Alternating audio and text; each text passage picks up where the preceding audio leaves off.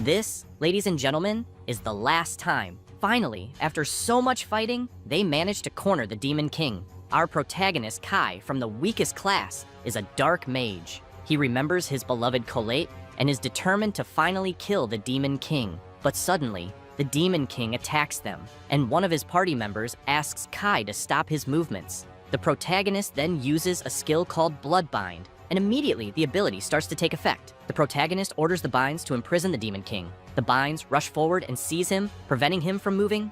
Kai then yells for Ares to finish the blow. Ares smiles and advances, brandishing his sword.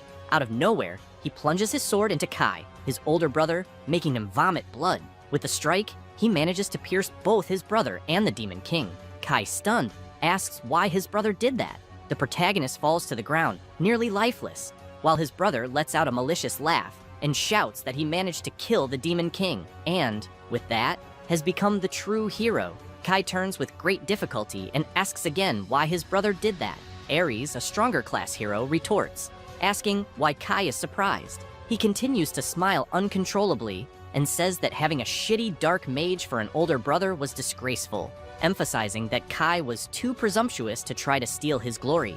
Johann, a high-class saint, also comments that having an evil dark mage as a companion in the best classes, even if it was a trial sent by God, was still too absurd. Kai, fallen and unable to do anything, asks what they're talking about and emphasizes that he always used his dark magic to help them. The redhead, hearing this, laughs uncontrollably. Her name is Elsa, an arcane swordswoman of ultra-rare class. She points out that Kai was really damn presumptuous and that his class is horrendous. Kai, disappointed, thinks he worked hard for the past 5 years to get there, and now he was just one step away. He begins to remember the past. When they turned 15, everyone receives a special ability from God called a class. That day, Kai received the Dark Mage class, a class specialized in dark magic, hated for having more affinity with demons than with humans, being the weakest among all dark attribute classes. It is known by everyone as a failed class.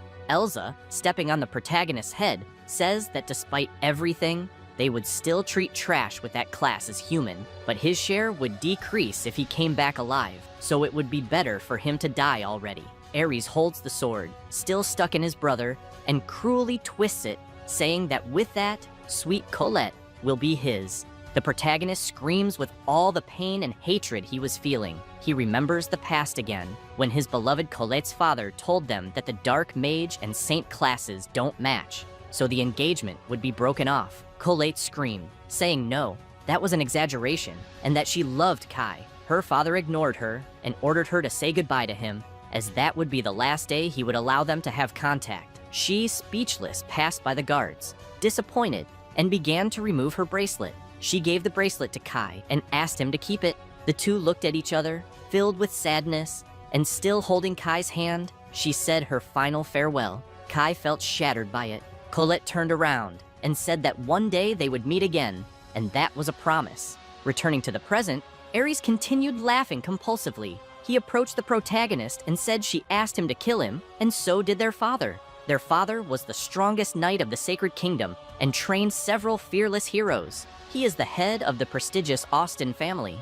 Kai remembered his father saying they didn't need a filthy dark mage in the family, but if he participated in the subjugation of the Demon King, he would allow him to return to the Austin family. Kai, confused, asks about subjugating the Demon King. His father also said he would ensure that Kai rekindled the engagement with his childhood friend, Colette. Shortly after that, Colette was confined to a room in the royal palace and used to cast a large barrier to protect the sacred city. If Kai defeated the Demon King, she would be freed and they would marry, living a happy and peaceful life together. Kai remembers all the effort he put in to restore his father's trust and win Colette back, killing monsters and overcoming all challenges until he finally reached conjuring level 999. And yet, back to the present. His brother sarcastically says it's a shame. The older brother was killed by the Demon King, and the younger brother survived because he was unbeatable. As life fades from his body, Kai concludes that he was just a pawn in the hands of Ares and their father. He curses, unable to accept it all. Ares, holding the sword, says that finally, Kai won't be a bother anymore. He tells his brother to rest easy, as he will take good care of Colette so he can die in peace. The protagonist, trembling, reflects that if he had known this would happen, he would have run away with his beloved far away, without caring about others or common sense. He would have just pursued happiness. Suddenly, he remembers the bracelet and hears his beloved's voice asking him not to die. Kai laments everything, wishing he could have seen Colette one last time. On a sunny day, birds are singing at the window, and a voice appears. Kai, how long are you going to sleep? Suddenly, the protagonist wakes up. He gets up, astonished, wondering what the hell happened. He feels short of breath and starts sweating cold. Noticing that Colette is there, he becomes confused, thinking she should be imprisoned, and wonders what she is doing there. Colette asks what happened, as he looks startled and covered in sweat. The protagonist doesn't answer. He only tries to understand why he is there, and without any injuries. Suddenly, he screams, asking what is going on. And the young woman, with a sweet expression, simply replies, "Good morning, Kai." Completely confused and still sweating cold, Kai looks at his beloved, thinking that something is strange, as she should be in her 20s now, but she looks younger. Colette, with a concerned expression, comments that he's still half asleep and reminds him that today is an important day for them. She asks if he's okay. The protagonist, covering up, apologizes and says he's still a little drowsy. Suddenly, seeing his reflection in the mirror, he is shocked to realize that he too looks younger. The young woman asks him to wake up once and for all, saying with all the excitement that today is the day of the class revelation ceremony, and she's looking forward to it. While Kai remains completely astonished, he asks if the ceremony is really today. Grabbing her shoulders, he asks what year it is, leaving her startled. Getting very close to her, he desperately asks if he is not yet a dark mage, leaving the young woman speechless. The protagonist wonders if this is a dream when suddenly, Colette pushes him back and awkwardly says he was too close. Kai apologizes for that and continues pondering if this is a dream or if he has gone back in time. The protagonist raises his arm and is shocked to realize that he still has the heraldry. Colette is also astonished and asks if that is a heraldry and why he already has a class. Kai reflects that if he really went back to the past, he shouldn't have a heraldry yet, as it's only received after the class revelation ceremony. Out of nowhere, Kai asks to display status, and the status screens open, indicating class, Dark Mage, level 999, skills, none. Kai concludes that his status remained the same as before his death. Suddenly, he notices the message, status locked, second entry. He is left speechless by that. The protagonist thinks that crazy things have been happening one after the other, and that there is only one thing he understands so far. At this very moment, he is in the past. He wonders if this is some kind of magic, but quickly changes his mind, as it's beyond any existing type of magic, and no one could do something like this, not even the Demon King. However, he remembers hearing Colette's voice before losing consciousness. Suddenly, Colette calls him back to reality, asking if he's okay since he seemed lost in thought. She asks again about the heraldry. Suddenly, the bracelet starts to slip off the bed, falling to the floor with a noise. Colette notices and quickly picks it up, saying she thought she had lost it, but it was there the whole time. Kai remembers the bracelet and Colette's words when she gave him the jewel. "I promise we will meet again." Suddenly, Kai gets up, thinking that he finally understands. Looking at his beloved, he deduces that her bracelet held the power of the saint she possesses. He starts laughing to himself, leaving the young woman confused. Out of nowhere, he hugs her, saying it was all her, that now he knows what will happen, and he can change the future. Colette, still confused, asks if he is a dark mage. The protagonist doesn't respond, only thinking that he can prevent Colette's imprisonment and her death. Still hugging her, he says that he will never let anyone take her from him again. The young woman widens her eyes, surprised, and asks what he is talking about. Kai realizes that she doesn't know anything and apologizes, trying to avoid explaining what's happening. Colette, slightly upset, says it's not that she didn't like it, but he hugged her so suddenly that it startled her. After all, they are engaged, so even if he wants that, Kai, embarrassed, quickly interrupts her. The young woman says it's okay. Kai, disappointed, comments that the engagement will be complicated when his family finds out he's a dark mage. Colette just listens, and he continues saying that people say dark mages are like demons. He remembers his father saying they didn't need a filthy dark mage in their house. The young woman, with a serene expression, says she doesn't see a difference between a dark mage and other classes, and emphasizes that he is still himself, after all. The protagonist, relieved, thinks that after everything, she remains the same person as always. He believes she didn't even change her attitude when she found out he was a dark mage, even with everyone hating him. Still, she extended her hand to him, and for that reason, he can't trust any other human, only his beloved. The protagonist begins to approach her,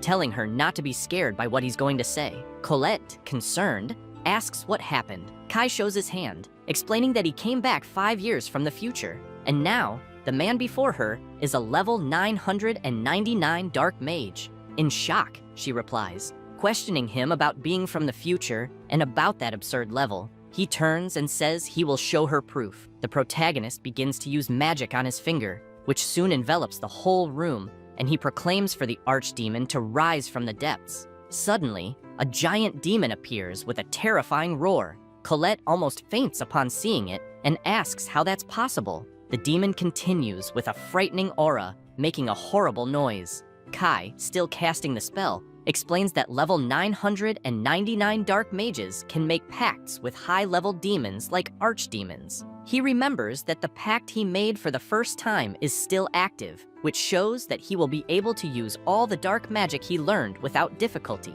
The most important thing, this proves his theory was correct. Looking at Colette, he thinks they dreamed of meeting again, and the dream came true. However, he needs to hurry, because there's no more time, as the class revelation ceremony is today, and the Demon King is born today. The giant demon kneels before the protagonist, leaving the young woman terrified. The demon asks Kai please to give him an order, and Kai, with his power, gives a slight smile. The protagonist, with magic at his fingertips, turns around and apologizes for scaring Colette, explaining that it was proof that he really is a level 999 dark mage. With a smile, she replies that yes, she believes him, and that she never doubted him, since he's not one to lie, but she admits that it scared her. Suddenly, Kai calls her, and taking her hands, he says that he's heard that not even 10 holy knights could defeat an archdemon. He also mentions that dark mages can't learn skills, but in return, they can master all types of magic and use many powerful spells.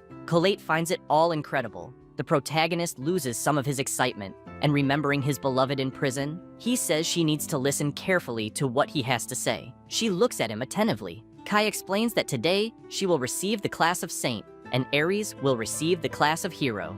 Excited, she says that another hero will be born in the Austin family, but the protagonist quickly interrupts, saying that this is a bad thing because if Ares becomes a hero, suddenly someone appears at the door. It's Ares himself, asking if his brother called him. The protagonist looks suspiciously at him, and both are shocked. Ares, curious, asks where the archdemon is. Kai and Colette are nervous about the situation, and as Ares approaches, the protagonist quietly asks if the archdemon has already left. He looks at the ground and notices that it's gone, while Colette remains tense. Ares asks what archdemon his brother is talking about, and questions if his brother was talking behind his back. He comments that it's pathetic for a hero candidate to talk about others. Colette, irritated, responds that Kai wasn't talking behind his back. Ares approaches her and whispers in her ear, asking why, instead of staying with Kai, she doesn't stay with him. The protagonist immediately pushes him away from her, shoving him back, and with a serious look, tells him to leave. Ares immediately starts drawing his sword, asking what will happen if he doesn't want to leave. The protagonist doesn't back down and steps forward. He gets close to the portal through which the demon is summoned, and his hand begins trembling, eager to summon it. His brother notices the trembling hand, but unable to see that he is wielding power, comments that he's trembling in fear. The two glare at each other with hatred, while Colette grows nervous about the situation. But suddenly, someone arrives asking for permission to speak.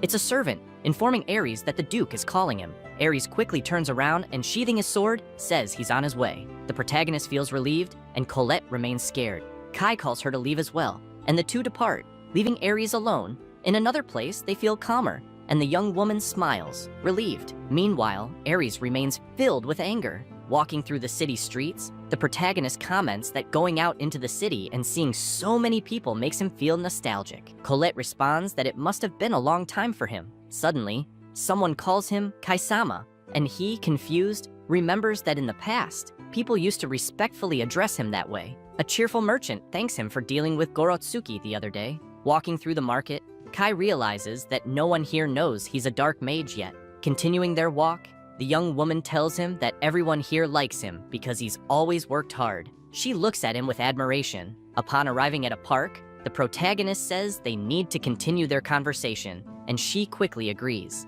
He continues by saying that later, at the ceremony, Ares will receive the class of hero, but soon after, he will make a mistake, as all heroes do. And because of Ares, the demon king Griselda will be born, and in just 3 days, the sacred kingdom will fall.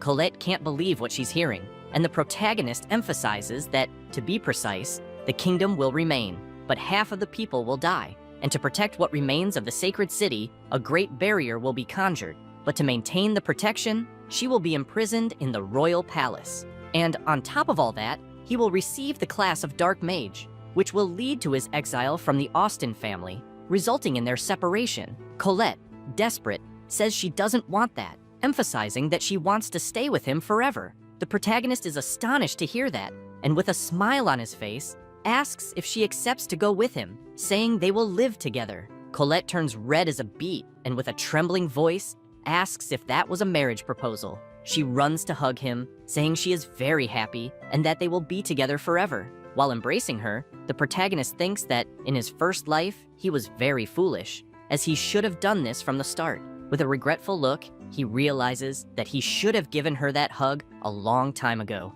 Sometime later, Colette is already mounted on a horse, and the protagonist asks her to hide in the village of Lacus for a while, as the chaos of the war won't reach there. She must arrive at the village within 3 days. Worried, she asks if he won't go with her. The protagonist bites his lips and says he needs to stop his brother Ares and prevent the birth of the Demon King. Colette says she understands because that's what is expected of her fiancé, always doing his best to protect others. She then departs, waving her hand and saying she'll be waiting for him. Kai, smiling, says he will resolve everything there and soon meet her, and closing his eyes, he says it's a promise. But he thinks that, in truth, his fiancé is wrong because he isn't doing it for the good of everyone, but for his own good. He will save Griselda from his brother Ares before she becomes the Demon King, and start a relationship with the demons, as their help will be essential to face his future pursuers. After all, he discovered that, in reality, the battle wasn't against the Demon King.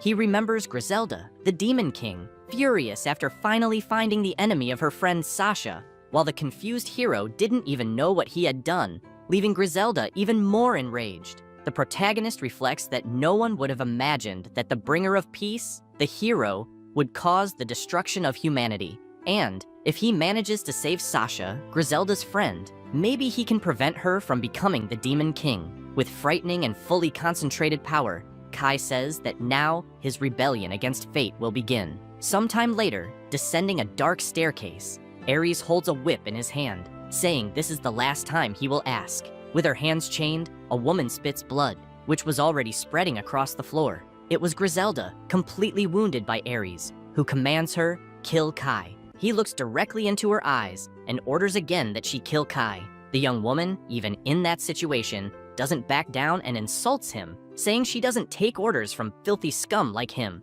Ares then whips her once more, saying that apparently she still hasn't learned what happens when she disobeys his orders. Griselda endures the blows firmly, and noticing her shackles, realizes they are for magical restraint. She says that if it weren't for them, Ares would already be dead. Ares begins to approach her again and calmly asks what she's going to do. He looks at her with superiority and steps closer, emphasizing that she is his slave and should know her place. Extremely irritated, he orders her once again to kill Kai at that moment, emphasizing that the prophecy says the hero will arise that day, and it will probably be his bastard brother. Ares remembers Khalit and Kai together, and comments that if Kai truly becomes a hero, Khalit will definitely marry him. Angry, he shouts that it would be absurd, and that he will not allow it, leaving the young woman frightened. He continues, saying that Khalit and the hero class must belong to him. Ares starts explaining that a hero possesses overwhelming fighting power,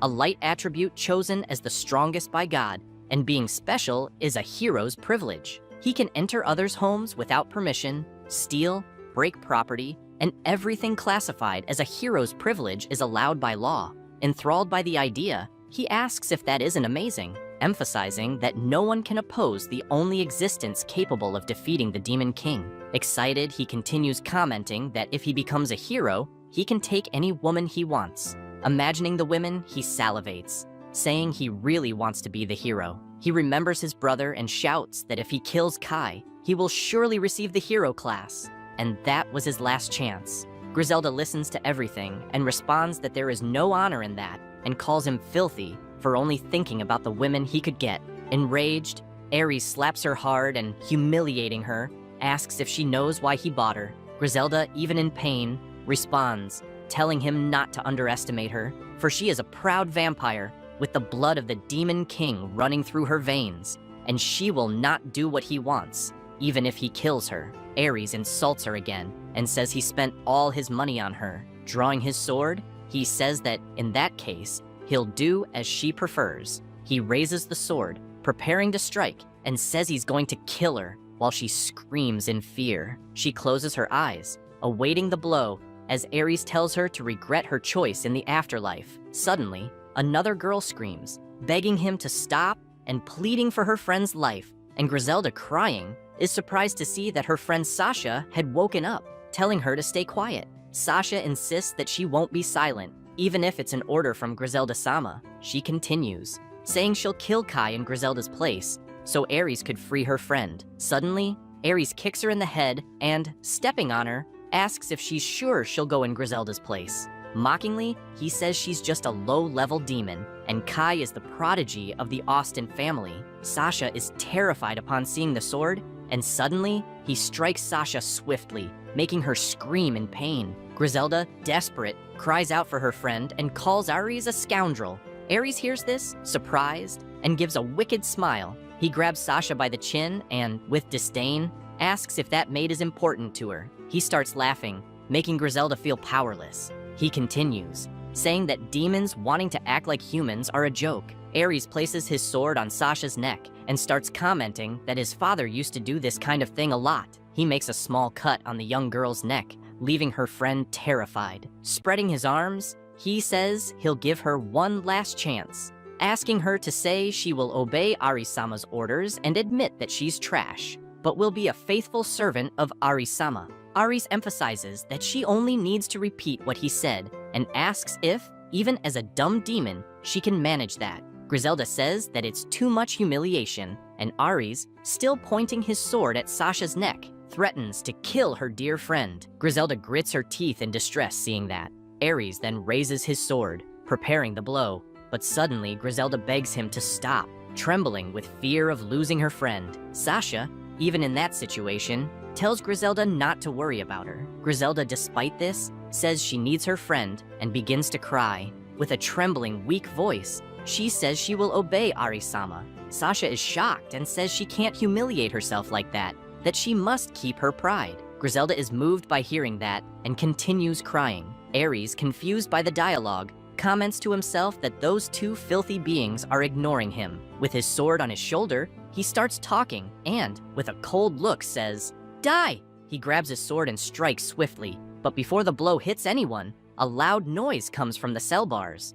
Ares stops his strike and, looking at the cell door, can't believe what he's seeing. A dark magic takes over the entire place, destroying the cell bars. Sasha and Griselda are terrified, looking to see what was happening. Amid the dust, only a silhouette was visible, emanating powerful magic. When the dust settles, Kai appears, looking at Griselda, who was stunned to see him and to notice the mark on his hand. Kai uses his magic and shouts for Ares to stop. Ares, with his sword raised, is confused to see his brother there. Kai then prepares a powerful punch and, with dark magic in his fist, hits Ares violently, sending him flying against the wall and coughing up blood from the impact. Griselda and Sasha are impressed by the blow, while Kai remains serious. He begins to approach, and, when near the girls, says, "Thank God I arrived in time." Ares remains on the ground, almost unconscious from the force of the punch. Griselda, in shock, asks who he is. Kai notices her pointed ears and says that she's probably Griselda,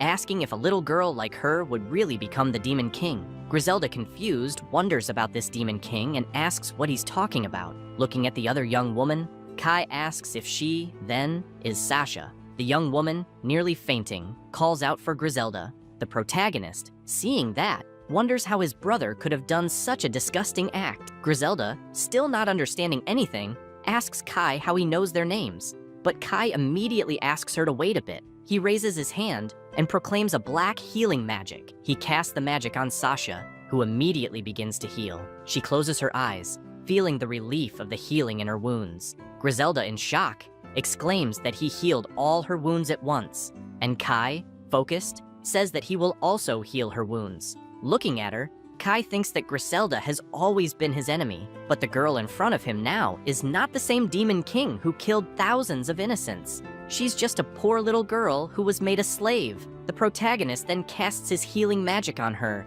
and she immediately begins to heal completely. Kai then casts the spell, Break Bonds, and all the shackles start to crumble. Griselda is astonished, as all her wounds have healed, and even the slavery magic had disappeared. Touching her face, she wonders how that was possible in just an instant. Soon, the two girls embrace, relieved to have escaped that situation, and, crying, the two shout that they are finally free. Kai watches with relief and thinks that everything is finally okay. Sasha, still very emotional and crying, comments that when her territory was taken by Elsa, the demon hunter, she thought it was the end of everything. Kai hears this and turns, asking about Elsa and if she's a red-haired arcane swordswoman. Griselda, irritated, asks if he knows Elsa, and the protagonist responds that yes, he knows her very well. The two become furious hearing that, and Sasha immediately asks if he is an ally of Elsa. Kai, also irritated, shouts that he most certainly is not.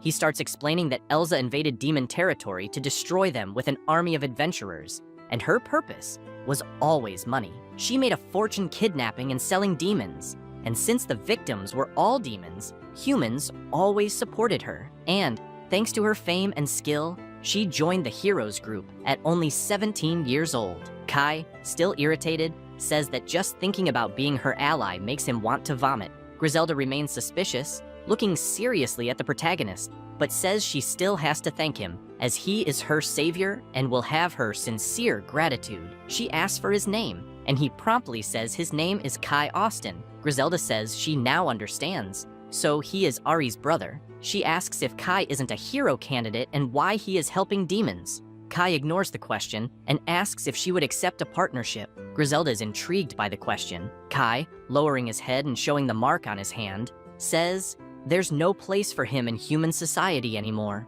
Griselda is astonished to see the mark and points out that it's the black heraldry, affirming that he's a black mage. Sasha says she now understands why he can use black magic, but still suspicious, says it's strange. She recalls all the spells he used and comments that he can cast 2 high-level spells simultaneously, something that can't be achieved at his age. Griselda agrees, saying he's still suspicious, but he did save them. The protagonist, lost in thought, ponders his brother's actions. Sasha, with a suspicious look, calls her friend. Griselda, determined, says it doesn't matter, she trusts him. Sasha then starts telling the protagonist that Ares wanted to kill him to get the hero class. Kai is shocked to hear that, and, looking at Ares, who was still battered from the punch, wonders why he's been trying to kill him all this time. Griselda proudly says that obviously she refused to obey Ares' orders, as true demons wouldn't participate in such filthy acts,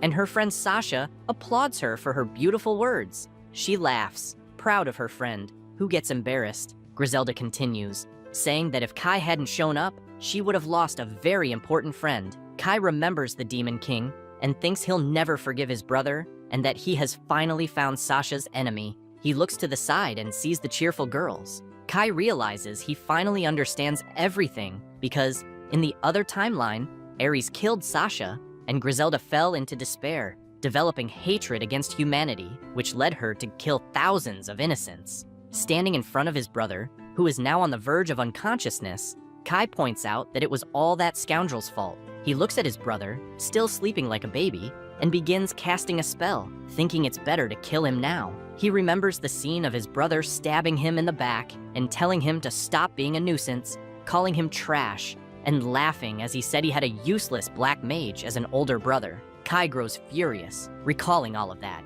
He also remembers his brother from when they were children, competing with him for Khalid's affection, while she innocently smiled. The protagonist thinks that if he kills Ares like this, his beloved will surely be disappointed. Suddenly, Griselda calls out to him, asking what he's doing. Kai closes his eyes and starts analyzing the situation, leaving Griselda intrigued. The three stand there in front of Ares, and suddenly the protagonist hits his own forehead, invoking a spell, which confuses Griselda. Suddenly, a creature forms on the protagonist's forehead, and the creature starts moving, and out of nowhere, enters Ares' mouth. Griselda and Sasha are astonished by this, and Sasha screams that the thing went into his mouth. Griselda asks if it was a curse, and the protagonist replies that she hit the nail on the head. Soon, the curse begins to take over Ares, and his face starts changing color. Griselda, curious, asks what kind of curse Kai used. Kai just watches his brother, who remains still, and says it's a curse that will turn his life into a living hell. Sasha asks about turning Ares' life into hell, and the protagonist quickly replies that she'll understand soon enough. The curse continues to take over Ares, and Griselda approaches him to get a closer look. She is impressed by the curse and says it is splendid. Sasha, a bit nervous, comments that not even demons have mastered that kind of dark magic, and that this Kai is becoming more and more suspicious. Kai feels a bit awkward and starts sweating, unable to explain himself. Suddenly, he begins to notice the girls, and when he sees Griselda's short dress and the low neckline of Sasha's large chest, he blushes and says they need some clothes. Both of them get embarrassed and start turning red as well. Kai then proclaims a dark magic called Wallach's Wardrobe, and a sort of portal appears. Kai puts his hand inside and says there should be something for them to wear. He then pulls out some clothes and, showing them to the girls, says it would be better if they changed somewhere else. The two then start going upstairs. Once in a room, Griselda, with her arms raised, tells Sasha she can dress herself, and Sasha asks Kai to please wait in another room. The protagonist feels embarrassed and tells them to relax, as he won't look at anything. He turns his back and starts thinking that it's almost noon, and soon his brother will receive the hero class, and all the damage he's taken will be completely healed thanks to the hero class, except for the curse he cast. Kai begins to walk, thinking that the real problem will actually be the sacred sword. Soon, Griselda calls him, and he promptly looks. She is delighted with the dress and feels great wearing it. Gratefully, she says it's the first time she's worn something like that, and Kai, smiling, responds that she looks beautiful. She immediately blushes and shyly thanks him for the compliment. Sasha soon appears and, disappointed, says she can't believe Kai made Griselda wear a maid's outfit. Griselda, on the other hand, excited, says that Sasha looks beautiful in the dress too, and Sasha thanks her. The protagonist interrupts the two, asking if they could give him a moment of their attention. They both promptly look at him attentively, and he says he has something he needs to explain to them. They sit down, and after the protagonist explains everything, Griselda is shocked and asks if it's true, all that he said about coming from 5 years in the future, and that she was the Demon King. Kai explains that it wasn't just that, and continues saying that he was killed by his brother in the future and betrayed by the hero's group. Completely nervous as he recalls it, the protagonist says that's why he doesn't trust the hero or any humans anymore. Sasha, remembering the healing magic she received, says that now she understands why he has those magical abilities. With a serious expression, she continues, saying that the fact that Griselda turned into the Demon King is quite credible. Griselda turns to her, surprised to hear that. With a confident smile, Griselda says that if Kai were trying to trap them, he probably would have come up with a better lie, and besides, he saved them in the first place. Kai feels embarrassed by this, and Griselda continues, asking what he's going to do now. With determination in his eyes, Kai says that now he will destroy Elsa. Griselda is astonished to hear this, and quickly asks if it's true. She begins to explain that Elsa enslaved her people and is stealing the valuable resources from her territory, and lowering her head, she continues saying that, at that very moment, her people are suffering. Kai places his hand on his chest and firmly says he will reclaim that territory. Griselda's eyes shine at this, and she asks if he can really save her people. Kai simply nods in agreement. She starts crying with relief and, barely able to speak, says she's so happy because she will be able to honor her late father. Sasha, also crying, agrees with her friend. Kai, with clenched fists, asks if, in return, they can allow him and Khalid to live there, explaining that Khalid is his fiancé. Griselda appears somewhat disappointed and comments that now she understands what he meant when he asked for a partnership, adding that if it's just that, they can live there peacefully. Kai mentions that Colette will receive the Saint class today. Griselda can't believe what she hears and responds that if he runs off with the Saint, the Sacred Kingdom will send an army after him. Kai retorts that he will handle it alone, and in the future, if the Sacred Kingdom attacks them, he will... Suddenly, the ground begins to shake intensely. Kai quickly realizes what's happening, and out of nowhere, the house they were in starts collapsing, with debris flying everywhere. But Kai swiftly grabs the two young women and runs out before they're hit. After reaching a safe distance, he stops and looks back. The two girls, in shock, ask how he got them out so fast. Suddenly, someone begins to emerge from the flames, and the fire spreads all over the place. Kai says the time has come and asks them to stay behind him. Griselda is terrified by the situation, while Sasha holds her, trying to calm her down. Griselda, scared, asks if he was really that fast. The house quickly becomes just a pile of burning rubble, and from the midst of the flames, someone emerges with a horrifying smile. It's Ares, laughing uncontrollably, asking how Kai is doing. Kai remains serious, determined, and as he starts to prepare his magic, he greets his brother. Ares, still smiling, says his brother seems angry, but suddenly he notices the heraldry on Kai's hand and is stunned. Looking closely at the mark, he asks if he really is a black mage, and showing his own heraldry to Kai, says it's a shame. The hero candidate Kai ended up with the worst class possible, and, proudly displaying his heraldry, Ares says he received the hero class. The protagonist begins to think that this heraldry and the vital resurrection ability completely healed Ares. Ares, grinning, says he's beaten his brother, and now it's his time to shine. Griselda, outraged, says that it's unacceptable for trash like Ares to be the hero. Ares, the messenger of chaos, comments that his brother knocked him down earlier, and now he's going to return the favor. Displaying his heraldry again, he says he didn't expect to receive it.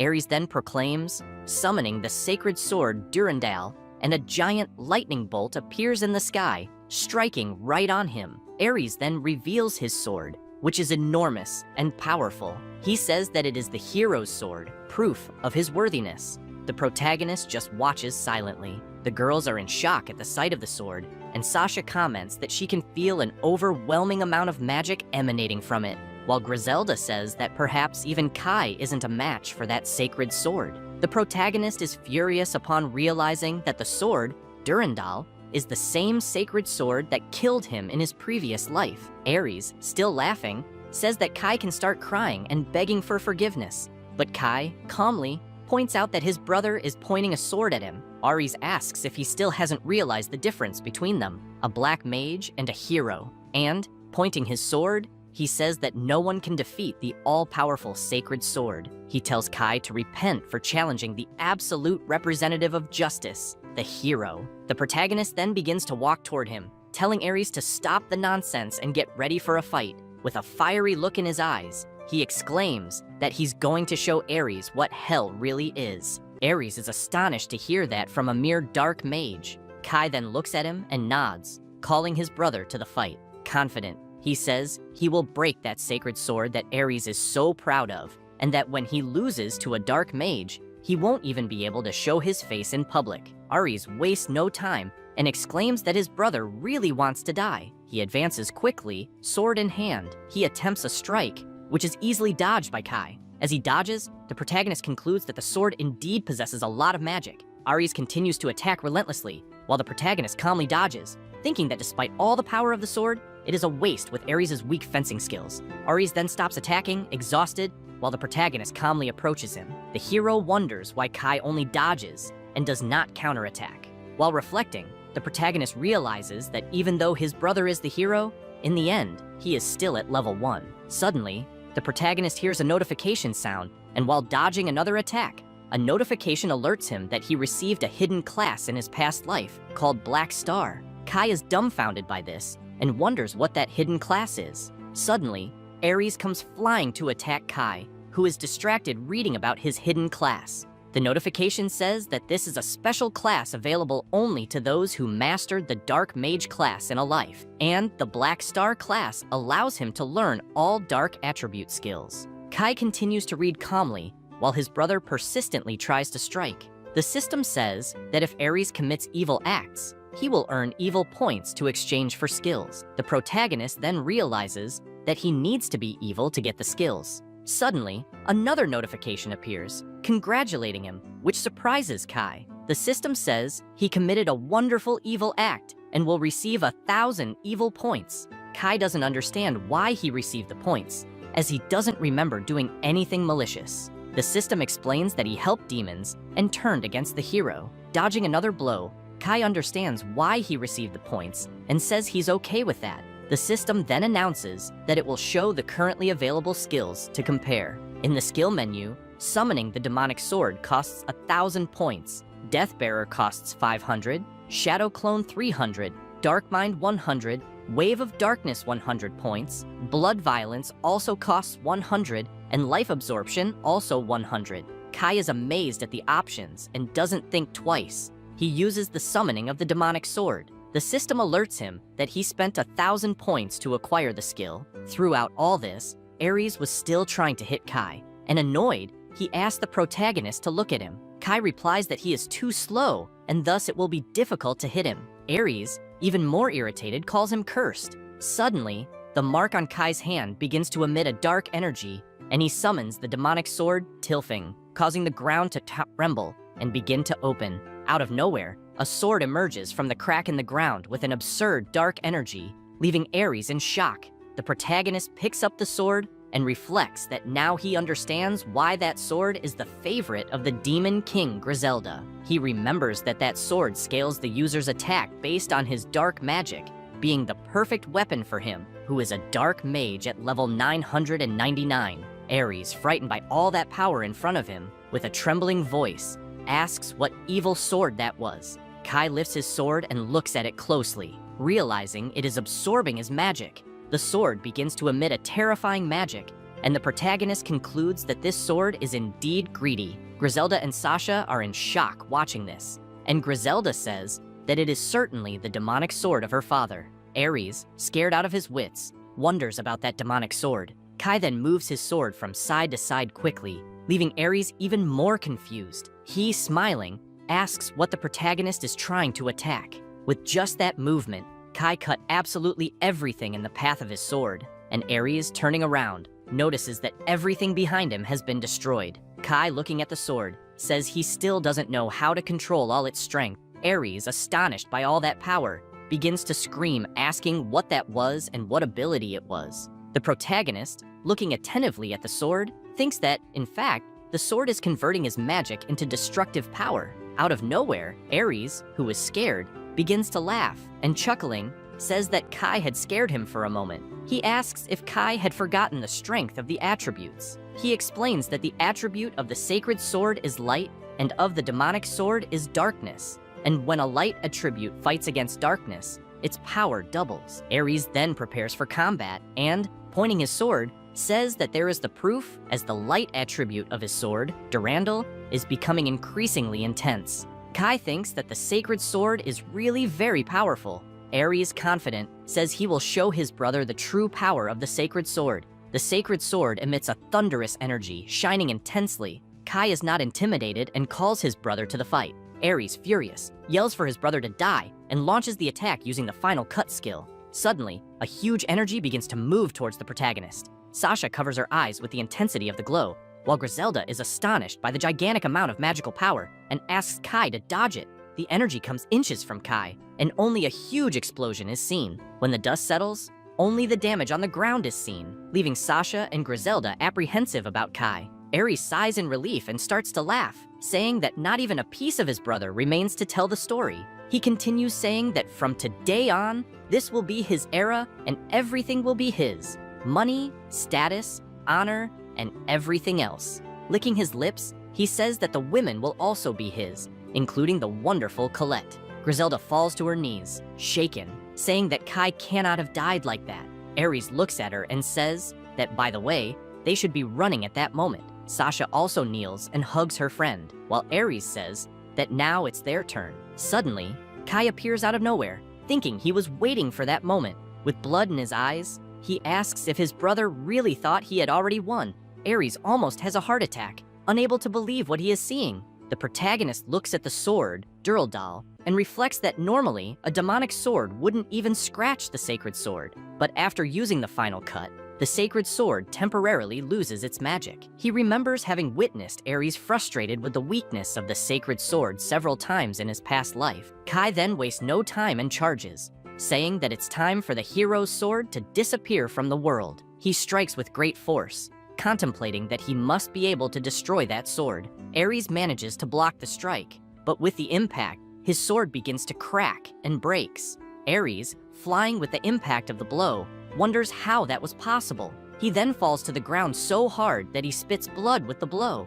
Kai takes a deep breath and says that now he understands why it is called a demonic sword, as the amount of magic it consumes is absurd, and with that, he can only use it for a maximum of 15 minutes. The protagonist reflects that if he had used it at level 1, he would have killed himself instantly. He realizes that the hidden class Black Star he gained in this second life will be quite problematic. Suddenly, a notification sounds, and the system congratulates him for having destroyed the sacred sword and defeated the hero. The system alerts that he will receive 3,000 evil points. The two girls feel relieved with Kai's victory. Griselda screams happily that he is alive and has managed to defeat that guy. The protagonist looks at them and smiles, picking up his sword. The three go to where Ares, who remains motionless lying on the ground, and Kai comments that he is still breathing. Griselda looks confused at the hero and asks if he will not wake up anytime soon. She thinks they don't need to worry,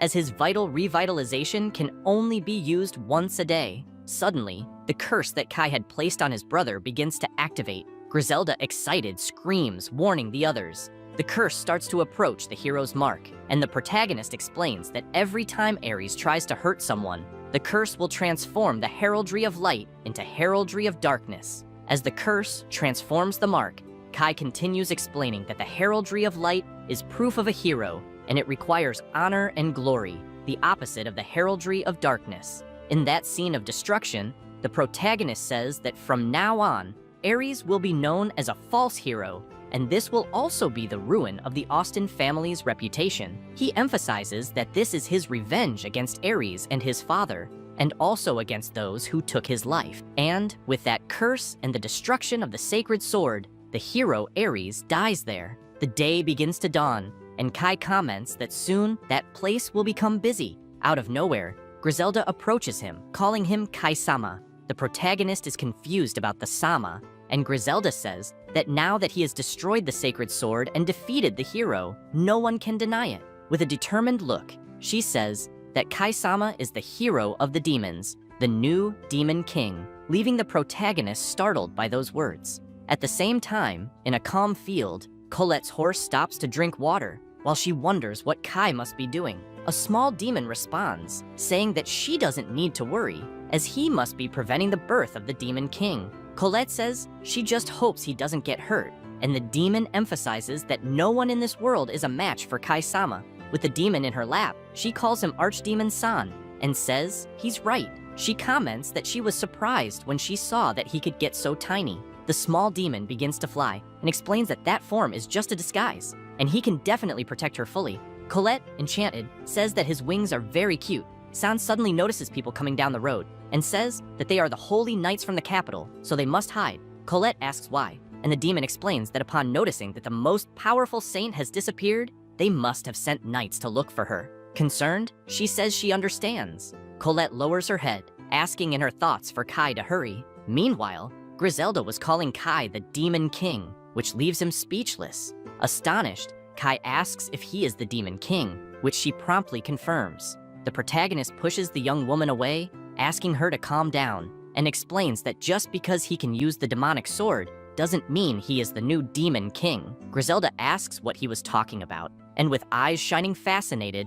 she says that the invocation of the demonic sword is a skill reserved only for those with the class of Demon King, and that was proof that cannot be denied. Sasha, seriously, confirms and emphasizes that he was able to destroy the sacred sword and defeat the hero, which are feats that only the all-powerful Demon King can accomplish, and therefore, Kai-sama has earned the right to receive the title of the most powerful Demon King in history. Kai looks at the young women in front of him and reflects that now he has a problem, as apparently both think he is the Demon King. Kai starts to reflect on the matter and thinks that, in fact, the demons would accept him more easily this way. He thinks that this is a good idea. Griselda interrupts his thoughts, exclaiming that now that they know he is the Demon King, there's one thing left to do: sign a demonic subordination pact. The protagonist remains silent, looking like he didn't understand a word, and Griselda questions if he doesn't know what that means. She explains that the subordination pact is a special ability of the Demon King,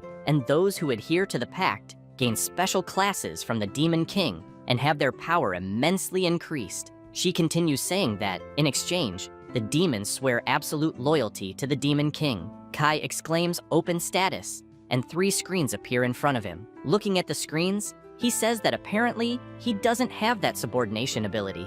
Tinkering with the system, he notices that the abilities he can purchase have increased, and he finally finds the demonic subordination pact, with the condition for its use being the destruction of the hero's sword, which he has already accomplished in the previous battle. Kai then looks at the new classes that this pact can grant. The first class is that of a Demon Captain, which increases attack power by 20% and can provide 1 ability. The Demon Captain class can only be given to 16 people.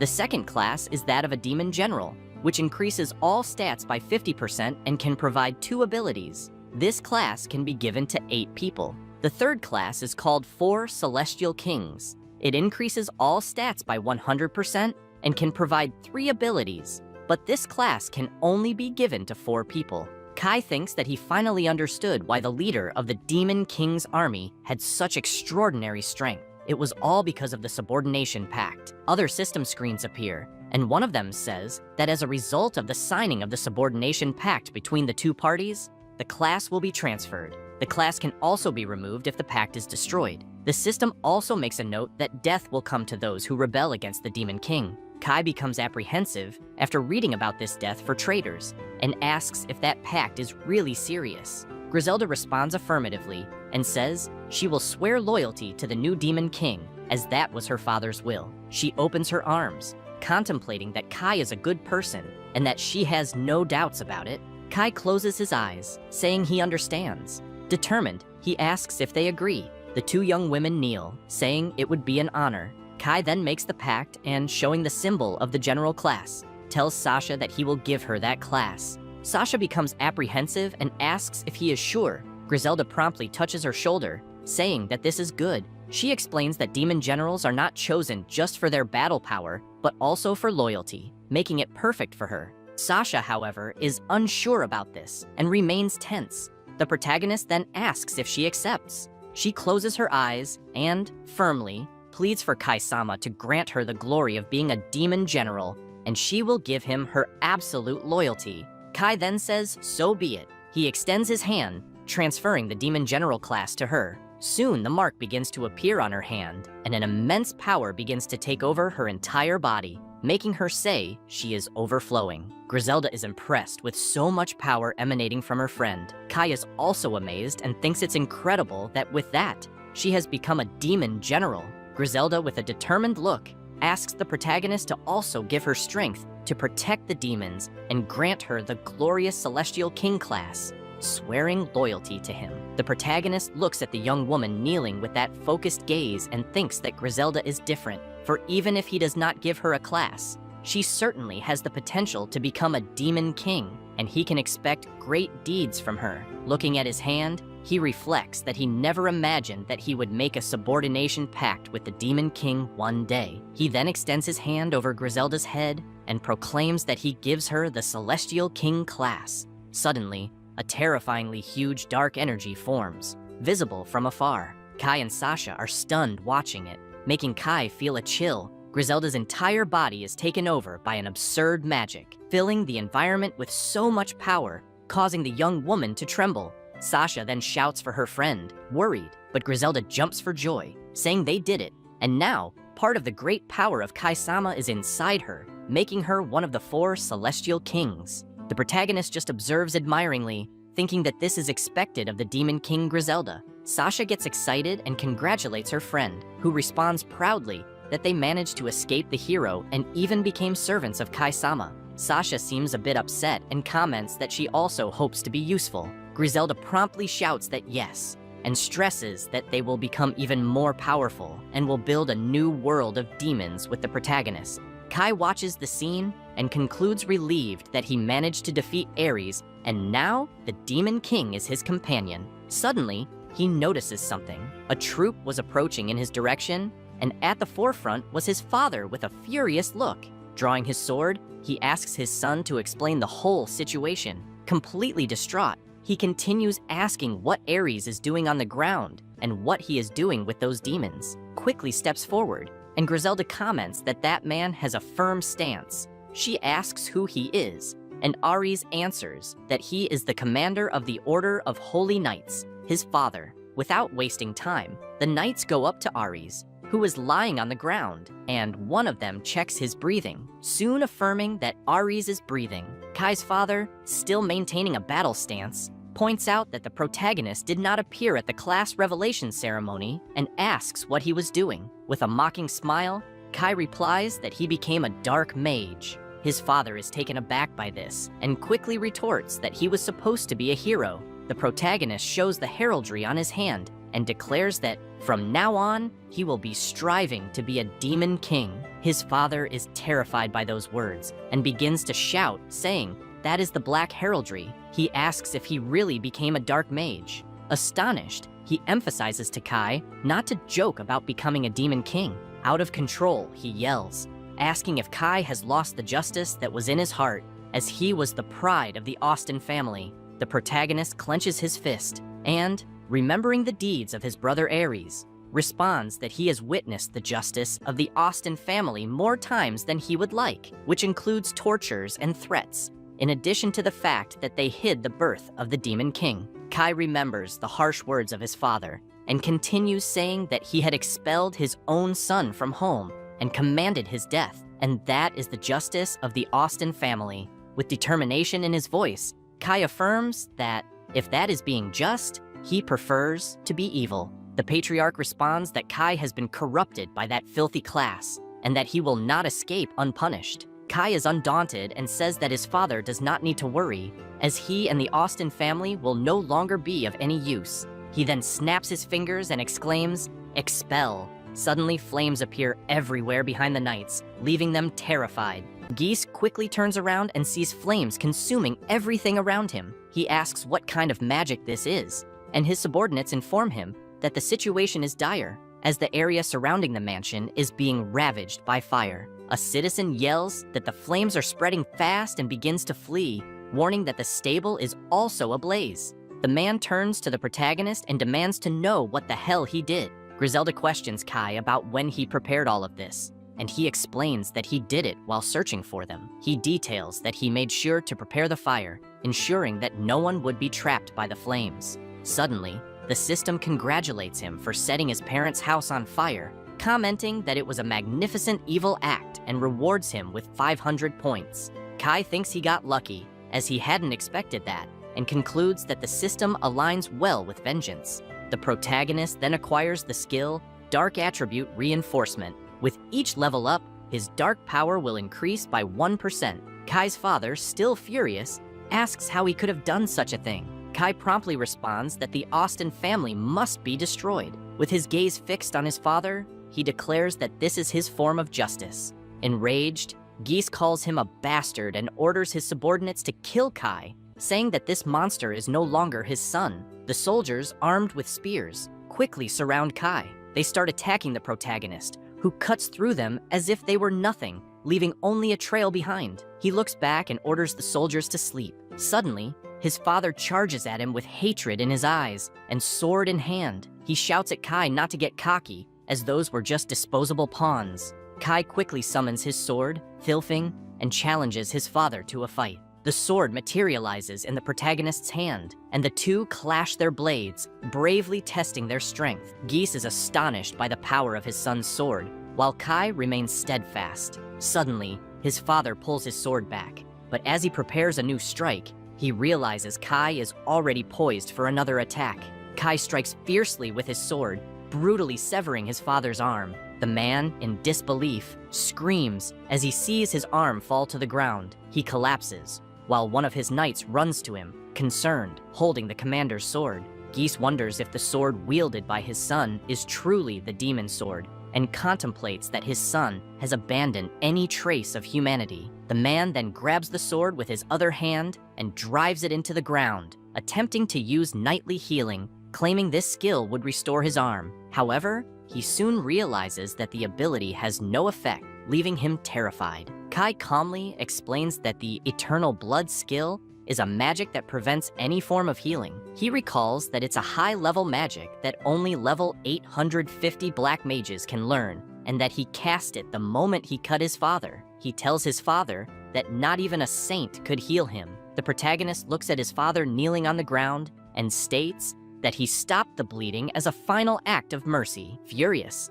his father retorts that Kai had just received that class and questions how he could cast such magic. Kai ignores the question and says that a warrior who has lost his dominant arm is as useless as a $3 bill. With a hollow gaze, Kai declares that his father's justice has no more power. Writhing in pain, Geese asks how Kai could do this to his own father. The protagonist recalls when he was forcibly separated from his beloved and the moment of his death in the future, when Ares revealed that his father had ordered his execution. Kai closes his eyes and exclaims that his father ordered his death in the past. Geese, confused, asks what his son is talking about. Suddenly, the system congratulates him again, explaining that Kai had left his father wounded beyond any healing, and for that, he received another 500 points. Meanwhile, Geese looks at his son Ares, who is still lying on the ground, and a wicked smile forms on his face as he thinks he finally understands.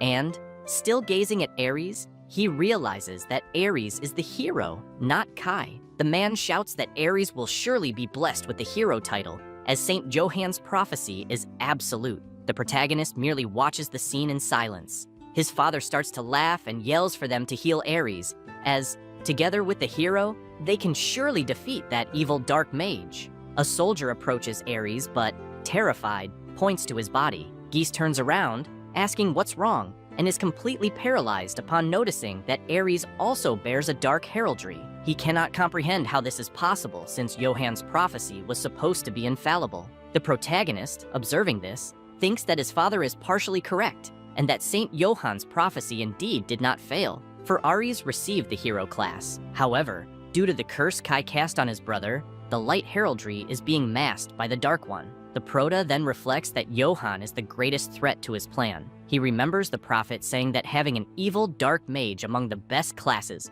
even if it was a trial sent by God, was still an absurdity. Kai considers that Johann's unique prophecy skill allows him to see fragments of the future every 7 days. Thus, he needs to get rid of the prophet as soon as possible. Kai snaps back to reality and, looking at his father, asks if he will also cast Ares out. He points out that all his father's efforts resulted in demonic classes, and that this marks the end of the esteemed Austen family. Outraged, his father screams that this would never happen, that it could only be a nightmare. On his knees, head bowed, he wonders what will become of the glory of the Austen family now. One of his soldiers asks what they should do with Ares, inquiring if he should cast a recovery spell. Geese screams that it's not necessary and calls Ares filthy. He exclaims that the Austen family does not need dark classes and would rather see him dead. The protagonist looks at Ares and thinks his father is a fool, since Ares is, in fact, a hero of light, who will now lose his noble status. Kai concludes that he has finally completed his first objective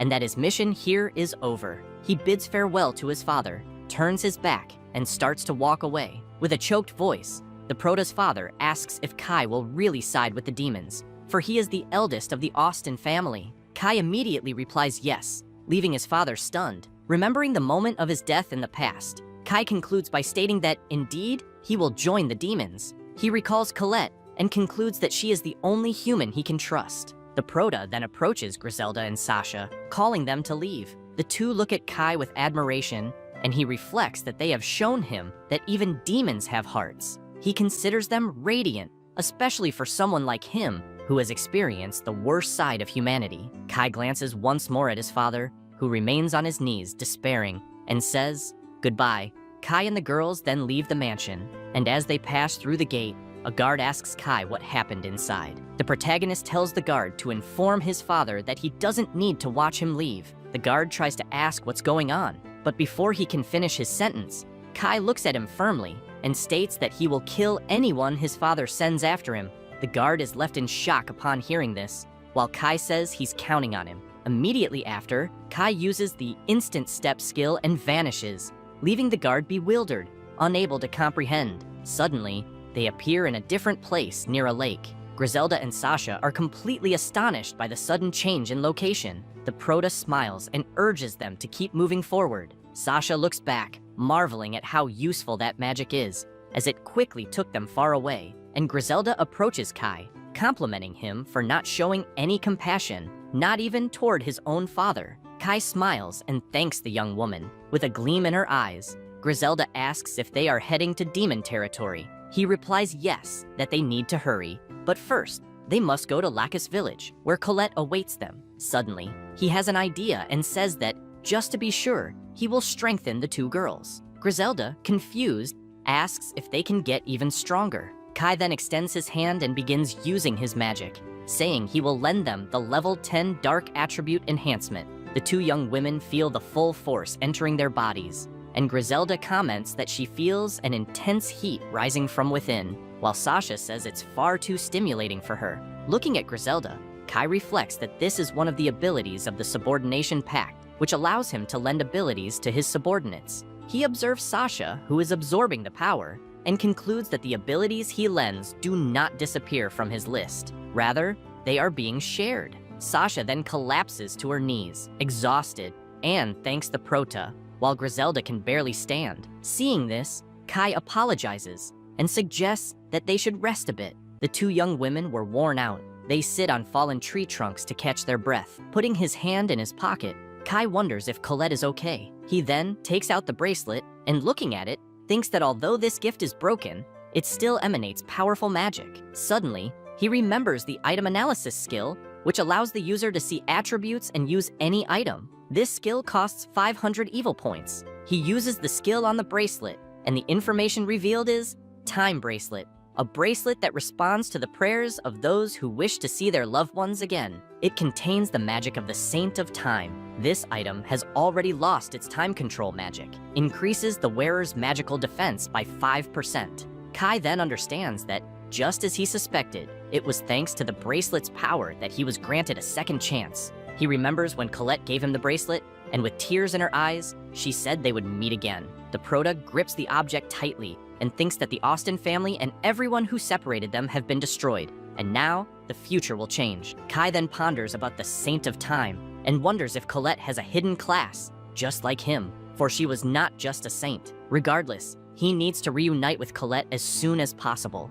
Suddenly, Griselda interrupts his thoughts, asking if there's a problem. Kai responds that everything is fine, and that they can move forward cautiously. With determination, he silently asks Colette to wait for him. Elsewhere, a servant reveals information to his superior. The mysterious man thanks him for the information and praises him for his good work. This man is Prophet Johann, who with a wicked smile declares that he has finally found the Saint of Time. Sometime later, in a small village, several people are tied up while the prophet's subordinates interrogate them. Soon, several of them approach a bound man, and seeing a sword approaching, the poor man begins to tremble with fear. Then, Johann says that he has already triangulated the location of the Saint Colette, so there will be no need to interrogate them any further. He thanks everyone in the town for their cooperation. Johann then asks one of his subordinates to use the forgetting magic on them before releasing them, which he promptly agrees to, while the bound men become scared, asking about the forgetting magic. One of them, screaming, says that this magic is dangerous,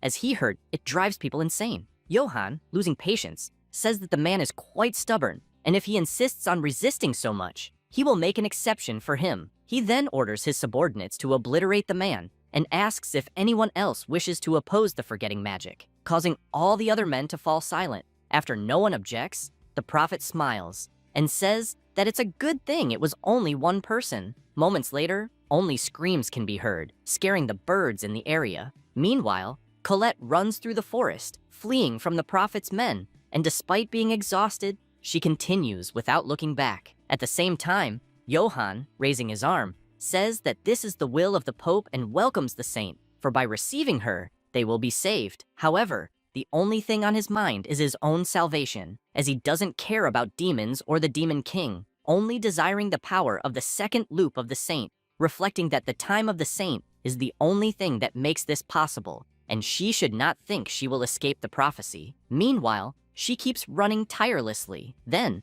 one of the church warriors asks the prophet why the saint is fleeing from them, and he replies that this is strange, and since it is already night, she may have confused them with thieves. However, he knows that she probably sensed something with the power of the time of the saint. After a while, Colette stops, and looking back, says she won't be able to escape. She quickly sees the warriors approaching, and the archdemon laments not having noticed earlier. Realizing there is no other way out, Colette says it's fine, and she is sure he will understand if they talk. Not long after, the prophet approaches. Reverently, he says, "It's a pleasure to meet her." He then looks closely and notices the mark on the saint's hand, concluding that it is indeed true. The time of the saint is real. She then asks why he prepared such an extravagant reception, and he replies that, to be honest, a prophecy informed them that the demon king will be born, and they need to protect her because only she will be able to protect the royal capital with the barrier she has.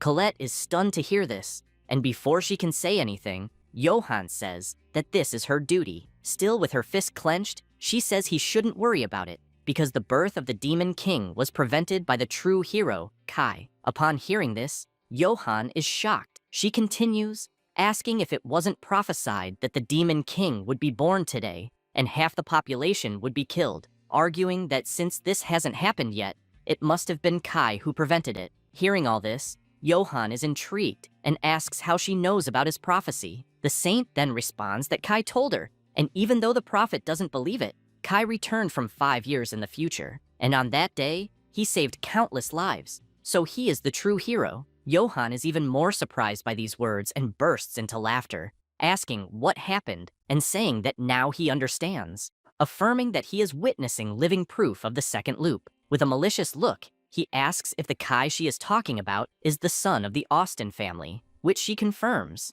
Then the prophet says that he is sorry to inform her, but he used the terrifying power of the abyss to almost kill his own brother, then rebelled against the Austen family, and even set fire to the family's mansion before fleeing. This shocks the saint, who asks if that really happened, claiming she doesn't believe this story. However, Johann, with a bizarre smile, says that his prophecy is absolute, and Kai Austen is the new demon king. With that, he questions whether the saint will really ally herself with the demon king, and comments that he can see that the saint is losing composure. He then gestures with his hand, and the prophet's warriors quickly advance toward Colette, while he asserts that she has left them no choice but to capture her. Johann reflects that Kai Austen from the second loop is a terrible threat to his plans, but sees that he has a special connection with Colette. So, if he takes the girl hostage, Kai won't be able to act against him, and he might even be able to extract some information. He also reflects that the time of the saint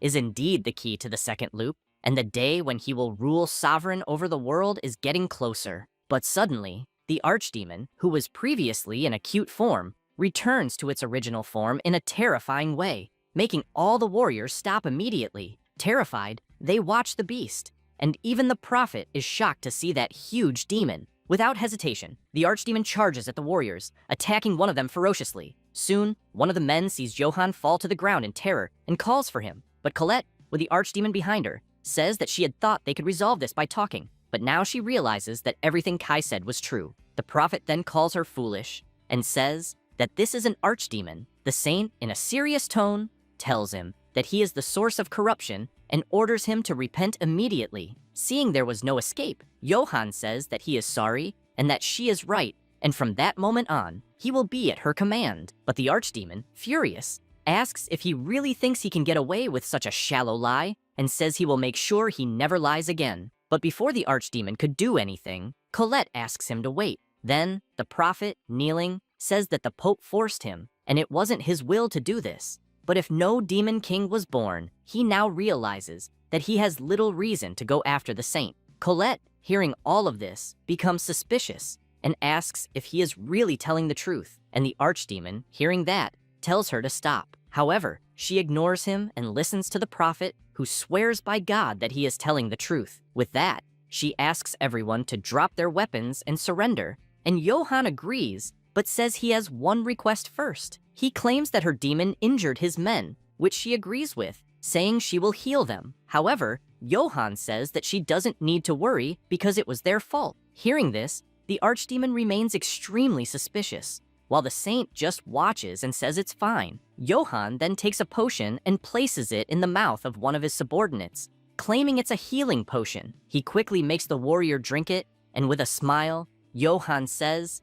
it's very sweet. Out of nowhere, he starts laughing, saying that she is indeed a very sweet woman, while the warrior falls to the ground feeling something strange and asks what is happening to him. Colette, seeing all of this, is confused. Then, the archdemon, noticing something wrong, prepares to attack and asks what the prophet is planning. Suddenly, the warrior of faith starts screaming in pain, and his clothes begin to tear, leaving the saint terrified. She sees that the man has transformed into a sort of white Hulk and blocked the archdemon's attack with just one hand. Also watching the scene, Johann smiles and asks if the warrior likes the level boost and how it feels to be at level 800, which the warrior, completely delirious and transformed into a beast, says is unbelievable, as he can even rival an archdemon. The beast, observing this, comments that he really had a card up his sleeve. Then, it starts preparing magic with its other hand, saying that he should not be underestimated. As the battle intensifies, the prophet notices that the saint is defenseless, so he takes advantage of the moment and starts using magic, saying that now he will need to hurt her to prevent her from escaping. Then, subtly, he uses the miracle of light, holy arrow, attacking Colette, who can do nothing but watch the attack rapidly approaching, and, realizing she won't be able to dodge the holy arrow, she tries to defend herself using her arm. While using the magic, Johann smiles maliciously. However, before she is hit, the archdemon steps in front of the saint and is struck by the magic. Colette, seeing this action, is devastated and worried, while the demon screams in pain from the powerful attack. The prophet's men are also astonished by the scene, and Johann, adjusting his glasses, says that a high-level demon reduced to a guard dog is truly pathetic. With that, he tells his men that this is the chance for the Holy Knights. Then, they quickly use light reinforcement magic, and one of them says they are on the side of justice, calling everyone to attack with him. They then charge fearlessly, while the prophet thinks that this is pure elemental advantage, as light is stronger than darkness. Soon, the archdemon falls to the ground and is relentlessly attacked from all sides, which he, bleeding, says is too much even for a demon like him. Angry about this, Colette starts shouting, saying that this was cowardly, and stating that Johann should be ashamed of declaring himself a saint. He, smiling, says that he was entrusted with a sacred mission, so he is the embodiment of good and justice. Hearing this, the demon becomes outraged, commenting that humans are filthy, but soon falls to the ground again due to the blows, unable to react. As he takes more extremely powerful attacks, he asks Colette to flee. Moments later, he is completely obliterated, leaving the girl paralyzed, unable to believe what she is seeing. But soon, the White Hulk, with a sword in hand, says that it's finally over. However, he feels something strange again, and his veins begin to bulge until suddenly, they all begin to burst, making him look like a ketchup packet being popped. Suffering, he kneels desperately in pain and says that it hurts so much. Then, he screams for Johann to save him. However, the prophet, with disdain, tells him to stay away and calls him a filthy being. This makes him even more terrified, thinking that this would be his end, until suddenly, the saint places her hands on his arm and, staring him in the eyes, begins to heal him, saying that she will not abandon him and will heal him immediately. With these words, the man becomes emotional and starts crying. As he sheds tears, the saint continues trying to heal him. She concentrates, giving everything she can in that situation. However, the man says he is sorry and dies suddenly, staining the saint, who looks at it in disbelief. The prophet then approaches, saying that this is filth and they need to clean it up now. Colette, trembling with fear, asks if he already knew this would happen, which he confirms, emphasizing that they managed to improve the strength of that magical potion several times. But Colette interrupts him, crying uncontrollably, and on her knees says that, despite Johann calling Kai the Demon King, the true Demon King is actually him, acting against humanity. However, Johann simply closes the book, saying that it's a pity, and approaching the saint, says that he thought this would be fun for her as well. Hearing these words, Colette cries even more, outraged and furious with everything happening. while the prophet turns and tells his men that there is an emergency, explaining that Colette had a subordinate of the Demon King as a bodyguard, and her mind has undoubtedly been corrupted. He then looks back with a bizarre smile and uses the holy bonds, sacred chains, to bind the girl, saying that she should listen well, because the Demon King Kai is their true enemy, and from now on, she is forbidden from acting for his benefit. The girl, desperate, simply screams, and he continues, saying that if she breaks that restriction, the chains will tighten, increasing her suffering. Completely immobilized, she falls to the ground, claiming that Kai is not their enemy, which makes Johann say that the rumors that she really loved him are true, and that's beautiful. However, he wonders how long that love will last, because soon all that love will turn into nothing but pain. Hearing these words, Colette simply closes her eyes, thinking of her beloved, and while the prophet smiles, one of his subordinates approaches, saying that this is an exaggeration because the saint had mercy on them before. Johann listens attentively, and without hesitation, strikes the man with power before he could do anything. Immediately, the paladin falls lifeless to the ground, while the prophet says that another heretic had appeared. After witnessing the scene, Colette says that this is too much cruelty, and emphasizes that God is watching this evil behavior, and at some point, he will be punished. He responds by saying that it was God who gave him the title of saint, and he is justice, and asserts that she will be judged by the heavens. Colette, completely surrendered, says that this couldn't have happened, and that's why she is sorry, and this makes the chains tighten even more. Johann laughs upon hearing that, and says that with the saint in his power, even the second Demon King will not be a problem. Meanwhile, elsewhere, Kai wonders if his beloved has made it to the village safely. Watching the village still distant, he continues carrying firewood until he finally reaches a cabin. Upon entering, he is informed that dinner is ready, and while the girls serve the food, he says that this is amazing. With a smile, he comments that it looks delicious, and after using so much of the shadow step, he's starving. But suddenly, he feels something, and the heraldry on his hand begins emitting powerful energy, making him drop the firewood he was carrying. This leaves Griselda worried, and she asks if he is okay. Kai observes his hand and notices that this is actually the magic he had allocated for the archdemon, which has now returned. This makes him worried, wondering if the demon had been defeated. He then concentrates and telepathically calls for the archdemon, who soon responds, saying that he is there. Kai asks what happened to Colette, and to his surprise, the archdemon says he is sorry and informs him that she has been captured. Minutes earlier, Griselda was commenting to Sasha that Kai is a very skilled hunter and can catch food in the blink of an eye. Sasha then says that he mentioned having traveled alone for a long time, and Griselda responds that it really makes sense. With a sparkle in her eyes, she says that Kai even knows the habits of the forest rabbits by heart and remembers when he had taught her how to hunt. She comments that Kai is able to catch one of those rabbits with great ease. Observing the girl's excitement, Sasha says that Griselda seems so different when she talks about Kai. This makes her embarrassed, asking what Sasha is trying to say, but the blonde, smiling, says that it's nothing. Then, noticing that Kai had dropped the firewood, they hear him say that Colette has been captured, leaving them confused and worried. Immediately, Griselda asks if something happened, and he responds that the archdemon who was protecting her has been defeated, which the girl doubts, as he was a high-level demon and would only be defeated by an army. Intrigued by all this, Kai reflects that when a summon is defeated, it can only be summoned again after 24 hours, and that means his beloved is completely alone at that moment. He recalls the powerful demon apologizing and saying that it was the Saint Johann and his knights who attacked them and captured Colette, which intrigued the protagonist and made him question why Johann was after Colette. But the archdemon only said that the prophet had called Kai the traveler of the second loop. Remembering the entire conversation,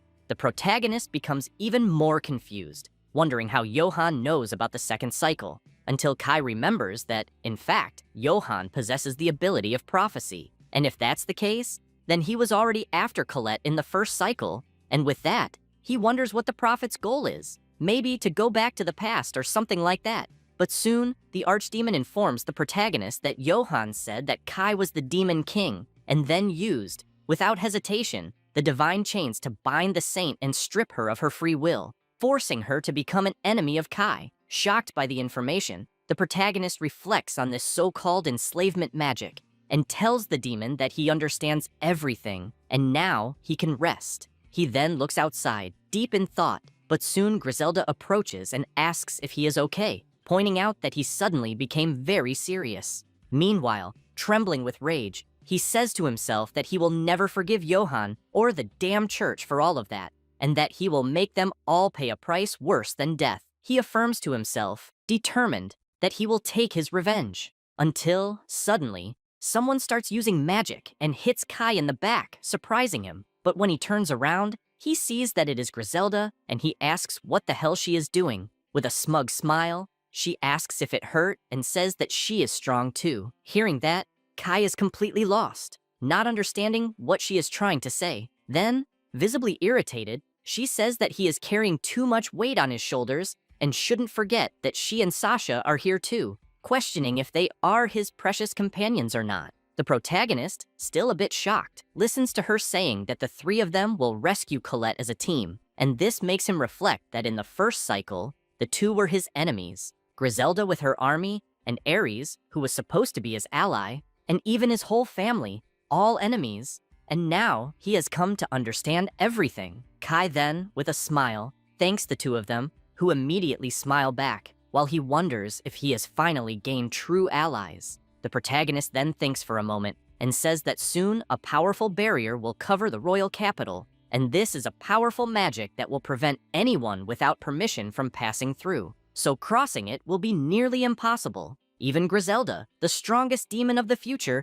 failed miserably multiple times, which shocks the girl, who says that that is impossible. She then asks what they could do, and the protagonist, in a serious tone, says that they will infiltrate an informant into the capital, leaving both of them even more incredulous. Kai then explains that the barrier is strengthened by sacred artifacts inside the castle, so if they destroy them, the barrier should weaken, and he will take care of that. Sasha then says that they will have to find an informant and asks if anyone will agree to help them, to which Kai doesn't respond, just flashing a smile, leaving Griselda excited, asking if he already has a plan in mind. He confirms and emphasizes that even if they get past the barrier, the three of them still won't be enough. So, first, they will reclaim Griselda's territory, which leaves the girl even more surprised. She then asks about Colette, and the protagonist says that although he doesn't like the idea of leaving her with them, he needs to make sure they have the strength to save her, and with that,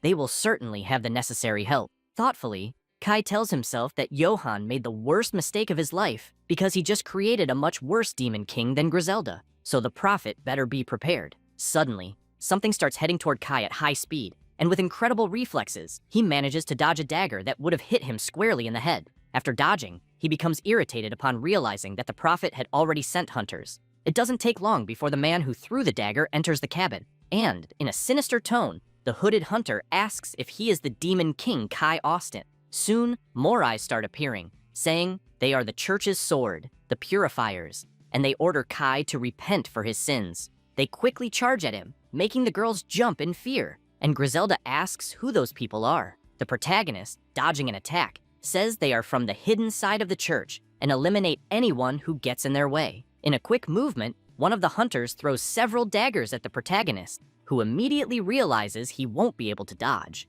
until Sasha heroically jumps in front of Kai and, with a plate, manages to block the attack. Slightly, Griselda also charges forward, showing excitement and motivation as they are members of the church. In the blink of an eye, she kicks them out of the cabin with precise strikes, and one of the hunters, looking back and seeing his fallen comrade writhing in pain on the ground, finds himself surrounded by hunters outside the cabin. Griselda and the others remain undaunted, and she says that even though they are outnumbered, Kai doesn't need to worry because he is not alone. He reflects that he also fought against the purifiers in his first life. As the hunters advance, he continues to remember that those are the elite force of the Holy Church, and he had a lot of trouble against them because they give everything in a battle. So, he uses the Black Lightning, destroying everything and anything around him, concluding that he is much stronger now than he was back then. And, moreover, he still has his companions by his side. Immediately, Sasha starts throwing plates at the advancing hunters,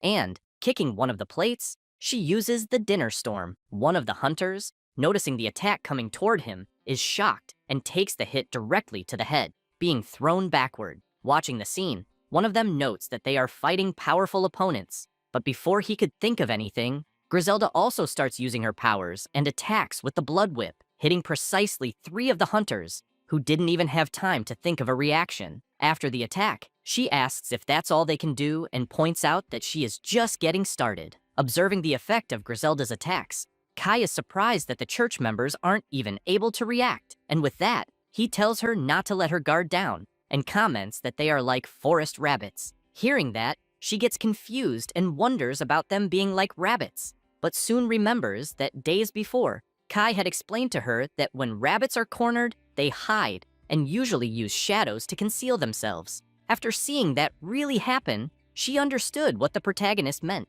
Returning to the present, with a smile, she stays alert with her powers ready, while the church knights hiding behind bushes don't realize that she is still on alert and wonder if she has run out of energy. They then prepare to ambush her. At the same time, Griselda lowers her head and, concentrating, manages to feel that their enemies are behind the trees. It doesn't take long before the hunters charge at high speed, but as they pass through an energy hole in the ground, one of them is surprised, and before they could do anything, all of them are caught by traps that cruelly impale them like meat skewers. Watching the scene, Griselda smiles, proud of her work, while Sasha congratulates Kai for his teachings and his companion for the execution. Then, Griselda affirms that it's all thanks to the Pact of the Celestial Kings, which Sasha agrees with, also saying she feels much more capable than before. After all the hunters are completely obliterated without much difficulty, Kai tells himself that it helped a little and is surprised that they have come this far, as he apparently underestimated the potential of the girls. Sasha then approaches with one of the warriors and informs that they captured him, asking what they should do with him. The protagonist says that this is perfect. He tells the man that he was waiting for them to come after him, but didn't expect them to arrive so quickly, and the man, trembling, questions if Kai was already expecting them. The protagonist ignores the question and orders the man to make a pact with him, the new Demon King, and become his familiar. This leaves Griselda completely confused, remembering when Kai made the pact with Sasha. She then asks why Kai would make a pact with someone like him. The protagonist then makes a simple gesture for her to stop and tells the church member that he is not in a position to refuse. But he, reluctant, says he would never do that, asking why a devotee who has lived his whole life for the church would make a pact with the Demon King. The protagonist then turns to Griselda and asks her to transform the poor man into a zombie using her vampiric powers. This terrifies the man, imagining what that would be like and asking if Kai plans to turn him into an immortal monster, begging him not to do it. Kai then says that he already knew he would say that and asks what his name is. The man then closes his eyes, tense, and answers that his name is Mateo. The protagonist then warns that if Mateo betrays him, he will lose his life, which he responds by saying that he understands and that they should proceed with the pact. With that, Kai says it's fine and begins to make the pact, stating that he will give Mateo the class of Demon Commander. Moments later, the faithful man begins to feel something and says that he feels like he is overflowing with power. Watching the scene, Griselda gets irritated and asks Kai why he is doing this, pointing out that he is a human and, moreover, an enemy. He then, with a smile, says that Mateo has just become their spy and will be sent to the village to infiltrate. Hearing this, Griselda becomes extremely excited, affirming that this plan is brilliant and asking why he didn't explain it earlier. The protagonist then calls for Mateo and says that he will take the following message to Johann. The Demon King has an item that is the key to the second loop, and the Demon King went to the south. With a determined look and without hesitation, Mateo says he understands the message. The protagonist then explains that more spies are needed besides Mateo, because when Johann finds out where he is, the prophet will definitely send more pursuers, and when he defeats them again, he will make a pact with them to infiltrate them. Looking at his own insignia, Kai reflects that it would be much faster if Johann decided to come to him personally, and when the time comes, he will use the spies to break the barrier. Shocked by the plan, Griselda comments that it is incredible, while Sasha says that Kai-sama is truly a natural strategist and has everything to be the strongest demon king of all, because he is both wise and bold. Hearing the praise, Kai becomes embarrassed and asks them to stop exaggerating. Then, suddenly, a notification arrives, congratulating him and informing that he defeated the purifiers and turned one of them into an informant, and for that, he received evil points.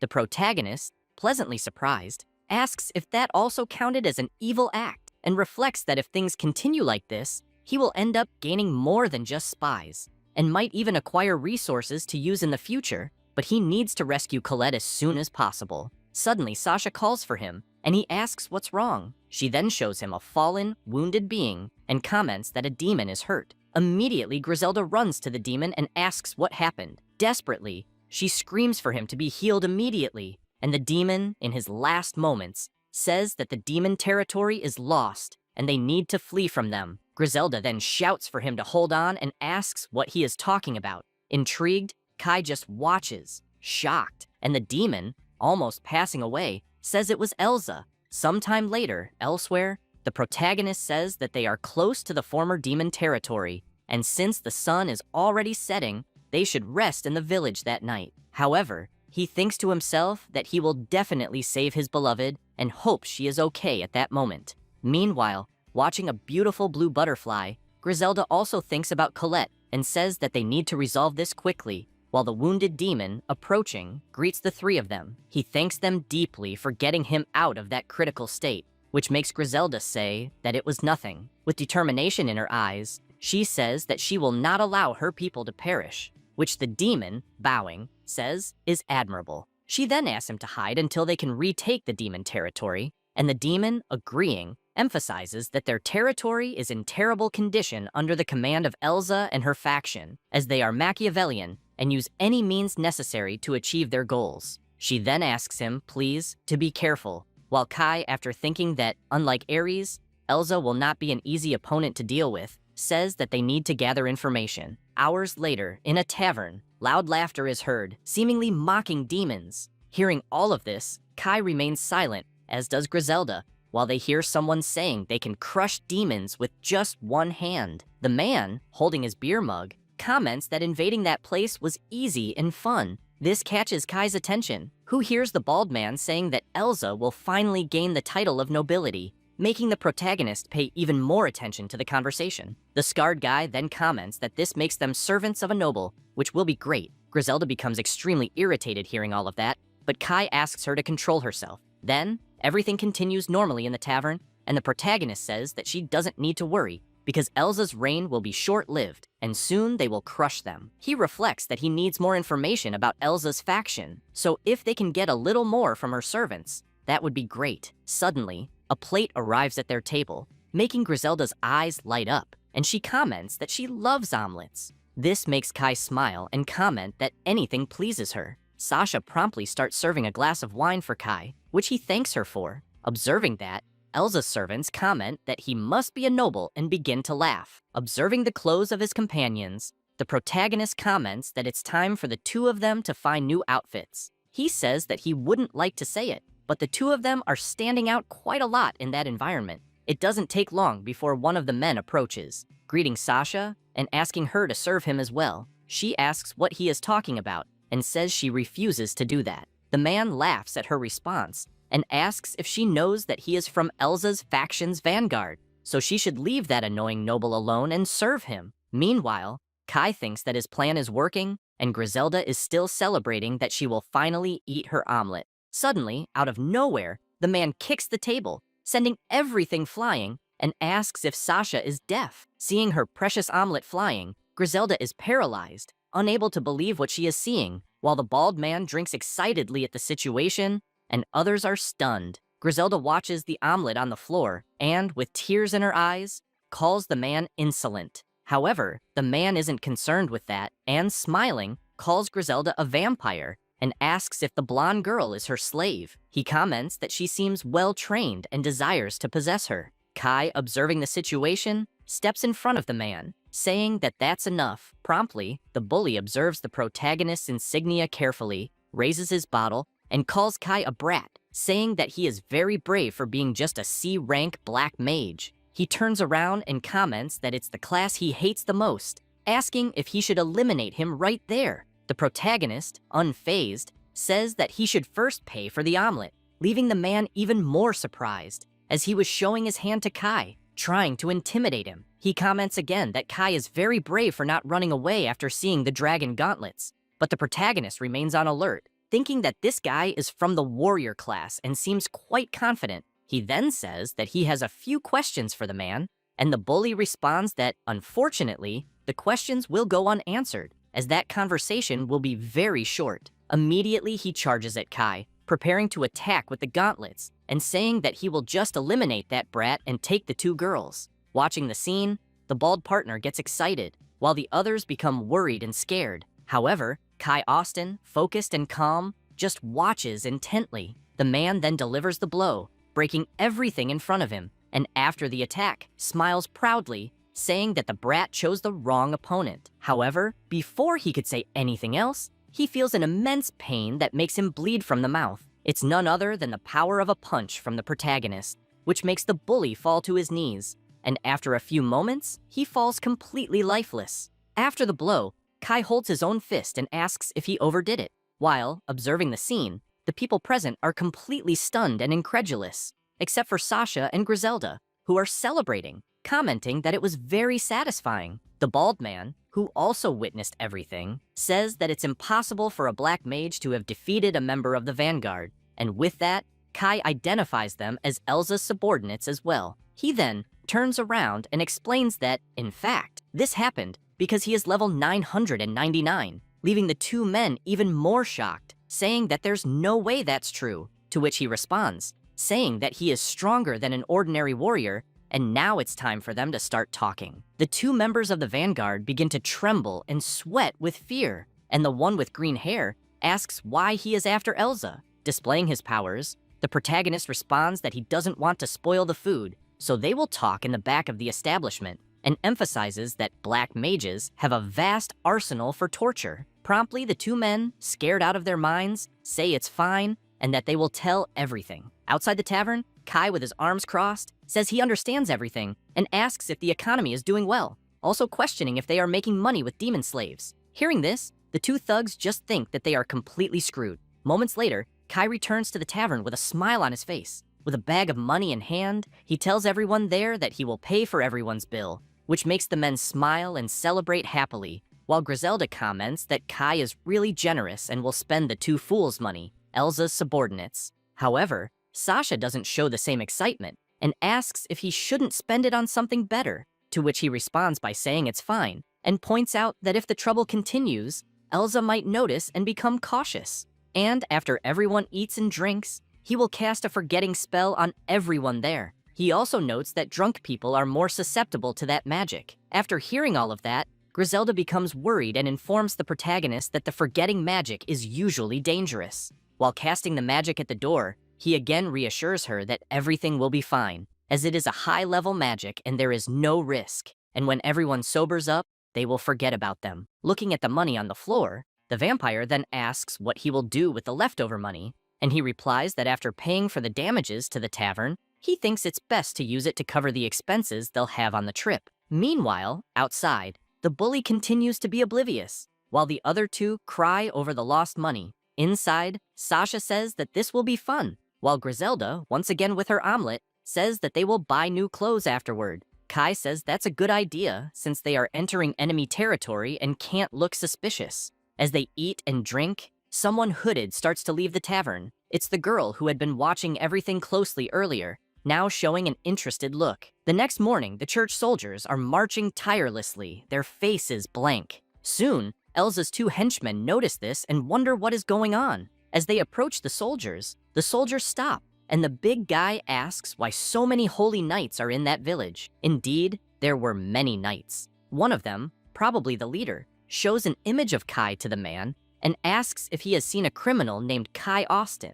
Immediately, Elza's subordinate recognizes him and, shocked, recalls what happened the previous night. He responds to the soldier that he hasn't seen him and adds that, besides, he ran out of money the day before, but could provide information if he received some change. However, the leader tells his men that Kai wasn't in that village and asks if they should move further south, to which the warriors agree. He then says that the village will no longer be useful. From a distance, Kai watches everything unfold and signals that they have finally arrived. Sasha, also observing, points out that they came with many warriors, and that flag indicates they are holy warriors from the church, estimating that there must be about 300 of them. Watching closely, she states that they are the sacred elite. This makes the protagonist uneasy, commenting that it's exactly as the archdemon had said. He recalls when he instructed Mateo to send the message and notes how quickly they acted after Mateo delivered it. He had asked Mateo to notify Johann that the Demon King holds the key to the second loop, and also remembers the archdemon mentioning that after the hunters were sent,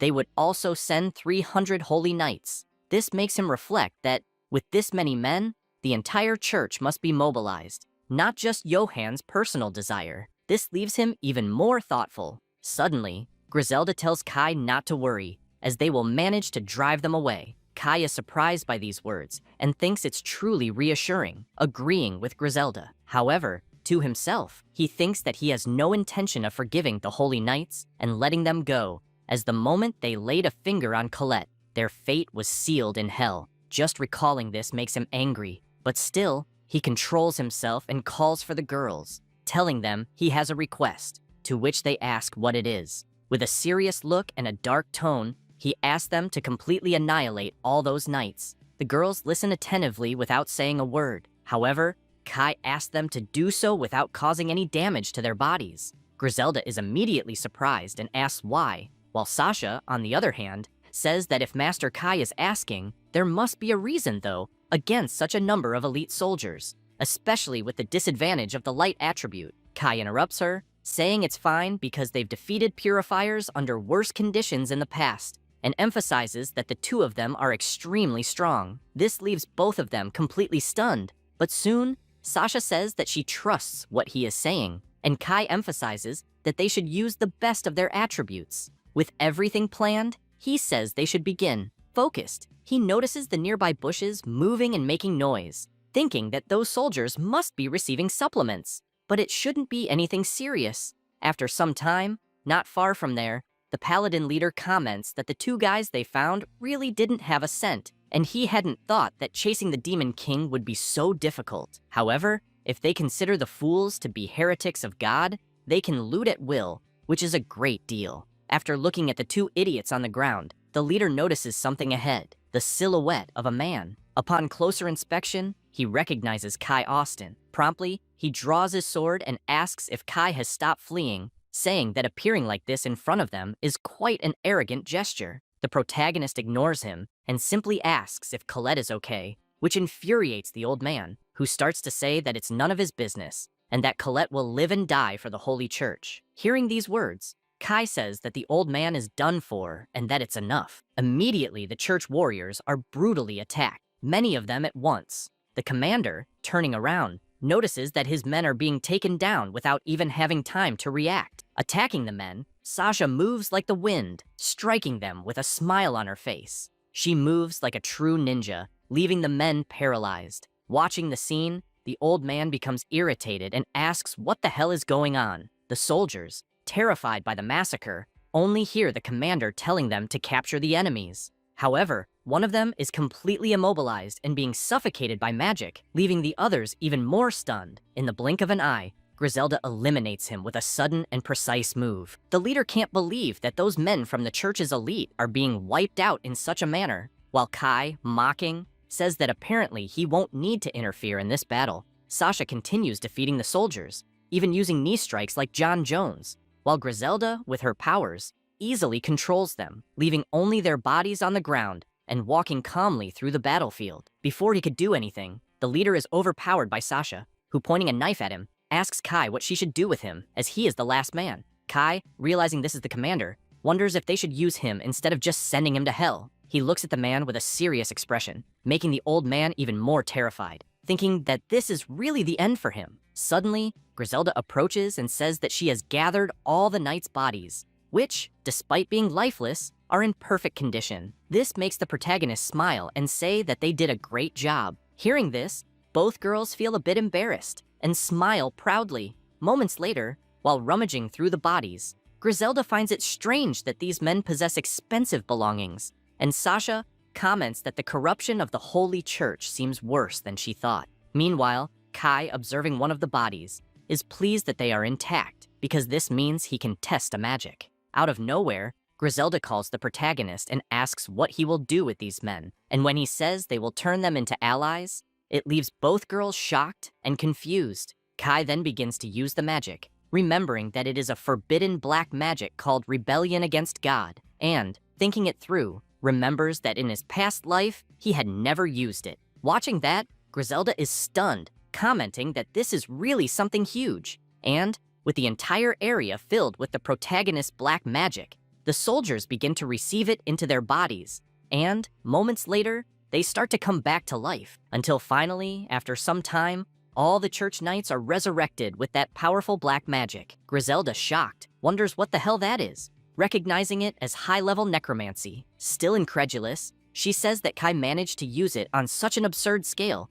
and now understands why the protagonist asked them not to damage the bodies. Among the soldiers, the commander, also present, is in shock. Then, Kai explains that they have perfectly synchronized command, with courage and bravery in battles, and with the original bodies of elite knights. Equipped with high-level heavy armor, they form an unmatched battalion, a true zombie army. Shocked by all of this, the commander says that Kai will never be forgiven by God, which makes Kai reflect for a moment and ask if he is really referring to God, because remembering his beloved, who is trapped in the capital, he says that if God exists, there should be salvation, and if he chose not to extend his hand to a saint, then it is he who cannot be forgiven. These words leave the old man even more shocked, and Kai reflects that to rescue Colette, he will do whatever it takes. He then asks the commander his name, and the man, trembling with fear, can barely speak, prompting Kai to offer him two options. The first is to become a subordinate of the Demon King, and the second is to be a zombie.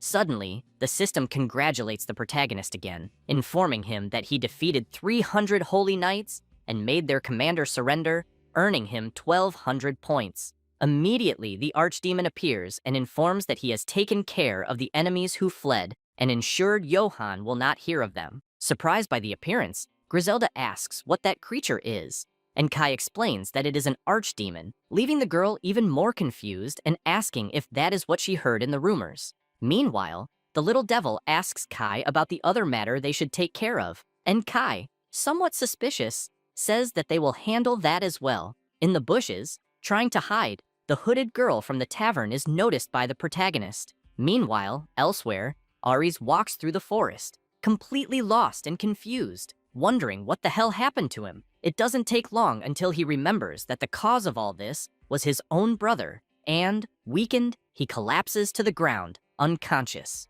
Moments later, a carriage passing by notices the young man lying on the ground. Ares then wakes up to the noise and begins to try to speak, and inside the carriage, a gentleman and a beautiful lady are shocked to see the young man in that condition. Hours later, at dusk, Ares, eating noodles, celebrates life, saying that this time it was a close call. Meanwhile, the young lady, with a shy smile, says that it's really good to see him well and safe, and she never expected to have the honor of meeting a hero. As she speaks, Ares devours the noodles like a hungry dog, and the blonde, still smiling, asks why he was lying there in such a remote place.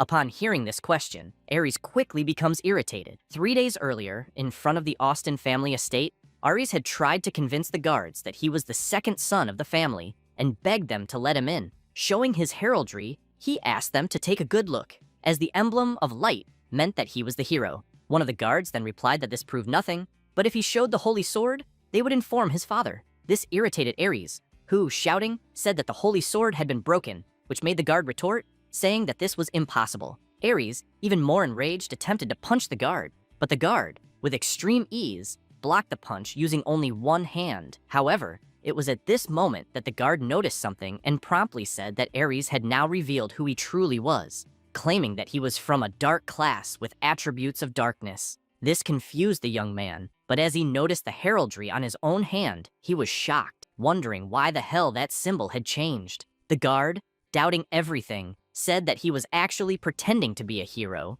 and ordered the other guards to make sure that the kid never came back there and teach him a lesson. Immediately, the other guards began to approach Ares to beat him up, and he, frightened, begged them to wait a second. However, one of them, with an evil smile, said that he had a grudge with Ares for a long time, and now he would pay for everything he had done to him all this time. Hearing this, Ares became even more desperate, pleading not to be beaten and saying that it was all a misunderstanding. But without hesitation, the guards began to hit him. Moments later, they threw him to the ground, and one of them commented that it should be enough, to which another responded that they would never see that worm again. Returning to the present, Aries becomes irritated remembering all of that, and thinks that he will never forgive them, and that one day he will have his revenge. The girl then questions him about being the hero, to which he disrespectfully says that it's none of her business. Still, the girl apologizes for asking and comments that he must be tired, so he should rest well that night. This makes Aries pay attention to the young lady, and soon he notices that she is actually quite beautiful and has some wonderful curves. With this in mind, he wonders how far the privileges of being a hero go. Soon, the beautiful young lady interrupts his thoughts, saying that she is tired from the trip and will retire, but Aries could feel free to stay. Hearing this, he gives a mischievous smile and comments that he will certainly feel at home. After leaving the dinner, the young lady walks with her servant, who tells her that heroes are nobles, so she could rest easy, to which she responds, saying that she will let him take care of things while she sleeps. With that, she closes her bedroom door and wishes her servant good night. Moments after this, Aries bizarrely appears, asking the servant to hand over all the money in the mansion, which leaves the old man completely shocked. As Aries searches through the mansion, he asks what the young man is talking about. The arrogant young man then tells him to stop stalling and warns that anyone who doesn't cooperate with the hero will be annihilated. This scares the old man even more, who says that this is madness and that what he is doing is robbery. However, Aries argues, saying that the noble lady said he could have whatever he wanted there, which takes the servant by surprise. Observing the heraldry on his hand, the rejected hero notices that the symbol is still glowing, and although he thought it might be a curse, apparently everything is fine now, and as long as he has that heraldry, he can do whatever he wants. With this in mind, he says that now he will truly start feeling like a real hero and orders the servants to bring him women, the most beautiful ones. This irritates the old man, who starts shouting that this is a sick request and that it is impossible for a hero to act like that, so the guards should take him away. Promptly a guard appears, saying he will do it, but as he approaches Aries, he hears the boy telling him to pay close attention. He says that challenging a hero is risky, and if he doesn't want his entire family to be executed, he must obey the orders he receives. This makes the man anxious and unsure of what to do. Then, Aries starts laughing and orders those idiots to bring all the money and all the women available in the mansion. It doesn't take long for them to bring all the money to the ridiculous hero, but upon hearing all the noise, the young lady steps out of her room and asks what is going on. She quickly notices the bags of money on the floor and everyone present. Shocked, she can't believe what she is seeing, as she sees two of her beautiful servants and all the money offered to Aries. Immediately, the old man appears, asking her to please return to her room. However, Aries pushes him away and says that the lady herself is gracing him and that he would like to go to the bathroom with her. This infuriates the young lady, who asks what the hell he is talking about, and he, pointing to the mark on his hand, asks if she is contradicting the hero. However, upon seeing the symbol, the girl says that the symbol doesn't belong to a hero, neither here nor in China. Realizing something is wrong, Aries looks at his own hand, desperate and confused, wondering why the heraldry had transformed into the symbol of darkness again. While he tries to understand what's happening, everyone in the mansion glares at him, completely furious. Before Aries could do anything, the lady orders her guards to capture the idiot, which they promptly do, running after the false hero. Running as if there's no tomorrow, Aries can't understand what happened and keeps saying that he is the hero, the best of all time. Sometime later, in the middle of the night, Aries is again walking through the forest, wounded and with an arrow stuck in his back, commenting that those guards really tried to take his life. Irritated, he says he doesn't understand why that symbol is changing, as he thought it was supposed to be a permanent curse. Seeing a village ahead, he concludes that for now, he needs to leave the Austin territory and regroup, as there are still many people who probably don't know what's going on. Meanwhile, in the village, several people are looking at a poster pinned to the wall. Shocked, they wonder why the second son of the Austin family is being hunted. The poster reads, "Wanted criminal, Aries. A reward will be given for his capture, dead or alive." Meanwhile, elsewhere, Kai is talking to Sasha while the girl hides behind some bushes. Astonished, she comments that those people are very strong, as neither Elsa's subordinates nor the Holy Knights were a match for them. This makes her wonder who those people are, unaware of a magic approaching. She is taken by surprise by Griselda, who, standing next to her, asks what her objective is. Seeing the threatening magic close to her eye, the girl becomes even more frightened, and Griselda asks if she is an agent of the Holy Church, warning her to think carefully about what she will answer. The girl, completely terrified, just closes her eyes and begs Griselda to stop. Then, Kai also asks the vampire to stop, which makes her question him as to why. Kai then explains that apparently, this girl has no ill intentions, and that he had been observing her for some time. This leaves the young girl even more shocked, asking if he really noticed her nearby. The protagonist confirms again, saying he saw her leaving the tavern. He also claims to know that she is a demon. With this, the young girl removes her hood, revealing her rabbit ears, and still says she is shocked that Kai noticed all of that. Griselda is stunned by the whole situation, apologizes for scaring the girl, and takes the opportunity to ask why she was doing that. The purple-haired girl then introduces herself, saying her name is Merle, from the Cat Ear tribe, and asks if they are pursuing Elsa,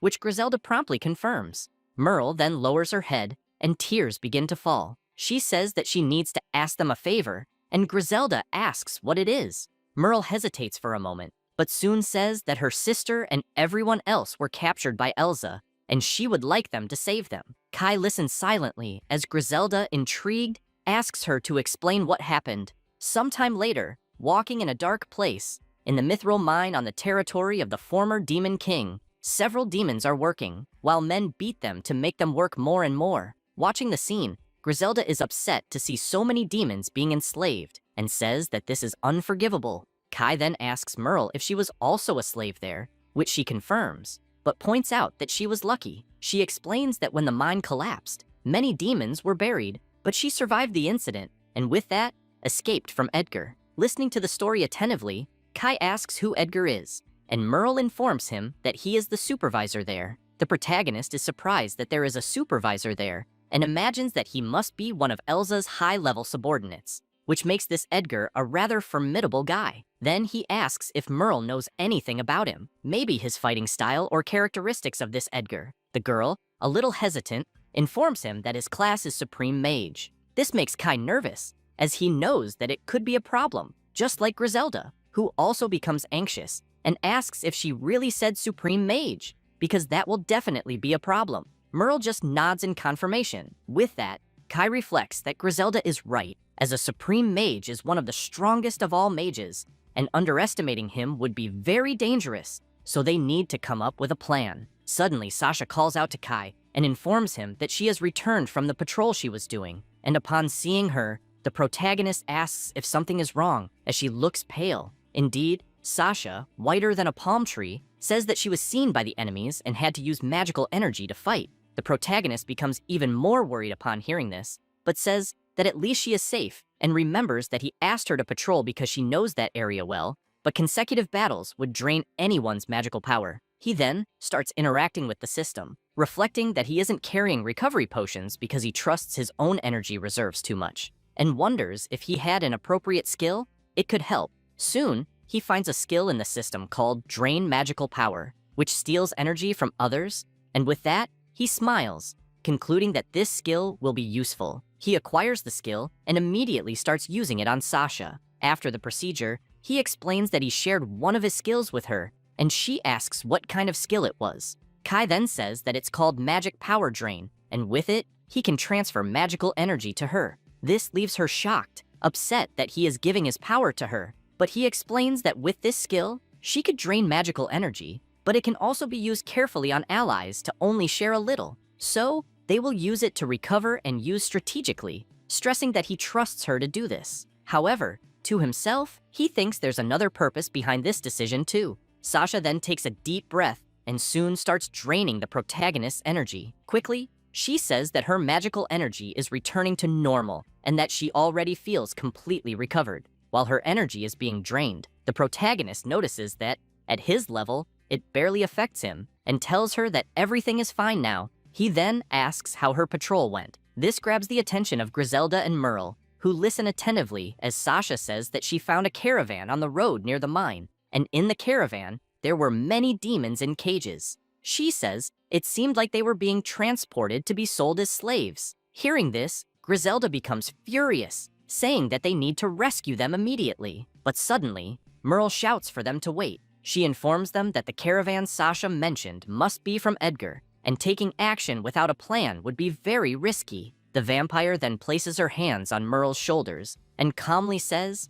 that she doesn't need to worry because Kai is someone she can truly trust. And as a former demon lord, she guarantees that she will save her sister and everyone else. This excites Merle, and she asks if that is true. However, she soon stops to think better and wonders what Griselda meant by a former demon lord. Shocked, Merle asks if this is really Griselda, but the vampire ignores her and simply tells Kai that they need to rescue the demons quickly. He confirms, emphasizing that they will rescue all those who are imprisoned, and this is enough to calm Griselda and Merle. However, he says that before that, he starts using powers on Griselda, saying that he will share the skill with her as well. Griselda, receiving the skill, says that it will be really useful. After the procedure, Kai affirms to himself that they are finally ready to face the Supreme Mage. Observing the caravan, he reflects that to save Colette, he will need allies, and it will be good to help all those enslaved demons,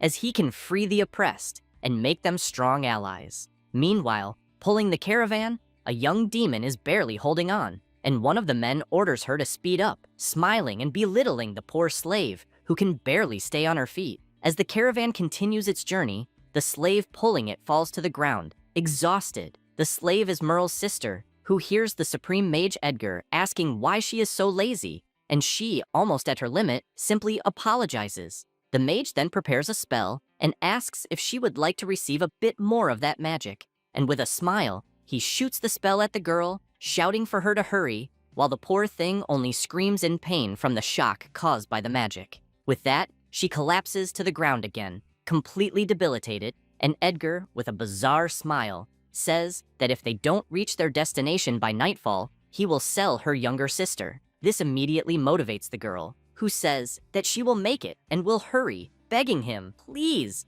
to leave her little sister alone. Then, once again, she resumes pulling the caravan, which slowly begins to move again, causing Edgar to smile slightly. He thinks to himself that Merle has probably already lost her life when the mine collapsed, but this is serving to threaten the young demon, to make her obedient, and even if something happens to her, he can sell her for a good price. While he laughs to himself, someone inside the caravan asks him to be cautious. He then asks what he's talking about and calls him Walter. Walter then asks if his plan isn't to transport the slave demon safely, pointing out that Elsa is cautious about the supposed demon king, so it's possible they'll encounter him along the way. This irritates Edgar, who tells him to stop talking nonsense, as they are part of Elsa's group, and no one would be stupid enough to cause trouble with them. Edgar also takes the opportunity to mock at the fact that Walter mentioned the Demon King. With that, Walter and the other two men remain silent, just listening, while Edgar continues, explaining that, in addition to everything, they are under the protection of his unbeatable magical barrier, so no one can get near them. Therefore, as guards, they are just backup for backup, and should stay quiet for the rest of the journey. Hearing all of this, Walter gets irritated but says nothing and simply closes his eyes. And so, the journey continues through the barren land, but it doesn't take long for Merle's sister to feel exhausted again and begin breathing heavily. With that, Edgar prepares another spell, threatening her, asking if she wants to be beaten again. However, her magic starts to dissipate slowly, leaving him completely confused.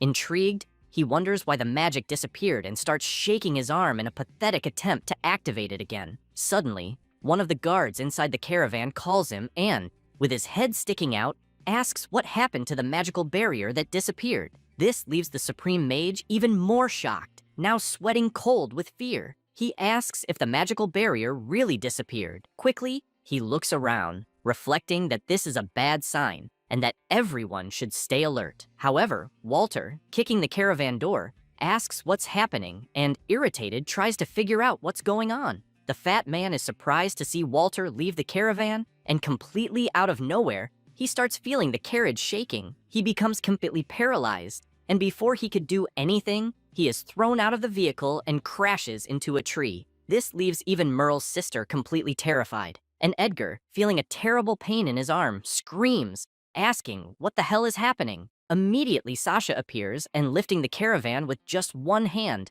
asks if he is the one called Edgar. Seeing the girl practically destroying the caravan with one hand, Edgar begins trembling with fear and asks what kind of absurd strength that is. Questioning if she was the one who attacked the caravan, he reflects that being attacked just when he can't use magic is really bad luck. Soon, one of the guards arrives, saying that something bad happened, warning that all of his magic has been completely drained. Hearing this, the fat man becomes even more terrified, thinking that he is really screwed. And while he says that this would be impossible, since he has a vast reserve of magic, something passes by him at an impressive speed, which almost makes him piss his pants. It's none other than Griselda, who passed by him carrying Merle's sister in her arms. With a smile, she says that apparently everything worked as planned. Seeing the entire scene, the poor demoness is speechless, while Edgar, irritated, wonders what else is coming and why the hell they are taking the slaves. Soon, Kai appears,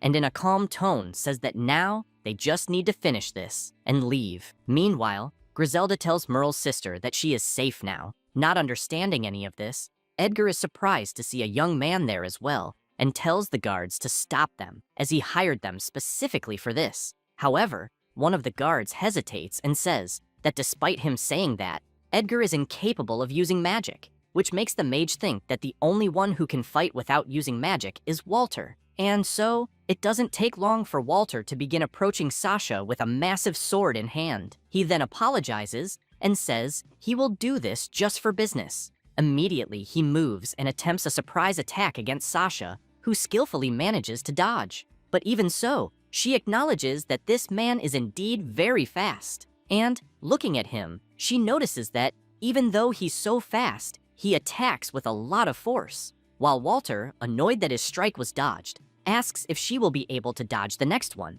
Immediately, he attacks again, and this time, Sasha seems unprepared. Seeing the scene, Edgar thinks that this time she won't be able to escape the strike, and that's exactly what happens. She just watches her end approaching with Walter's sword. However, in the last second, Kai blocks the attack using his sword with ease, leaving Walter impressed, asking how he managed to do that and who the hell they are. Kai just listens in silence, with the same look my wife gives me when I open another beer. Still impressed, Walter notices that this is a sword of the element of darkness, and asks if this kid in front of him could be the Demon King. Immediately, Edgar starts shouting, telling Walter to eliminate the boy quickly and saying that he's way too soft for a knight. But before he could finish, he is pulled by Griselda's magic. She then tells him that it's over and that he should pay. With that, he orders Walter to surrender, which he promptly does, dropping his sword. Kai then turns to Edgar and says that now he will. But before he could finish the sentence, Edgar, desperate,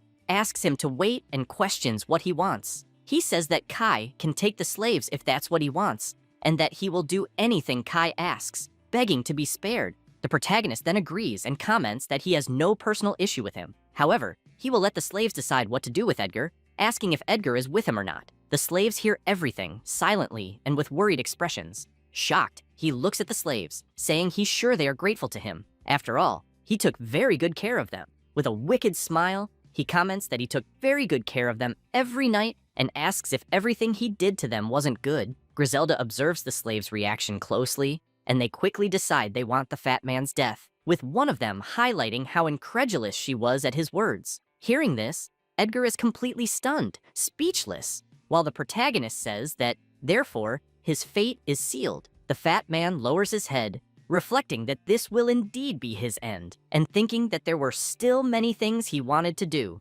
including never being able to be with the cat ear tribe. Suddenly, a sinister hand touches his shoulder, and a terrifying demon appears, holding him by the shoulders. Moments later, only the lifeless body of the fat man falls to the ground, and with that, the skull demon begins to disappear slowly. While the protagonist watches everything, he comments that watching Ares gave him a bad feeling. Moments later, Griselda, excited, calls for him and, with a smile, says that the plan was a huge success. Kai then responds, saying that it was all thanks to her and Sasha. Sometime before, after using one of his abilities, Kai asks if the skill sharing worked, which she confirms, pointing out that now she is able to drain magical power. The protagonist then says that they will proceed immediately with the plan, and, considering that the enemy is of the Supreme Mage class, confronting him head-on in a state of alert would be too risky, so they will use the power draining. Immediately, Griselda gets excited,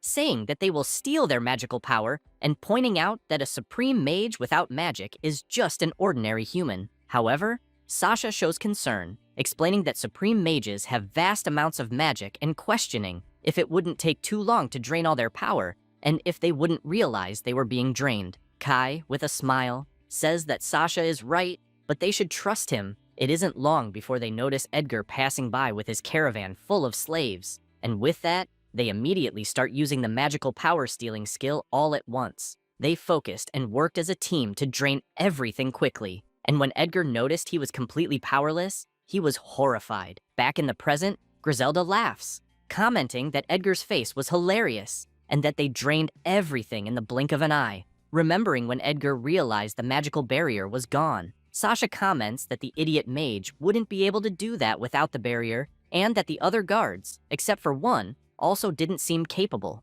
Kai says that with the two of them, he feels it would be impossible to lose to anyone, which Griselda confirms, while Sasha says that, actually, she's not even close to his level. He then starts thinking to himself and reflects that those two girls are indeed strong, but Johann must already be expecting this, knowing the power of the second loop, and that to defeat him and save Colette, he will need even more strength. Then he looks at the caravan and says that now they can free those demons. With that, they begin to free them. And after some time, all are free, though visibly weakened. Griselda then asks Sasha if everyone was really freed, and Sasha confirms. Observing the slaves' expressions, she comments that they all look exhausted and asks what she should do. Suddenly, one of the tied-up guards asks about the weapons, and the other responds that they took everything, taking the opportunity to ask if his partner couldn't use his thief skills to get them out of those restraints, which he denies, saying he doubts they can escape this situation. This irritates his companion, who says that this means, sooner or later,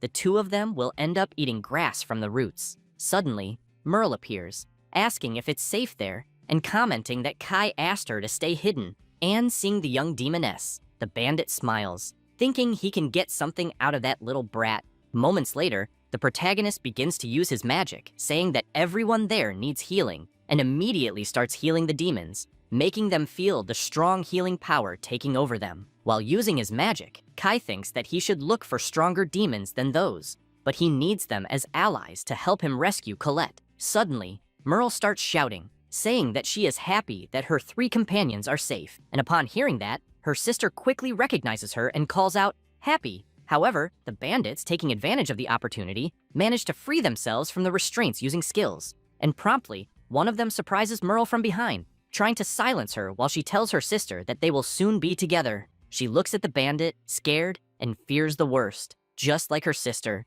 who starts sweating cold upon seeing the situation. Immediately, Griselda and Sasha also shout for Merle, upset. Meanwhile, the bandit smiles and says that with a hostage, they have an ace up their sleeve. However, Kai, with his powers already prepared, asks if the bandit is sure of what he is saying. He ignores the question and simply tells the protagonist that if he cares about the life of that young woman, he should let them escape. Meanwhile, the young woman's sister, irritated by that, quickly rushes at the bandit, hitting him and making ketchup spurt from the bully, leaving Griselda proud, celebrating and highlighting that Merle's sister managed to catch them easily. After observing the scene, Kai is also impressed with the swift movements and recognizes that there is more to her than meets the eye. Sasha watches everything in silence, while the bandit reflects on that dormant power, noting that one should never underestimate the cat ear tribe. And Merle, seeing that her sister saved her, sighs in relief and runs to hug her,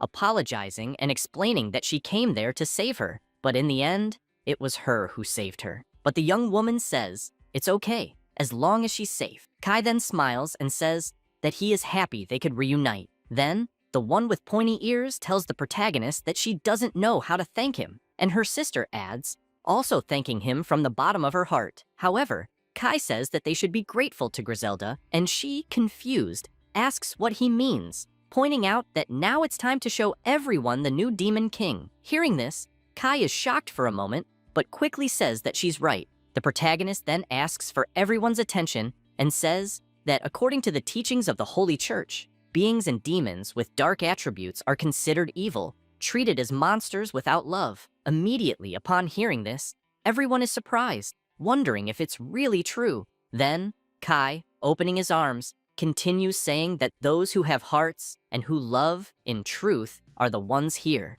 Merle and her sister are also impressed by his words, and he goes on, saying that he will create an ideal nation in the demon realm. The bandit is confused about this nation talk. However, Kai says that this will be where beings with dark attributes and demons can live without discrimination, and that there, he will be the Demon King. Completely shocked, the man asks what the hell he's talking about, while Griselda gets excited. He then concludes, saying that the next step will be to recover the mithril mine. Everyone present starts to get anxious, while Kai says that those who can fight should prepare because they will liberate the demons and recover the nation. Not believing what he's hearing, the bandit starts shaking, shocked, while Sasha says that this is a beautiful prophecy from Kai, and Griselda, absolutely emotional, tells Sasha that she is truly happy. Then, the protagonist looks to the side and tells Walter that it's time to punish him. He then takes a deep breath and says that he won't beg for his life, so Kai can take it quickly, which makes the protagonist say that he is really direct and that it's already decided.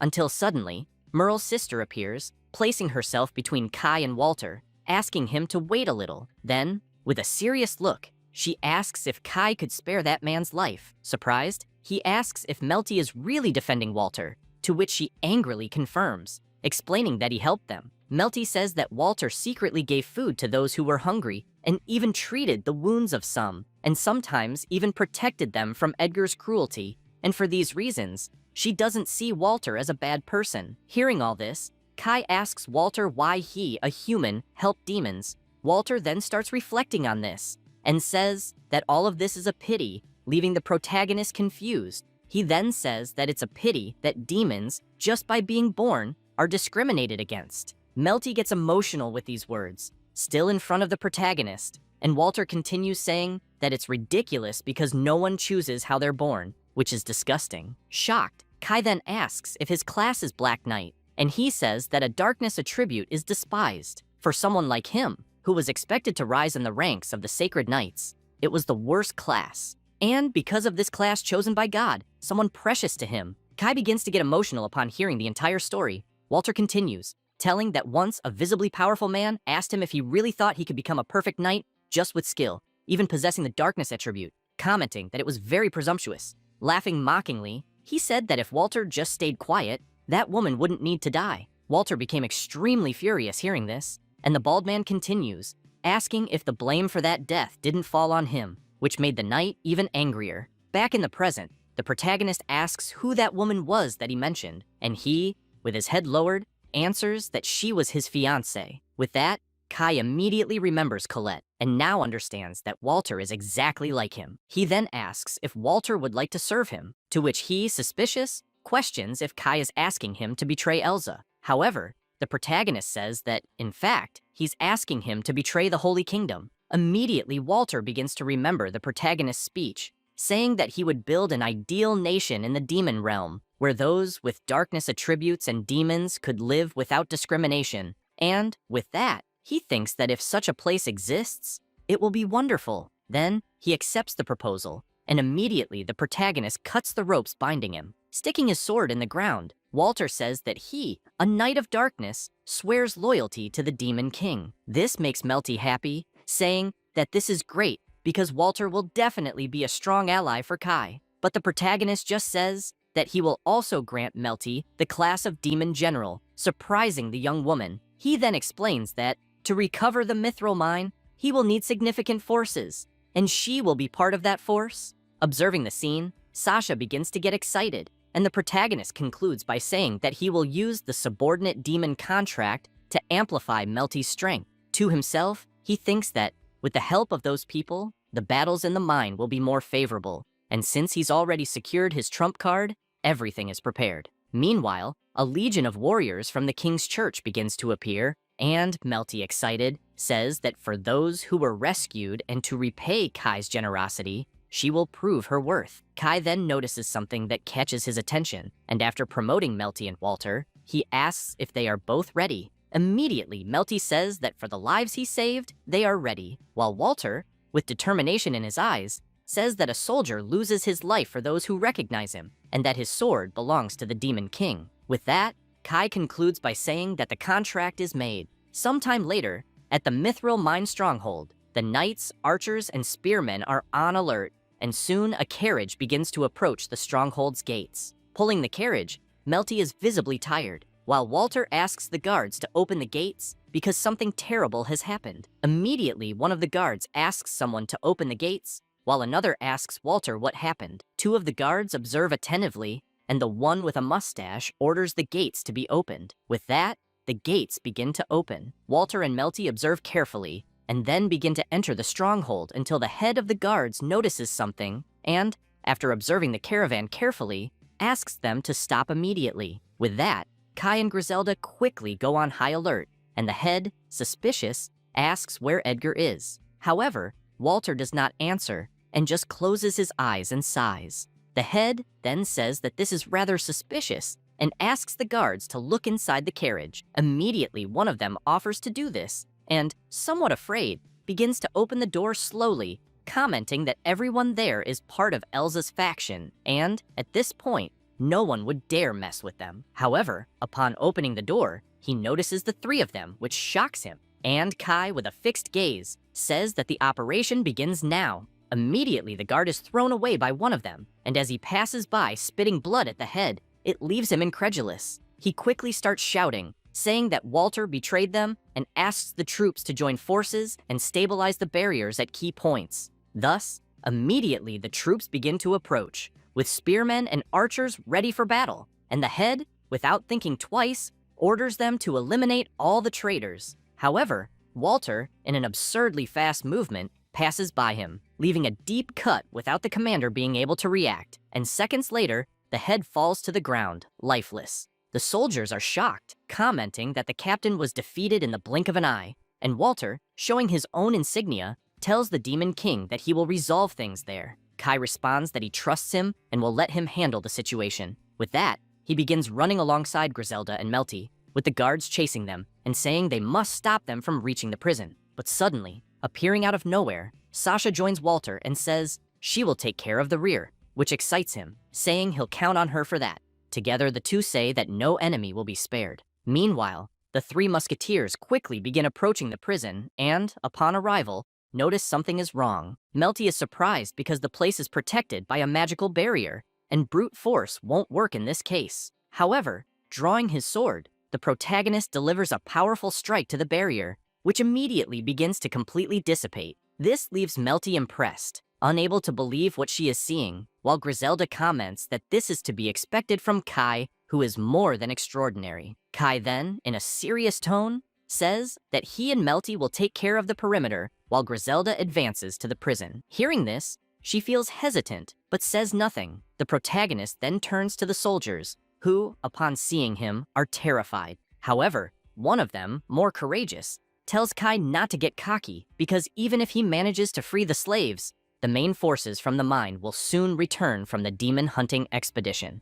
And with many ground troops, there is also the Dragon Master, a rare class. After saying this, he starts smiling and says they will arrive soon, as the main forces have over 1,000 men in the troop, and soon Kai will be exterminated. This makes Kai conclude that they must already be preparing. Meanwhile, elsewhere, the troops notice that a fire signal for reinforcements was sent from the mine, so they need to move faster and prepare for combat, and since the Dragon Master is already ahead, they must follow him. Meanwhile, Kai, recalling what was planned, already anticipated the main forces from the mine, so they shouldn't have any problems. Suddenly, the sacred knights that Kai had converted appear, and he remembers positioning 300 zombie soldiers with heavy armor onto the route to the mine. It doesn't take long before one of the soldiers notices something wrong and immediately starts shouting, telling the others that it's an ambush, while another wonders where it came from. Observing one of the zombie soldiers, they realize that those were from the Sacred Church's elite forces,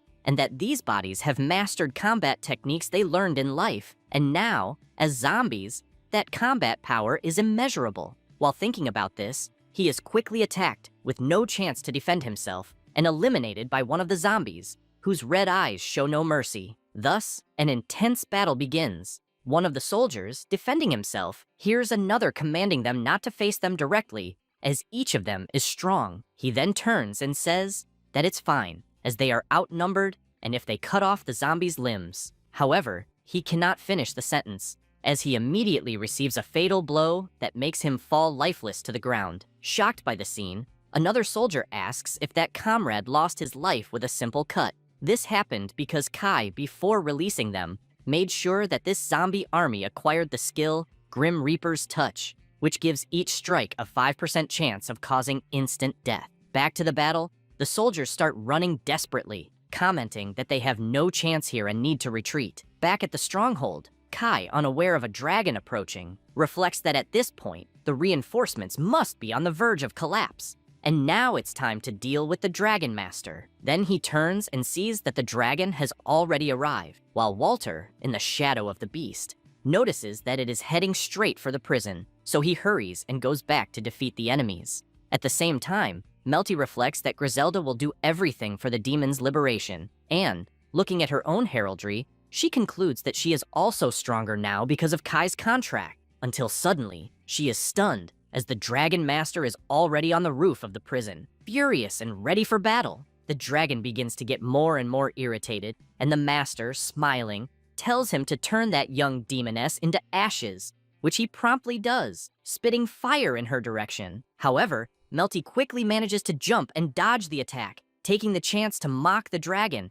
asking if he is blind. But when looking at the destruction caused by that attack, she is shocked, wondering what kind of power that is. While the Dragon Master, smiling, says that slaves should know their place and stay quiet, he continues attacking, launching fireballs in all directions, and Melty, running, tries to dodge the attacks. Fearfully, she says that it's impossible to deal with that flying creature that spits fire. Then the protagonist calmly says, "Abyss of the endless depths, swallow my enemies." And with that, a black hole begins to form. Soon, another hole forms, as Melty continues to flee from the attacks. Then she stops and looks back, startled, noticing that the black hole is swallowing the dragon's attacks. Also observing that, the Master is shocked, trying to understand what is happening. Meanwhile, the protagonist continues to create an even bigger black hole, which makes the Master quickly realize that it is Kai who is doing this. So, he promptly starts descending towards the protagonist, saying that he will exterminate him once and for all.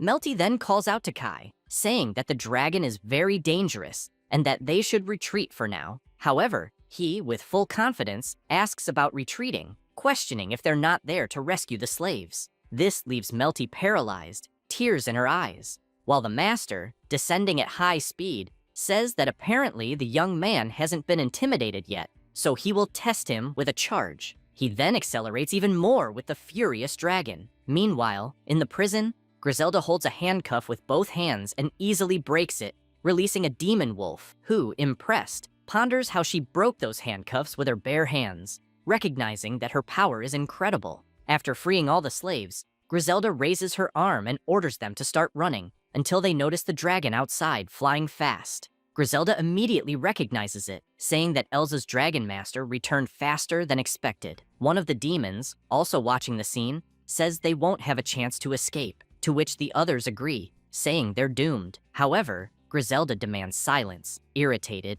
and says that they're there to reclaim the demon nation, leaving all the demons there completely shocked. She continues, saying that the time for submission is over, and it's time to reclaim the freedom that is rightfully theirs.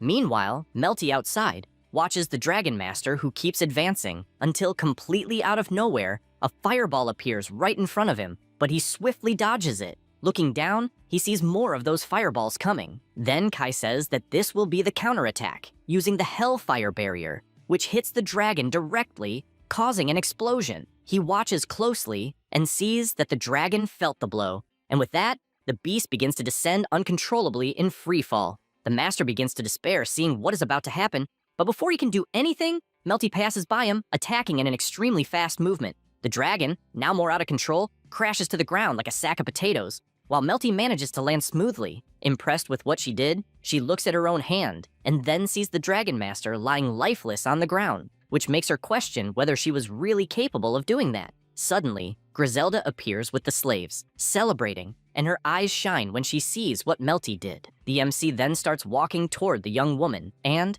with a smile, says that now everyone is free. Then she looks back and sees everyone together, including Griselda, who waves smiling, saying that she did a good job, which makes her extremely happy, commenting that everyone is safe. They get closer, and soon Kai receives a notification congratulating him. He looks around and is notified that for freeing the demons from Elza's faction, he received 2,000 points. And while the demons celebrate their freedom, and with the master and the dragon fallen on the ground, defeated, Melty feels grateful that all of this happened. Watching everything, Walter gives a slight smile and asks what Elza would do if she found out about everything that happened, to which Kai replies saying that Elza is definitely... Suddenly he stops and looking closely at Walter, says that that is a great idea. Then he says they should provoke Elza, leaving Walter surprised and confused. Sometime later, elsewhere, Elza is taking a bath, and a soldier informs her that there is news. He says that the messenger from the Holy Kingdom reported that not only will her noble title be guaranteed,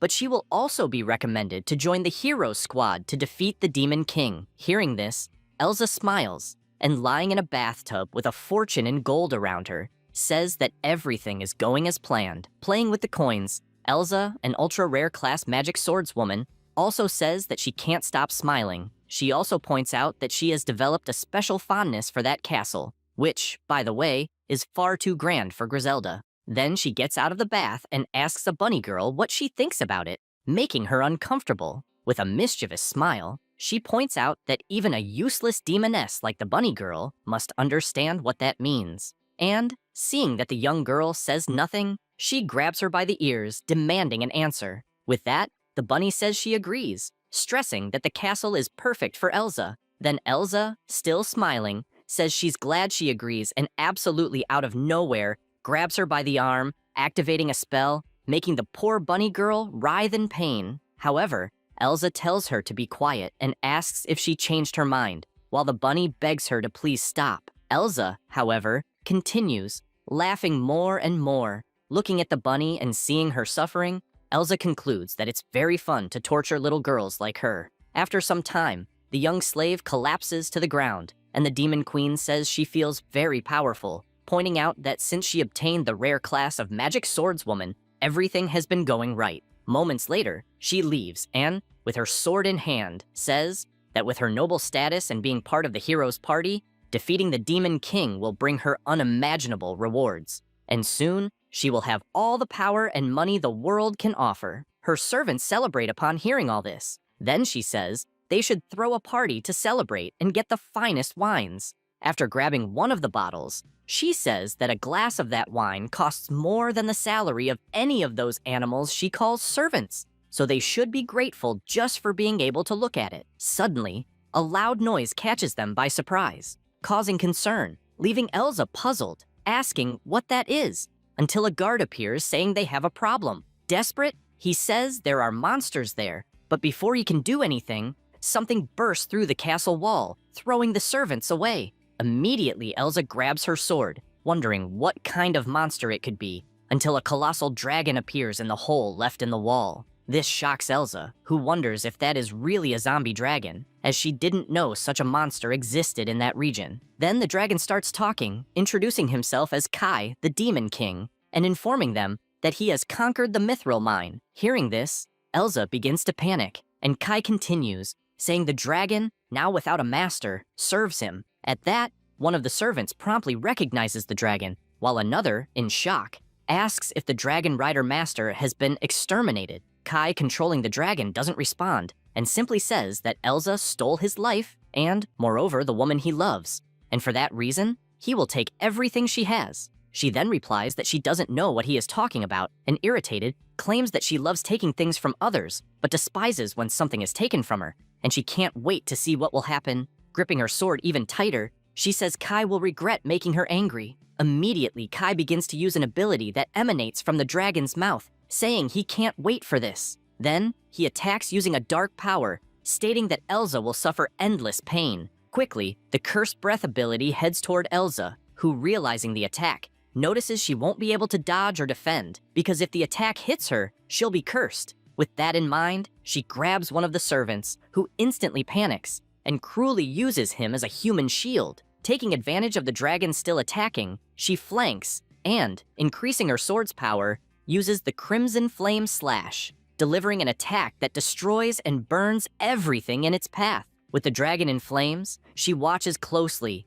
and wonders if the Dragon Master and the mine really were taken. Remembering that the dragon said he was the Demon King, she decides she won't wait to join the hero's party because she'll eliminate him herself. Meanwhile, the servant who was attacked, lying on the ground, says it hurts a lot and asks why Elsa used him as a human shield, but she just tells him to shut up, saying he should be grateful to still be alive. Confident, she starts walking and orders all troops to be gathered. The men promptly start grabbing weapons from the arsenal. Hearing Elsa say they will head to the mine immediately because they can't let the enemies prepare, as the Demon King is certainly celebrating victory. And looking at the man on the ground, she also comments that Kai must be thinking he cursed her. Outside the castle, they notice that during the dragon's attack, all the wines that were there were stolen, and she, thinking about it, starts trembling with rage, commenting that that bastard is taking everything that belongs to her, and for that reason, she will never forgive him. Sometime later,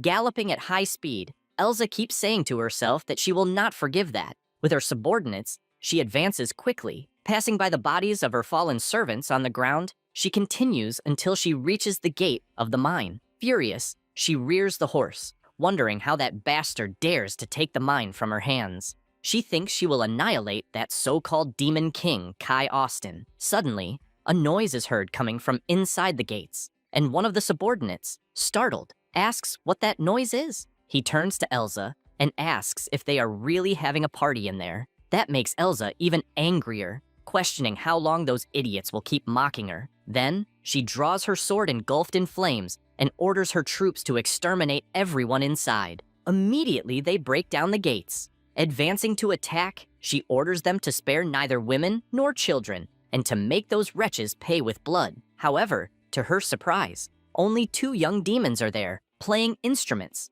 That leaves her paralyzed for a moment, not understanding anything. Before she could say anything, the demons start running desperately, leaving the instruments behind, which confuses Elsa even more, until, out of nowhere, Walter attempts a surprise attack, jumping with his sword and commenting that Elsa really had the guts to come there. While he was still in the air, inches from landing the attack, Elsa realizes it's a trap and manages to defend herself effortlessly. Intrigued, she turns to see who attacked her and quickly recognizes Walter, while he, smiling, says he already expected her to defend the attack. With a quick movement, she throws Walter back, catching him by surprise. With several skills activated, she reflects that she is always underestimated and, with a harsh look, asks how much the Demon King paid him to do that. However, Walter does not answer, as he is astonished by all the skills Elsa possesses. The swordswoman then wastes no time and, using her skills, disappears from where she was in the blink of an eye, quickly appearing behind Walter.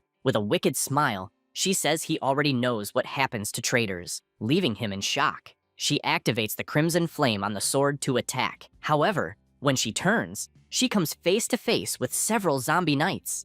Observing them more closely, she is shocked, wondering if the fort's guards also betrayed her. Seeing that they are falling apart, Elsa questions why the hell they became zombies. Soon, she and her subordinates are forced to defend against the attacks. Suddenly, more soldiers begin to approach, and the redhead servants, seeing that, inform her that a large army has prepared a trap. Also observing the zombies, Elsa's subordinates quickly recognize them as former allies. While Walter, on his knees, hears Elsa comment that he exterminated almost all her subordinates, she concludes with a smile that, nevertheless, he shouldn't think for even a second that those crippled zombies would be able to stop her. However, suddenly, a magic circle appears on the ground, pulling her arm. She soon realizes she is trapped in a skill called Poisonous Swamp. Surprised, she looks to the side and notices that her men also fell into the trap. She hears the screams of soldiers warning everyone to stay alert, because if they are not careful, they will sink into it. Soon, they start to become even more terrified upon noticing that the zombie soldiers don't care about it and keep advancing. One of them,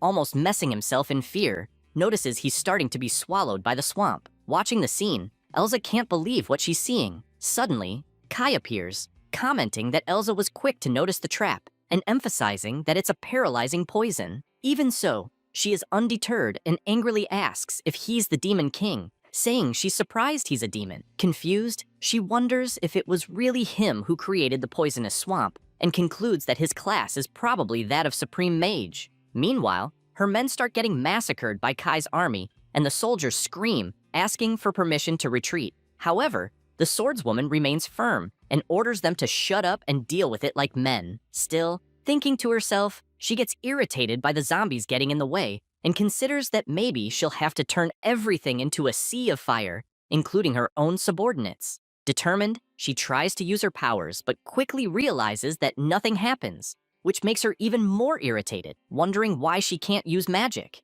Shocked, she ponders if it's because of the poisonous swamp, but soon changes her mind and thinks it must be something else. Then, she manages to see Sasha using a skill, and even from afar, she understands that the blonde is draining the magic points from the entire area. More and more nervous, Elsa comments that one problem after another keeps coming up, but she will end everything all at once. Then, noticing the soldiers being massacred and sinking in the poisonous swamp, she realizes she'll have another problem, because now, all the zombie soldiers are heading toward her. Even so, she grips her sword tightly, and her heraldry begins to shine. Then the MC calls her and says that whenever she's cornered, she always reacts the same way, using the limit cancellation, questioning if that's right. This leaves the redhead completely shocked, wondering how he knows about the ace up her sleeve. In a serious tone, Kai asks why she doesn't try using it, and she, with a smug smile, says fine. Suddenly, one of the soldiers starts screaming,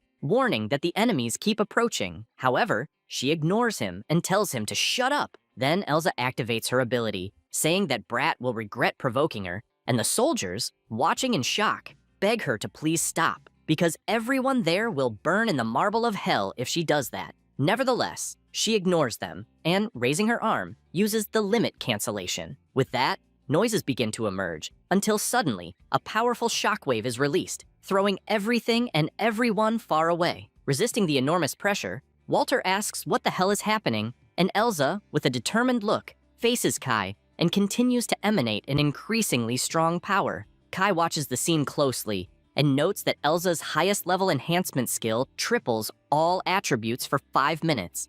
And, with that, she soon starts moving quickly, saying she will show the difference between her level and Kai's. She stands face to face with the zombies, staring them down, while her subordinates scream for her to stop, because they'll be screwed too if she continues. Even so, she coldly says she doesn't care, and with a single sword strike begins cutting everything in her path, including her own servants, without mercy. Even from afar, it's possible to see the powerful blow delivered by the redhead, and the MC, analyzing the scene, concludes that the new magic attack was completed. He fixes his eyes on that powerful attack, impressed and paralyzed, until an explosion hits the place where he is, leaving Walter and Sasha worried, shouting for him. It doesn't take long for the dust to begin to settle, and to their surprise, Kai remains intact even after the attack. This leaves Elsa equally impressed, wondering how he was able to remain standing after that powerful blow. But the MC just looks at her as if nothing had happened. Incredulous at it all, Walter asks Elsa if she really landed that strike, and Kai, still with his hand extended after defending himself, comments that apparently the redhead is still in her growth phase. Meanwhile, sinking into the poisonous swamp, one of the soldiers, soiling himself in fear, says he's witnessing a battle between real monsters. Looking at his own hand, Kai reflects that even 5 years from now, even with all his power, he might not be able to stop Elsa. However, he knows what her weakness is. He remembers that, in his past life, he had asked if she was okay, thinking that since her limit cancellation had ended, all her stats would be halved for 24 hours. However, she simply told him to shut up and stay away, calling him trash. Back in the present, Kai crouches down, unconcerned, and asks if she shouldn't hurry, as a minute had already passed, and she, still determined, retorts by questioning how far he can go. But completely out of nowhere, one of the soldiers calls for the Demon King and, together with his companions, trembling with fear, announces that he is surrendering, emphasizing that they can't go on with that crazy woman, and immediately his companions begin to say the same. This makes Elsa angry, calling them ungrateful bastards. And the MC, seeing that, says it's fine, but warns that they will have to prove whose side they are really on, which they promptly agree to without hesitation. With that, the swordswoman notices another problem has arisen, and before she can say anything, the soldiers charge at her to attack together, but she manages to dodge. Elsa then grabs her sword firmly and, irritated, asks if they really think she will allow them to join that scumbag. However, surprisingly, one of the soldiers grabs her by the neck as she can no longer move due to the swamp's poison. With that, Kai approaches, commenting that apparently she managed to resist it with her poison resistance skill, but now, finally, the swamp is taking effect. Fearing what might happen, Elsa begins to feel afraid upon hearing Kai say that now she is no longer a threat. Then, promptly, he orders the soldier to release her, and thus, the redhead falls face first into the poisonous swamp without showing any reaction. Seeing that scene, the MC reflects that this poisonous swamp might also be useful in real combat, and says he never imagined he'd see Elsa crawling so pathetically. He remembers when she humiliated him and stepped on his head, and continues watching her slowly agonize under the swamp's effect. Suddenly, she lifts her head and looks at the MC completely possessed by rage, and, supporting herself on the ground, she gets up already grabbing the sword, saying she still has some magic left. This catches the MC by surprise and makes him reflect that the redhead is really hard to take down. Then, she raises the sword to attack, and without thinking twice, delivers the blow with multiple movements toward Kai. Irritated, she claims to be the strongest, and, not only that, also a super rare class chosen by the gods. Completely consumed by fury, she screams,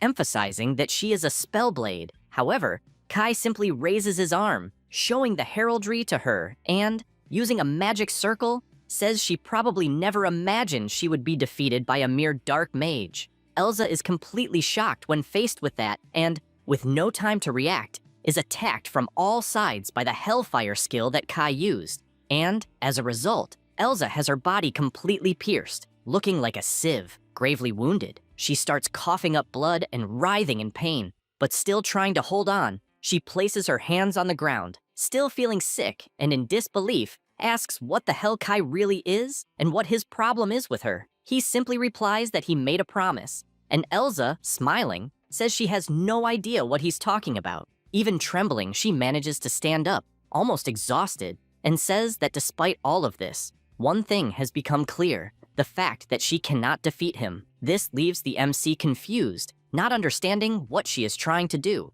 And the redhead, after wiping her bloodied mouth, throws a piece of clothing to the ground. She begins to walk toward Kai like a model, and with all the charm in the world and a seductive look, Elsa asks Kai to make her the woman of his life. Hearing those words, the MC is paralyzed, unable to react, while Walter and Sasha, visibly irritated, comment that that woman is truly shameless. Even her former subordinates are surprised by that attitude. Kai remains unresponsive, silent, and Elsa continues, claiming to be strong and beautiful, and that for that reason, the Demon King should take her. However, something starts to appear beside her, and soon a small explosion hits the warehouse behind Elsa. She turns, startled to understand what's happening, and the MC, after creating that explosion using his abilities, tells the redhead that it's better if she doesn't mess with him, because next time she will be the target. Moments later, Griselda begins to approach, telling Elsa that for a moment she thought Kai would exterminate her,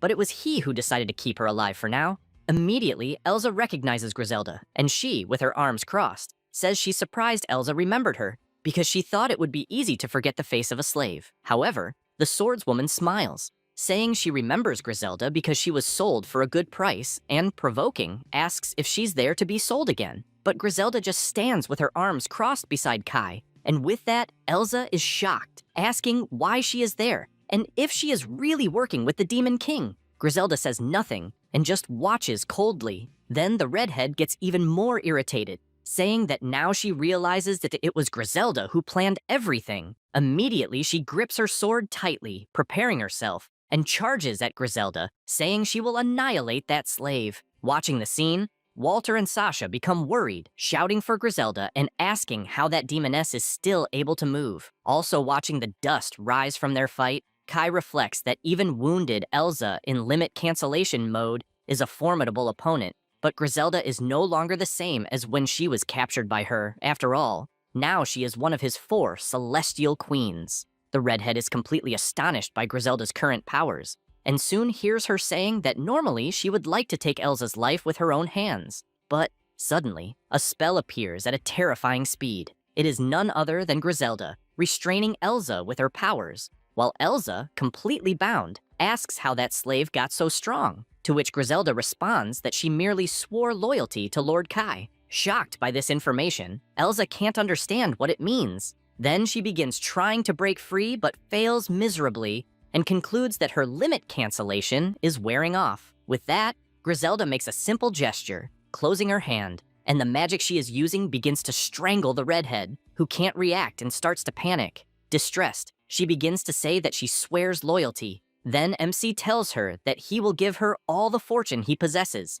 asking if she understands. And she, being strangled and angry at the same time, surrenders and says it's fine. A few hours later, that same night, Griselda celebrates by shouting, saying they really made it. With a glass of wine in her hand and sitting on the throne next to Sasha, who is crying with emotion, she says she never imagined she would sit on that throne again. Walter then approaches and asks if it's really right for someone so short to act like the Demon King, which makes Griselda irritated, and she asks him to repeat what he said. Sasha, also drinking wine, says it's okay because if Griselda is there, she will serve as Lord Kai's representative splendidly. Meanwhile, a little farther away, Elsa arrives startling Merle and, calling her Kitty, asks her to explain what needs to be done to break the contract she made with the Demon King. However, to her despair, Merle only replies that she doesn't know. Then Kai approaches, asking the redhead where she thinks betrayal begins. This catches her by surprise and frightens her.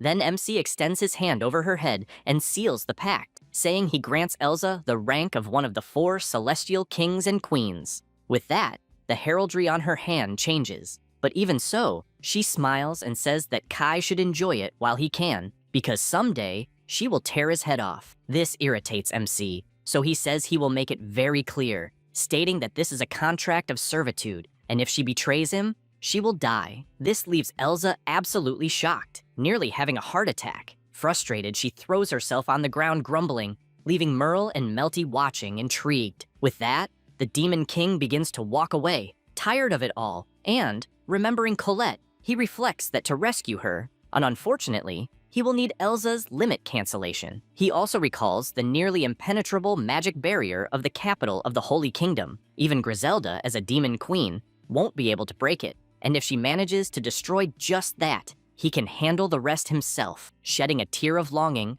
Kai thinks to himself that the time is almost near. Suddenly, Griselda appears, interrupting his thoughts, informing him that the envoys from the Red Scorpions mercenary group have just arrived. This surprises MC, who says he didn't expect it to be so soon, and commenting that it's a negotiation with demons, takes the opportunity to ask if she would also like to join. Griselda is moved by the invitation and says it would be an honor if he doesn't mind, but asks if, once the talks are concluded, he will leave immediately, which he confirms without hesitation, pointing out that he must depart as quickly as possible. This moves her even more and makes her comment that he must really care a lot about Colette. MC is surprised by that comment, but covers it with a smile, saying yes. Griselda then turns dramatically and, anguished, says she will proceed with the plan and wait for him. As she walks away with her head down, Elsa comes running, agitated, calling for the Demon King. And, as they talk on the castle balcony, a man watches from below. He is a member of the Holy Church, who says he is in disbelief witnessing all of it.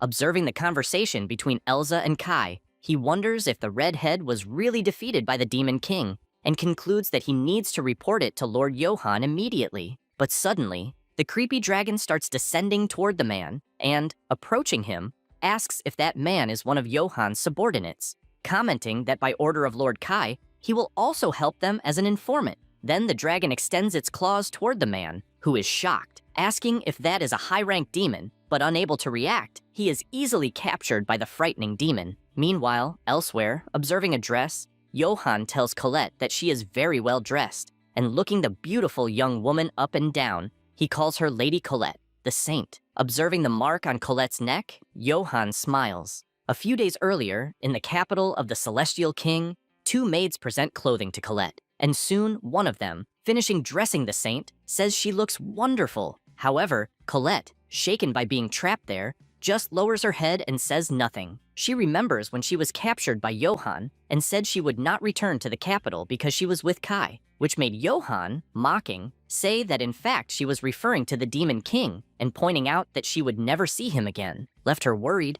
Sometime later, in the capital, on a quiet night, Johann observes the saint attentively, smiling while the maids continue adjusting her clothes, adjusting his glasses, and with that evil smile, Johann says that she is truly beautiful, worthy of a saint, and a perfect match for him. This immediately catches Colette's attention and makes her ask what he means by that. Suddenly, a blonde young woman appears, opening the door and calling for Colette. She approaches the saint and says she was very worried about her because she heard she was kidnapped by the Demon King. Colette is equally surprised to see that young woman and calls her Princess Angelica. Angelica then says that must have been terrifying and asks if the Demon King did anything to her, and Colette responds that it wasn't like that and that she must have misunderstood things. Meanwhile, Johann just observes the interaction, and soon a man appears, asking Colette if she is unharmed. This shocks Colette because that is her father. Promptly, Johann bows, calling the man His Majesty Marquis Valm, and he explains that unfortunately, it seems Colette was brainwashed by the Demon King,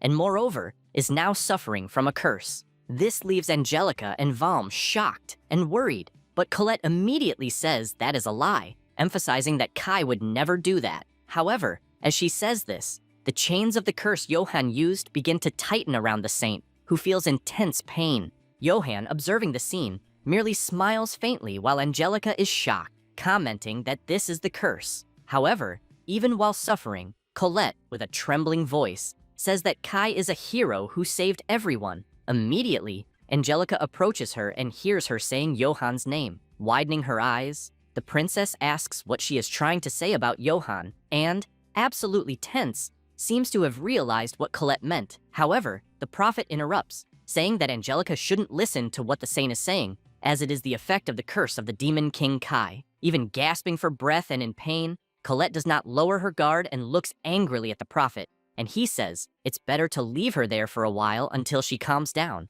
asking Angelica to return to her chambers. With a threatening look, he affirms that he will take care of Lady Colette and ensure that she rests. Then the princess says it's okay, though still worried, and as soon as she leaves, Johann approaches Valm, saying that he is witnessing the curse with his own eyes. The Marquis watches his daughter, stunned, and hears her begging, please, for him to listen to what she has to say, reaffirming that Kai is not a villain. Valm begins to get nervous about the whole situation, unsure if he can believe it or not. Then, Johann intervenes, saying that it's unfortunate and commenting that it must be very painful for her. Watching all this, Johann's servants are equally stunned and nervous about the situation. Then the prophet, with a bizarre smile, concludes that it's unfortunate she was deceived, brainwashed, and the worst of all, ran away with the wicked Demon King. But she retorts, saying she wasn't deceived, to which he responds that it is impossible to believe that she is mentally well to say such things. While they argue, Marquis Valm observes everything closely and soon hears Colette calling him, saying she swears she wasn't deceived. However, he, incredulous, tells Johann that, as discussed earlier, he would like to proceed with what was agreed upon. This makes the prophet pleased, and with a smile, he thanks Valm. Not understanding what it's about, the saint asks what they are talking about, and Johann, approaching her, explains that they are talking about the marriage between them, leaving the saint even more terrified, sweating cold. Then he says that, as the celestial saint, he is destined to be with Colette, the saint, from the very beginning. Her father also takes advantage of the situation to say that this is the right thing to do. For someone like her, being contaminated, this will be the best thing possible. Colette is outraged by all of this and starts screaming, denying everything that was said and reaffirming that she is with Kai. However, Valm gets angry and asks what she is saying because Kai Austin fell into darkness and attacked his own father, so it's better for her to regain her senses. Hearing this, the saint only lowers her head in complete silence. Johann then approaches Valm and says he appreciates those words, and also asks to be alone with the saint, which immediately happens. Then the prophet tells Colette that he has authority over the entire church, and that if she is thinking of helping the Demon King, she better be careful with what she plans. Colette then asks if a saint is resorting to threats, And he responds saying that if it is necessary for justice, threatening is natural, and that, thanks to her arrival, he was able to set up the Grand Barrier. Johann explains that this prayer room works only with a saint and a holy relic, and so he would greatly appreciate her cooperation. Observing her kneeling on the floor, he also takes the opportunity to say that she is truly beautiful, and that living life with her by his side will not be so bad. But anyway, he wants everything she can offer, and obviously, that includes her power as the Saint of Time. With a bizarre smile, Johann tells her not to worry, because even in the next loop, she will continue to belong to him. Hearing all this, Colette begins to feel oppressed, but thinks that this will definitely not happen. With tears in her eyes, she thinks that she just wants to be with Kai. She looks fixedly at Johann and loudly says that she would rather die than be with him, leaving the foolish saint shocked. She remains firm, saying that if Johann forces her to obey any command, she will choose to take her own life. The prophet says that this is ridiculous, and grabbing her by the dress, says that if she does that, the Demon King. However, she interrupts him, saying that Kai will never lose to a farm chicken like him. Even irritated, Johann tries to control himself and simply says fine, because he has all the time in the world. Suddenly, Matteo appears at the door, and approaching the prophet, says that he needs to report something urgent. Angry for being interrupted, Johann asks what it's about, and Matteo, seeing that the saint is there, says it's better to talk in another place, leaving Johann even more irritated. Even so, he begins to leave the room while Matteo takes the opportunity to approach Colette with a book in hand, saying that this is a document entrusted to him by one of her personal maids, who asked him to deliver it when she had some time alone. Still shaken, the saint takes the document, and Matteo leaves the room, closing the door and leaving her alone. After a few minutes, still alone in the room, Colette wonders what she should do. Holding the document in her hands, she wonders if Kai even knows that she's trapped there. Blaming herself, she reflects that if she hadn't lowered her guard, even the archdemon wouldn't have died. Then she decides to read the document and soon finds a note between the pages. Immediately, she picks it up, and after smelling the note, she immediately recognizes that it came from Kai. She begins to read the note, which says, "I know about your situation through what the archdemon informed me, and I am gathering our allies right now. I apologize for leaving you alone, but I will be there to help soon. Signed, Kai." Colette closes her eyes after reading and,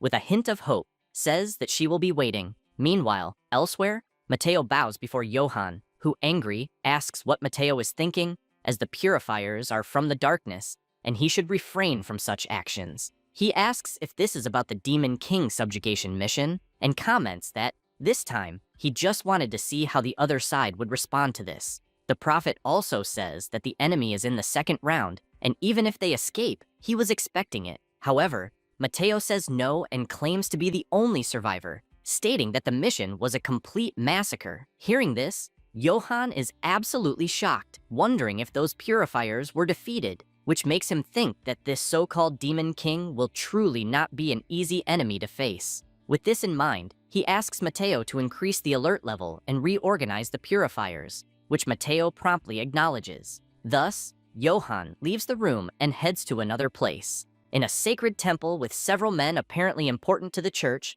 the man seated on the throne tells the prophet that he did well in reporting all that. Johann simply lowers his head in respect, and the old man asks for the candidates for the heroes group, including Johann, to be gathered and assigned to the protection of the Holy King's capital. With a serious tone, he affirms that the Demon King will be dealt with by the Holy Church. After hearing the orders, Johann says he will do as commanded and reflects to himself that this will be a colossal battle, definitely the end of the Demon King. Meanwhile, in the Demon King's castle, Matteo enters a room and greets the protagonist, who responds saying he is glad to see him again. Matteo then informs him that he delivered the letter to Colette, and worried the protagonist asks about his beloved. Matteo responds that she is safe, but with the tight security she is under, escaping will be impossible. Kai replies that he had imagined this, and thanks Matteo for his work. Clenching his fist, he thinks that he needs to hurry up. Then Matteo shows him some documents, asking Kai to take a look. He explains that these are good pieces of information about the defense of the capital. Surprised by this,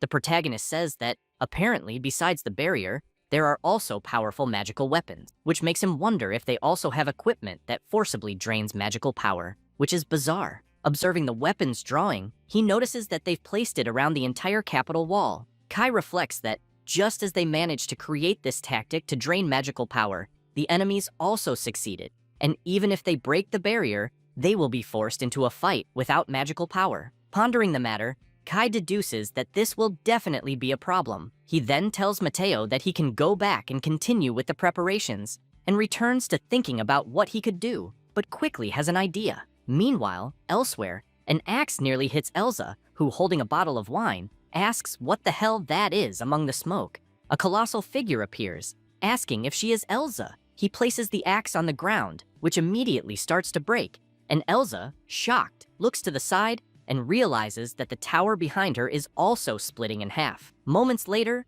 the tower begins to collapse. Watching the scene, the redhead comments that this power is truly incredible, and while the tower falls, the giant says that he is there to take the Demon King's territory. Elsa then leans on her sword and, rising, smiles, and informs him that the territory has already been taken. The giant is shocked by the information and asks if it was the demons who were responsible for it. The redhead, incredulous about that question, replies that in fact it was the humans. This enrages the being, shouting that now he realizes nothing has changed, and he will first exterminate that idiot and then deal with those humans. However, Elsa, with a smile, simply says that he is a very big guy. Suddenly, Walter appears, accompanied by Sasha and Griselda, asking if that is an enemy attack and if that is a demon. The giant then looks back, and Griselda is astonished by the scene in front of her. She sees Elsa using her full skill improvement and asking why the monster is looking away, stating that she will charge forward.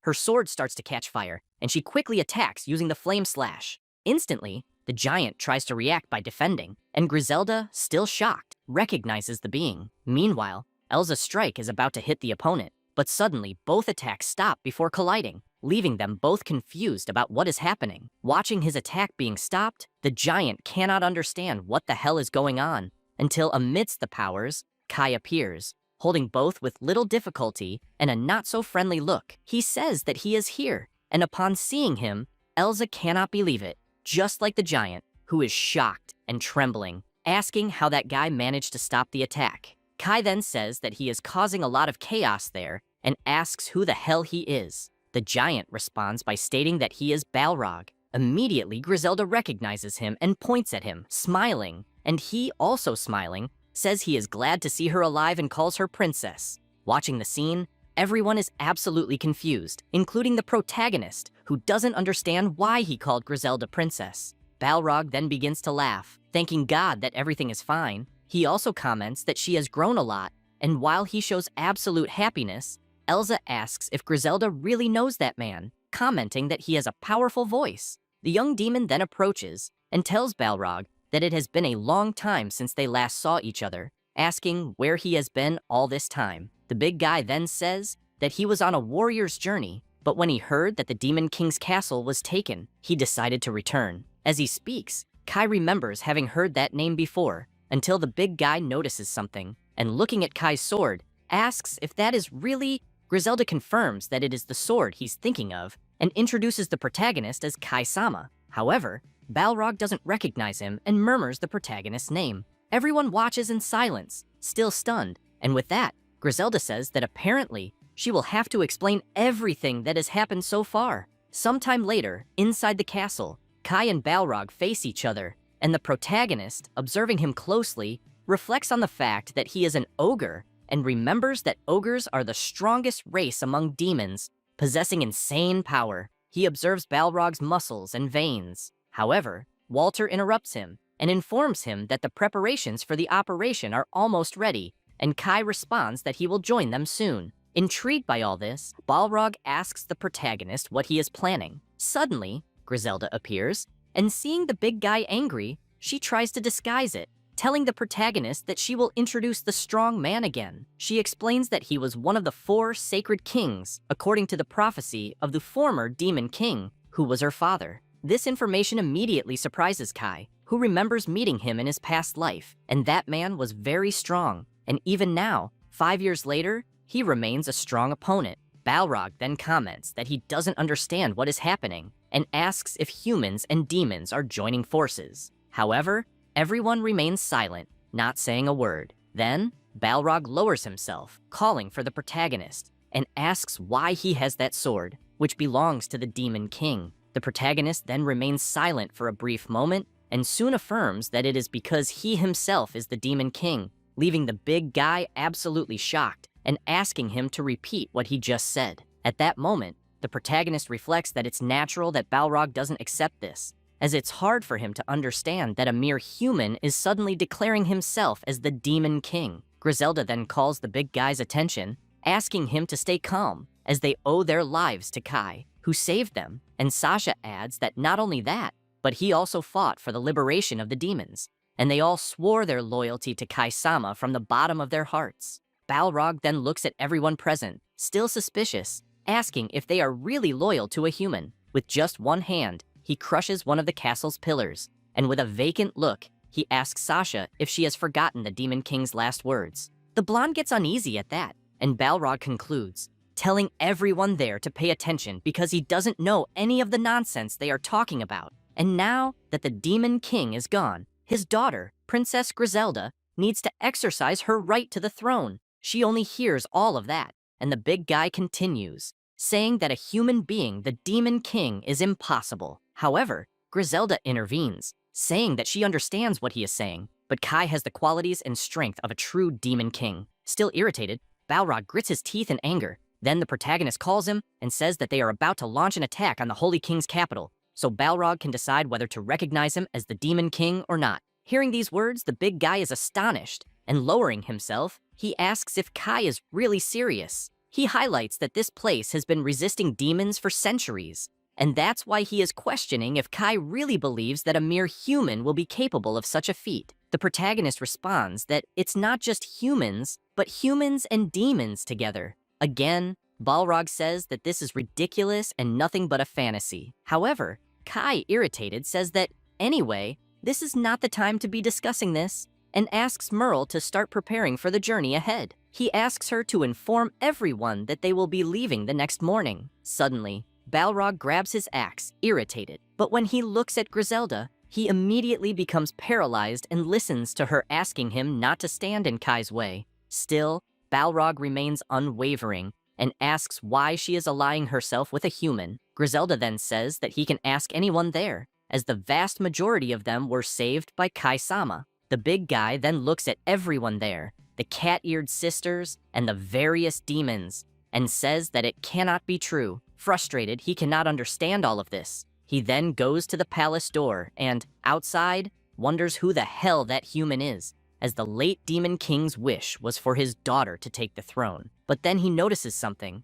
and looking ahead, he sees two other demons. One of them asks if Balrog is running away alone again. Balrog then says that they are late and asks where the others are, and the chubby one answers that the rest are still at the fortress. Moments after saying that, some nearby bushes begin to move, making noise. Realizing this, Balrog says that they have apparently been followed. The two other demons are shocked by these words, and even without looking, Balrog notices that the holy knights are behind the bushes. He comments that there must be about 10 of them there, and asks them to stop hiding immediately. One of them calls the big guy an idiot, and without hesitation, charges at him with his spear to attack. However, Balrog easily dodges the attack. The knight then prepares to attack again, frustrated. But immediately, the big guy grabs the knight's spear and breaks it as if it were a child's toy, making the knight nearly wet himself, incredulous at the scene. Without thinking twice, Balrog then charges at the knight,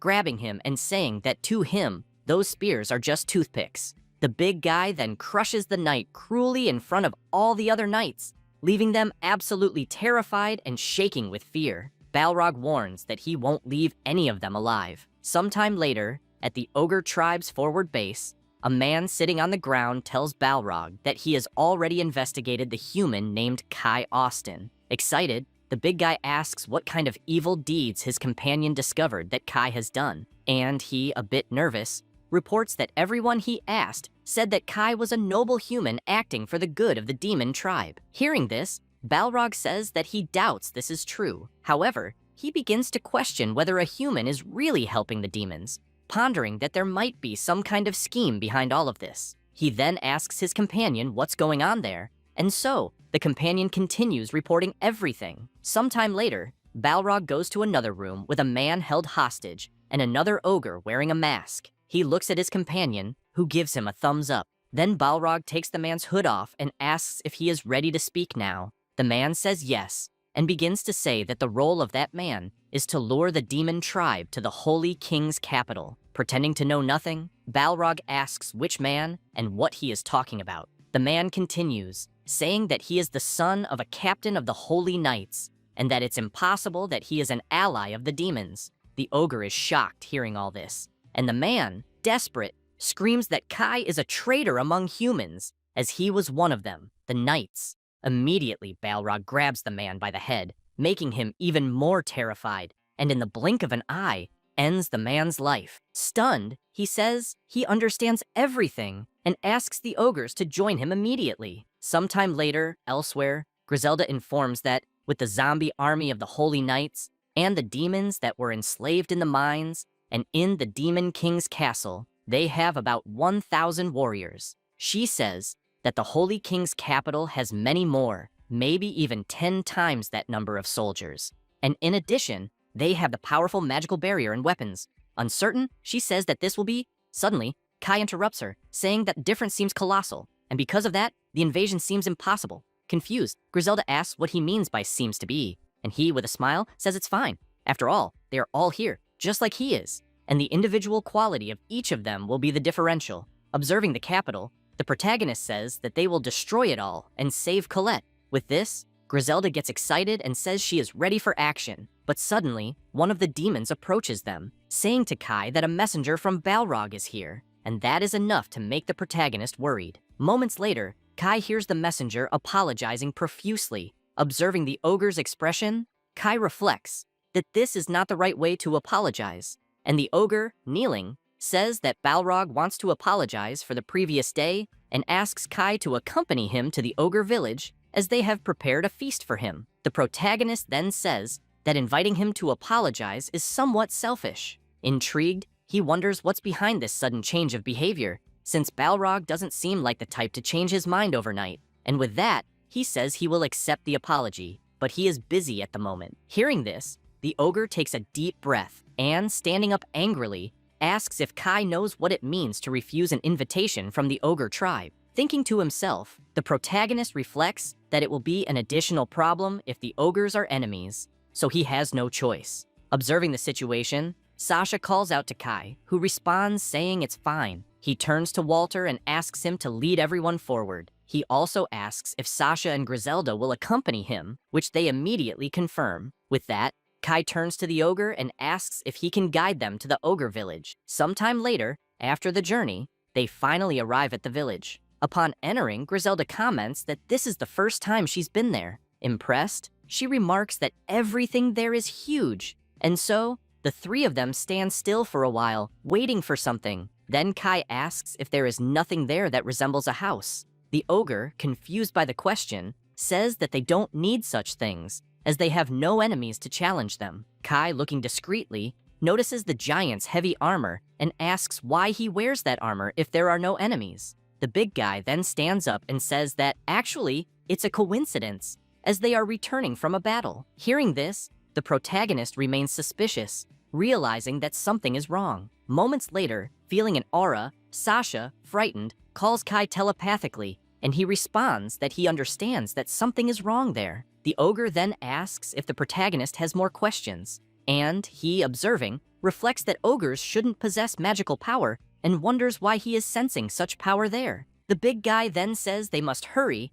as Balrog is waiting for them. Moments later, they arrive at a grotesquely large cave, and the ogre immediately says they can enter. With that, the protagonist deduces that someone must be waiting for them just ahead, and the ogre, with a bizarre look, tells them to enter. Observing the big guy with his hand extended, Kai begins to think carefully about it, but still enters the cave, following the big guy. Looking around, he notices that the cave seems to be the center of the ogre village, and probably has some kind of trap prepared to catch them. Moreover, noticing the presence of magic, he deduces that there must be more than just the ogre tribe there. With this in mind, he asks his allies to stay alert. After walking a little more, they reach an entrance covered by a curtain. Undaunted, Kai enters the place and is soon greeted by Balrog, who who welcomes him. And with a smile, he also welcomes Griselda. Intrigued, Kai is surprised that there are only ogres there. Then, he says he is in a hurry and would like to leave without taking too long. With this, the big guy comments that Kai is being a bit cold. However, he says that it's fine and they will have another meeting in the future, and Kai can enjoy the feast. Thus, the protagonist sits at the table, accompanied by Sasha and Griselda, who asks if it's okay if she also enjoys herself. With the food set, apparently delicious, Kai remains suspicious, while Griselda, excited, says that it is delicious. Immediately, the two begin to indulge in the dishes, saying that this banquet has several delicacies and that each dish is better than the other, while Kai remains silent, not eating anything. Balrog then says that he is happy they liked it, but asks if Kai isn't going to eat. Looking at Kai with a plate in hand, still without tasting it, the big guy asks what the problem is, to which he responds saying it's nothing. Then, he takes a bit of food on the spoon and slowly puts it in his mouth. Balrog watches the scene intently, not blinking, and after tasting it, the protagonist says that it is delicious. The ogre then says he is happy that he also liked it. Meanwhile, the other ogres, also observing, exchange glances and smile as if the plan had worked. Suddenly dropping the food, Griselda feels something is wrong, and Sasha, calling out to her worriedly, also feels that something is wrong. But before the two could do anything, both faint under the table. Instinctively, Kai asks what happened to them, and Balrog calmly says that, as expected, she should be the Demon King, and for that, he apologizes to Griselda, emphasizing that this is the will of the late Demon King, and his will is the ogre's will too. He also tells Kai that a human like him cannot fulfill this. Holding Griselda in his arms, the protagonist asks if he poisoned the food, to which he responds, explaining that he only put a light paralyzing potion for them, but for Kai, it was a lethal poison. Almost without reaction, Kai asks why. The big guy then bangs his axe on the ground, saying that he doesn't intend to be cruel, but he knows that Kai is trying to massacre the demon tribe, and he needs to stop that foolish plan. Surprised, the protagonist asks who told him that, and Balrog replies that it was one of Kai's allies, and he also takes the opportunity to ask why he is so calm. Really calm, the protagonist just smiles and tells his companions that everything is already over. Immediately, they get up, saying that it was quite a performance. Seeing this, Balrog's two subordinates are incredulous, asking if they pretended to be poisoned. Kai then says that dealing with poisons is the specialty of a black mage. Moments earlier, looking discreetly at Griselda, he had used a detoxifying magic hidden. Stunned by all of this, Balrog asks if they already knew about the plan, which Griselda confirms. And, after reminding them of everything they had planned, she says that she is surprised they thought it would work, as it was a very obvious trap. Hearing this, Balrog looks at his subordinate, almost killing him with just a look. Then, Griselda says that just by the way he spoke earlier, it was clear that something was being plotted. Suddenly, the big guy starts shouting, furious, and with the axe in hand, says that if the poison didn't work, he will face Kai mano a mano. Overcome with anger, he says that he will make the protagonist understand what he is trying to say by pounding him. Immediately, Kai draws his sword, saying that he can feel free to try. Seeing the sword, Balrog promptly recognizes that it is the magical sword Trifing. Immediately, the two also prepare for combat, alert. However, the protagonist asks them not to interfere in the fight. Thus, Balrog doesn't waste time and soon tries to land a blow with the axe, but it is easily blocked by the protagonist, who still notices that, as expected, the impact was very strong. Astonished, Balrog asks how he managed to stop that attack and comments that he isn't the son of the Knight Commander for nothing. Surprised by those words, the protagonist asks why he is saying that, but Balrog ignores him and just claims that he won't be influenced by the Holy Knight's plan for Kai. Completely shocked, the protagonist realizes that Balrog is thinking something completely wrong about him, but with no time to retort,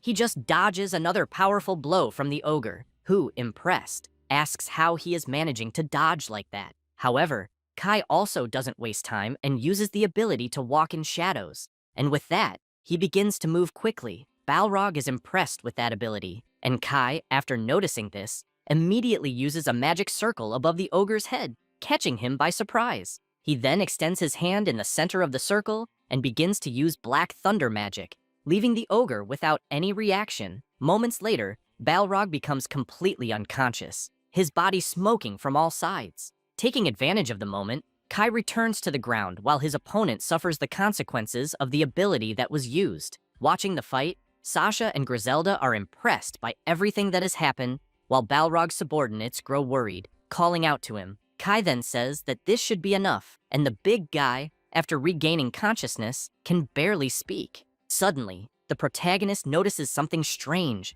and moments later, the big guy's body begins to be pierced from the inside out, emitting lightning in all directions. As a result, the other ogres there are decimated by the powerful lightning, which pierces them easily. However, the protagonist reacts quickly, using the wall of darkness to protect himself and also shield the girls. Impressed, he asks what the hell that is. Meanwhile, Balrog's subordinates continue being massacred by the lightning, and they wonder where it came from. Seeing this, the big guy worries about his allies. But when struck, Balrog doesn't even suffer a scratch. He then turns around and hears the protagonist saying that now he understands where the magical presence he felt earlier is coming from, and asks what he is feeding the ogres, questioning his father. To everyone's surprise, Kai's father, along with his subordinates, greets his son by pointing his sword with his new cyborg-style arm. Smiling, he comments that the fact that Kai survived a fight against Balrog was expected from someone who managed to sever his arm. While the ogres agonize from the attacks they suffered, Kai's father's soldiers take over the entire area. The captain of the knights then starts to speak, saying that he expected Balrog to be destroyed after the fight. But in the end, demons really have a poor intelligence, and it's pathetic that he couldn't eliminate even a single black mage. Kai is surprised to hear all of this, and asks if he really deceived the ogre tribe just to eliminate him. The big mustached man replies that fools believe what they want, and Kai, irritated, asks if he is also planning to massacre the ogres. He looks at Balrog, completely out of control, and says, "For sure." The protagonist says that he understands, and simultaneously, Balrog and the protagonist start shouting, saying they will never forgive that damned old man. Quickly, Kai charges at him with his sword, while his father calls him a fool and asks if the young man really thinks he's there unprepared. He then opens a container and drinks a kind of green potion. Observing the scene, the protagonist is intrigued, asking what that is. And soon the old man, feeling the potion taking effect, says that it's a secret elixir that guarantees power equivalent to that of a hero. And, while his body starts to transform, becoming more muscular than Ronnie Coleman, he concludes by saying that it was Johann who gave him that. The protagonist can't believe it and is completely paralyzed in shock. Facing his father, who has transformed into a muscular monster, Kai wonders if he really has the power of a hero. Still shocked, he reflects that he thought it was impossible for a potion to do that. Suddenly, Griselda says to the protagonist that the ogre tribe can't fight after the last attacks they suffered. Then, she says that Sasha and she will take care of the Holy Knights. Suddenly, Balrog leaps to attack Kai's father, and while still in the air, grits his teeth in hatred for the old man. Kai watches the scene, as does the old man, who prepares for the fight. And with the strike, Balrog destroys everything in front of him, throwing rocks in all directions. The ogre messenger then tells the other ogres to run from there, as in their current state, they will just be a burden to Balrog. The Holy Knights also begin to act, using the holy barrier to protect themselves from the flying debris. One of the men says that, for now, they should protect themselves with the barriers and then exterminate the weakened ogres. But observing everything, he wonders why Kai allied himself with the demon tribe. Meanwhile, in the fight, Kai defends himself using a magical shield, while Griselda approaches the soldiers protected by the barrier,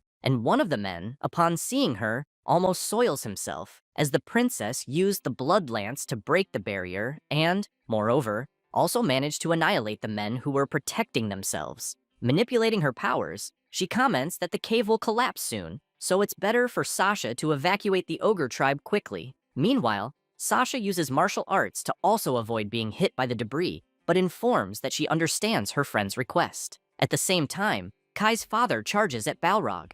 Overcome by the mutation, he comments that the rocks there will turn to sand, and this is the power of a hero he always dreamed of having. However, Balrog manages to defend the attack skillfully and tells the old man to stop talking nonsense. Nevertheless, feeling the pressure from the big mustached man, he wonders what kind of colossal power that is. The old man, attempting to penetrate the ogre's defense, asks him what the problem is. and if his face is contracting. Taking advantage of the moment, he manages to land a sword strike, piercing and severely wounding Balrog, who immediately starts feeling excruciating pain. However, as the old man drives the sword into the big guy's chest, the protagonist appears, flying using the blood bond ability. He uses the bond with Balrog, who quickly realizes Kai is helping him. However, the protagonist's father manages to dodge the magic, moving slightly to the side.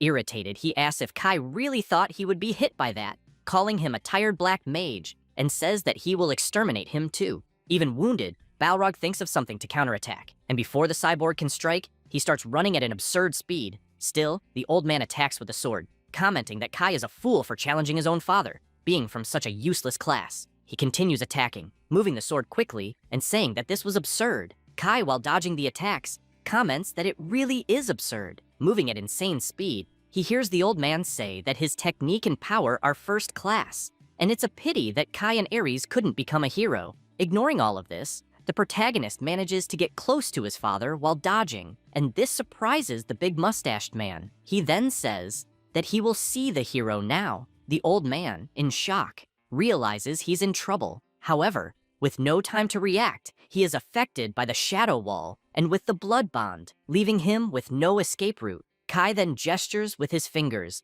making shadow arms appear, and without hesitation, he completely restrains his father using powerful magic. Immediately, the old man starts screaming and coughing up blood, suffering from pain. Watching it all, Balrog remains silent, with a serious expression. Then the protagonist tells his father that apparently he was also deceived, so he will clarify that this isn't a secret elixir, but rather a battle booster, where the user dies in a few minutes. The old man becomes even more terrified hearing these words, and tears begin to flow. And Kai, staying calm, continues saying that the old man was just a disposable pawn for Johann, and he truly regrets that this happened. Desperate, the old man feels the agony of knowing that the end is seconds away and can do nothing, until he finally collapses to the ground, his body collapsing from the inside out. Moments later, his body explodes, spraying ketchup everywhere. Kai, upset, just stands there, annoyed that he couldn't prevent this.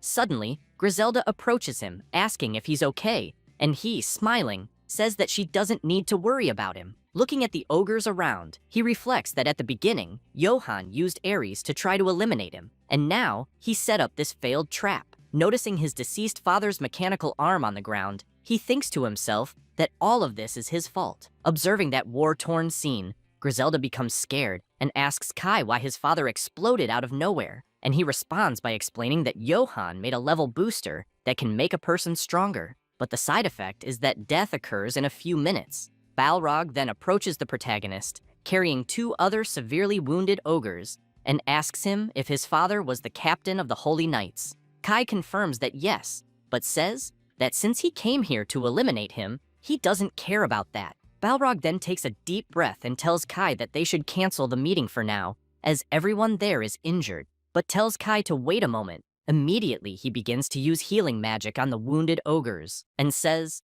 that with this, they should be fine. It doesn't take long, and the ogres who were injured start to rise, confused as to why they are no longer hurt all of a sudden. Also being healed, Balrog is impressed and admires Kai's gesture. The ogres immediately begin to thank the protagonist, taking his hand and greeting him. Then, Balrog calls out to the protagonist, who turns and says that he tried to kill Kai, yet he helped him, and moreover, he must have mercy on the ogre tribe and wants to know why. The protagonist stares at him and, in a serious tone, says that saving his tribe was a promise he made to Griselda. Balrog listens attentively and smiles, saying that now he understands why the princess cares so much about Kai. He also says that he will leave the princess with him for now, so Kai should protect her well. The protagonist nods, replying that he will, and Griselda asks Balrog if he will not accompany them, as it would be important for them to be together from now on. However, the big guy says that he cannot go,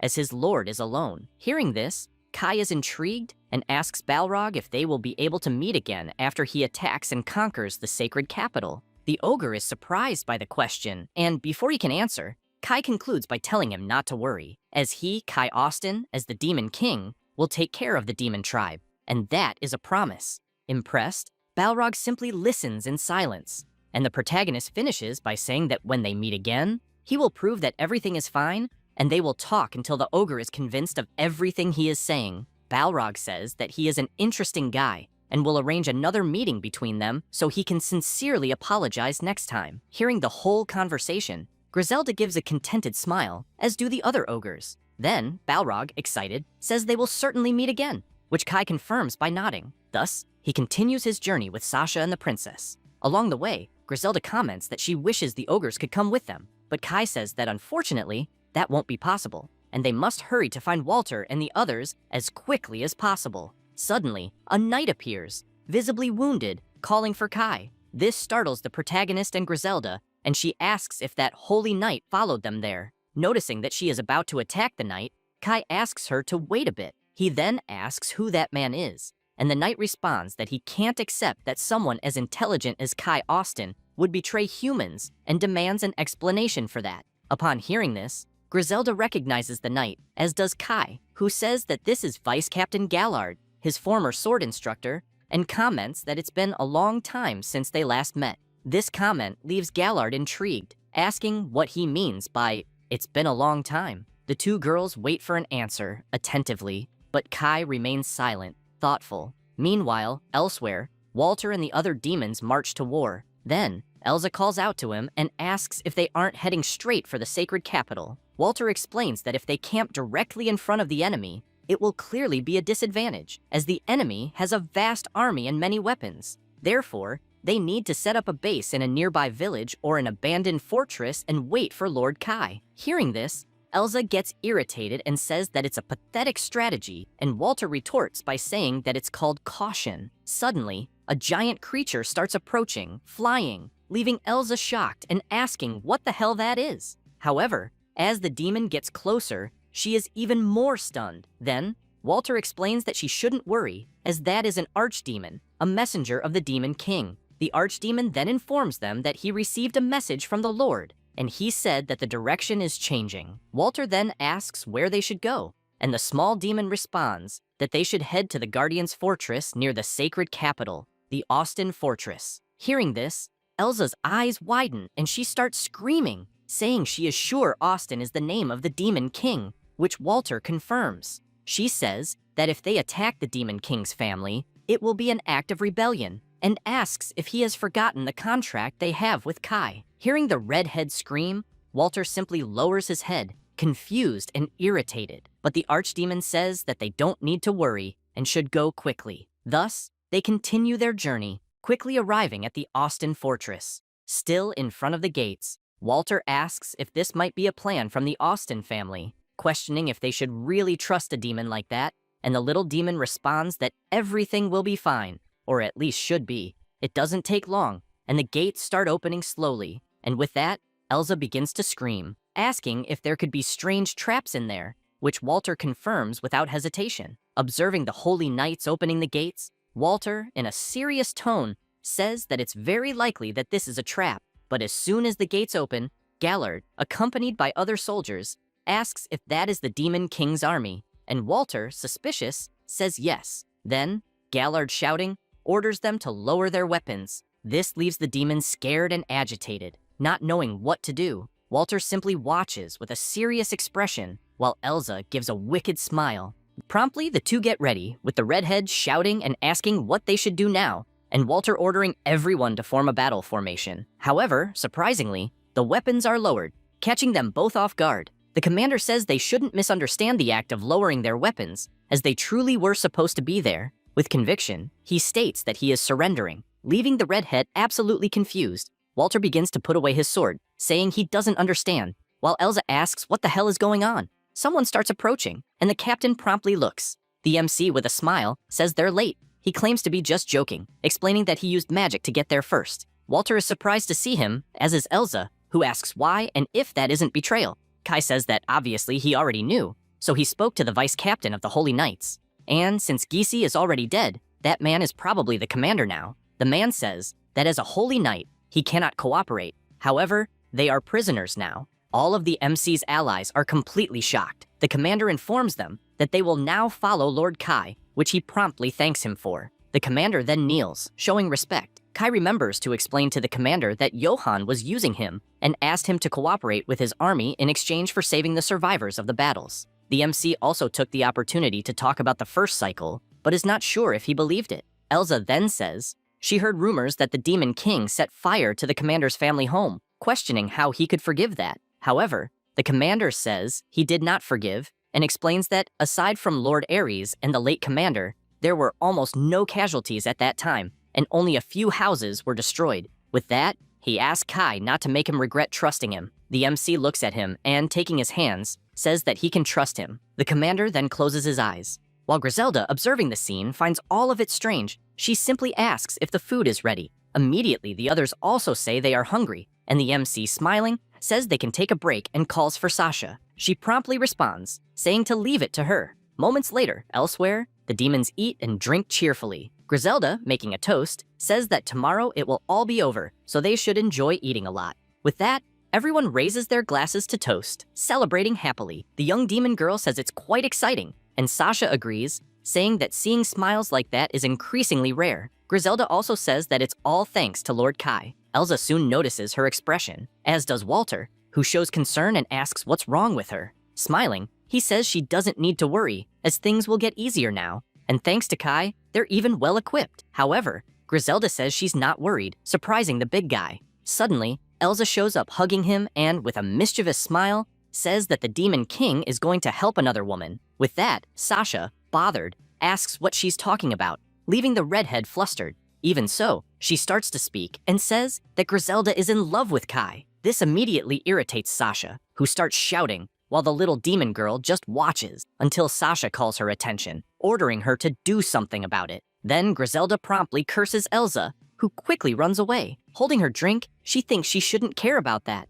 until suddenly, the blonde asks if she's really in love with Kai. That leaves the small one completely embarrassed, and, looking at Kai, she starts to get even more nervous, breaking into a cold sweat. Then suddenly, one of the cat ears calls her, saying the Lord is calling for her. Still flustered, she asks if it's true and starts walking, saying she's already on her way. As she walks, the others just watch her in silence, and Walter asks if she's really okay. Moments later, in another place, Griselda arrives at the door and says she's coming in. She approaches with her head down, and Kai promptly notices her arrival. A demon who is also in the room asks if the mission was a tactical distraction against the Holy Kingdom's army, which Kai promptly confirms. Surprised, Zelda asks who that is over there, and the MC introduces him as Gale. Gale takes the opportunity to introduce himself as the leader of the Red Scorpion mercenaries. Griselda says she understands and asks if he is a... However, the big guy doesn't let her finish the sentence and simply confirms that he is. Kai then says they'll now talk about the plan. He reflects that those guys are a group of humans and demons, and he heard they accept any job as long as they're well paid. However, Gale says they don't need to talk about the plan, leaving Kai surprised. He states that he'll use the connections he has with the Paldea Empire, and that he already understood almost everything Kai is aiming for. He says that if the Paldea Empire, an enemy nation, has troops on the borders of the Holy Kingdom, the capital will have no choice but to send the army there. Then they, the mercenaries, will pretend to be Paldea troops, and with that, they'll be able to draw the attention away from the Holy Kingdom's capital. Intrigued, Kai asks if they'll really be able to advance that quickly, which Gale confirms, saying they're always prepared. However, out of nowhere, Walter appears in the room calling for Kai. He informs that a massive enemy army is approaching, which catches the MC completely off guard, while Gale, calm, says they finally moved. Walter and Griselda become tense with the situation, just like Kai. However, Gale confidently tells Kai that the negotiation will now begin while the enemy army is on the move.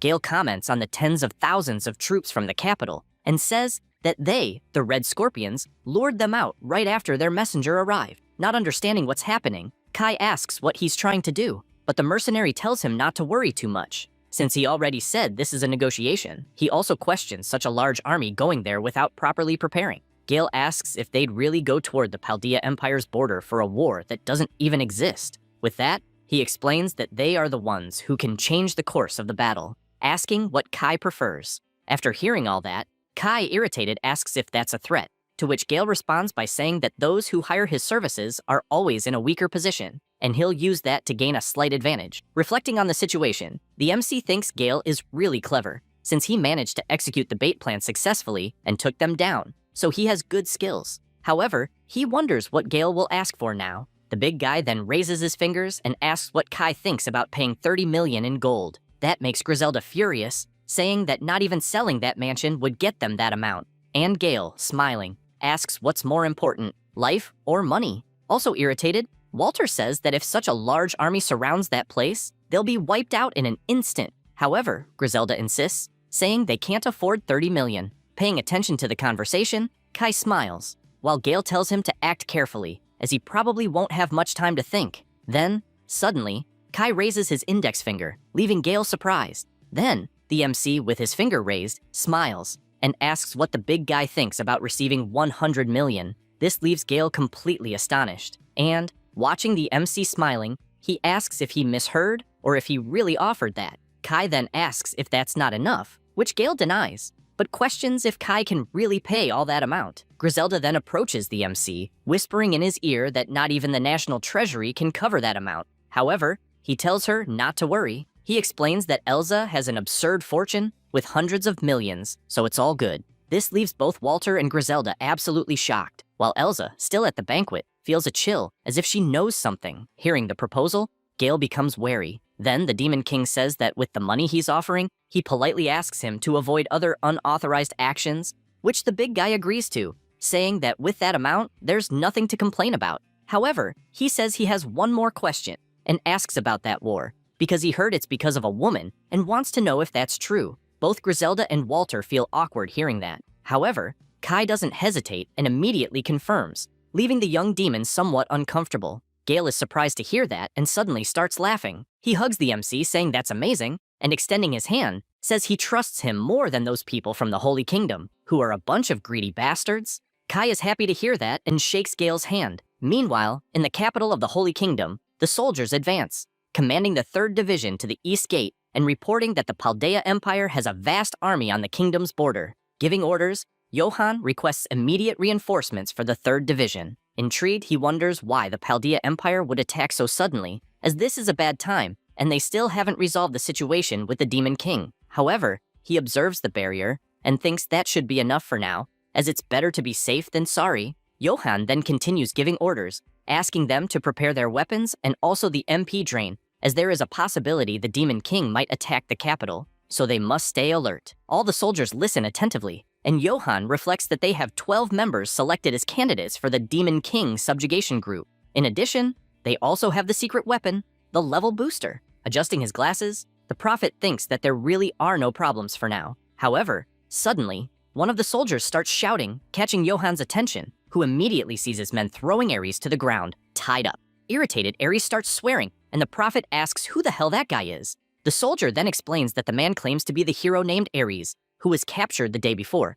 and would like to know how to deal with him. Johann says that self-proclaiming oneself a hero is quite bold, but soon realizes that his name is Ares, and remembers that he must be from the Austin family. He then observes Ares and, sweating nervously, asks him to show the heraldry he possesses. Johann recalls the prophecy that a hero should emerge from the Austin family. However, the young man, irritated, says Johann is acting like he's God and asks who he thinks he is. Johann just watches him, irritated, and promptly a guard appears, roughly holding Ares. The man knocks the young man to the ground, ordering him to stay quiet there. But at that moment, Johann realizes something. He is shocked because he can see that the young man truly possesses the heraldry of light. This leaves him perplexed, reflecting that he was so focused on the Saint of Time that he let it go unnoticed. And if Kai Austin is not of the hero class, his brother definitely is the hero. Johann remembers that with his special saint ability, prophecy, he can receive information from the future every 72 hours.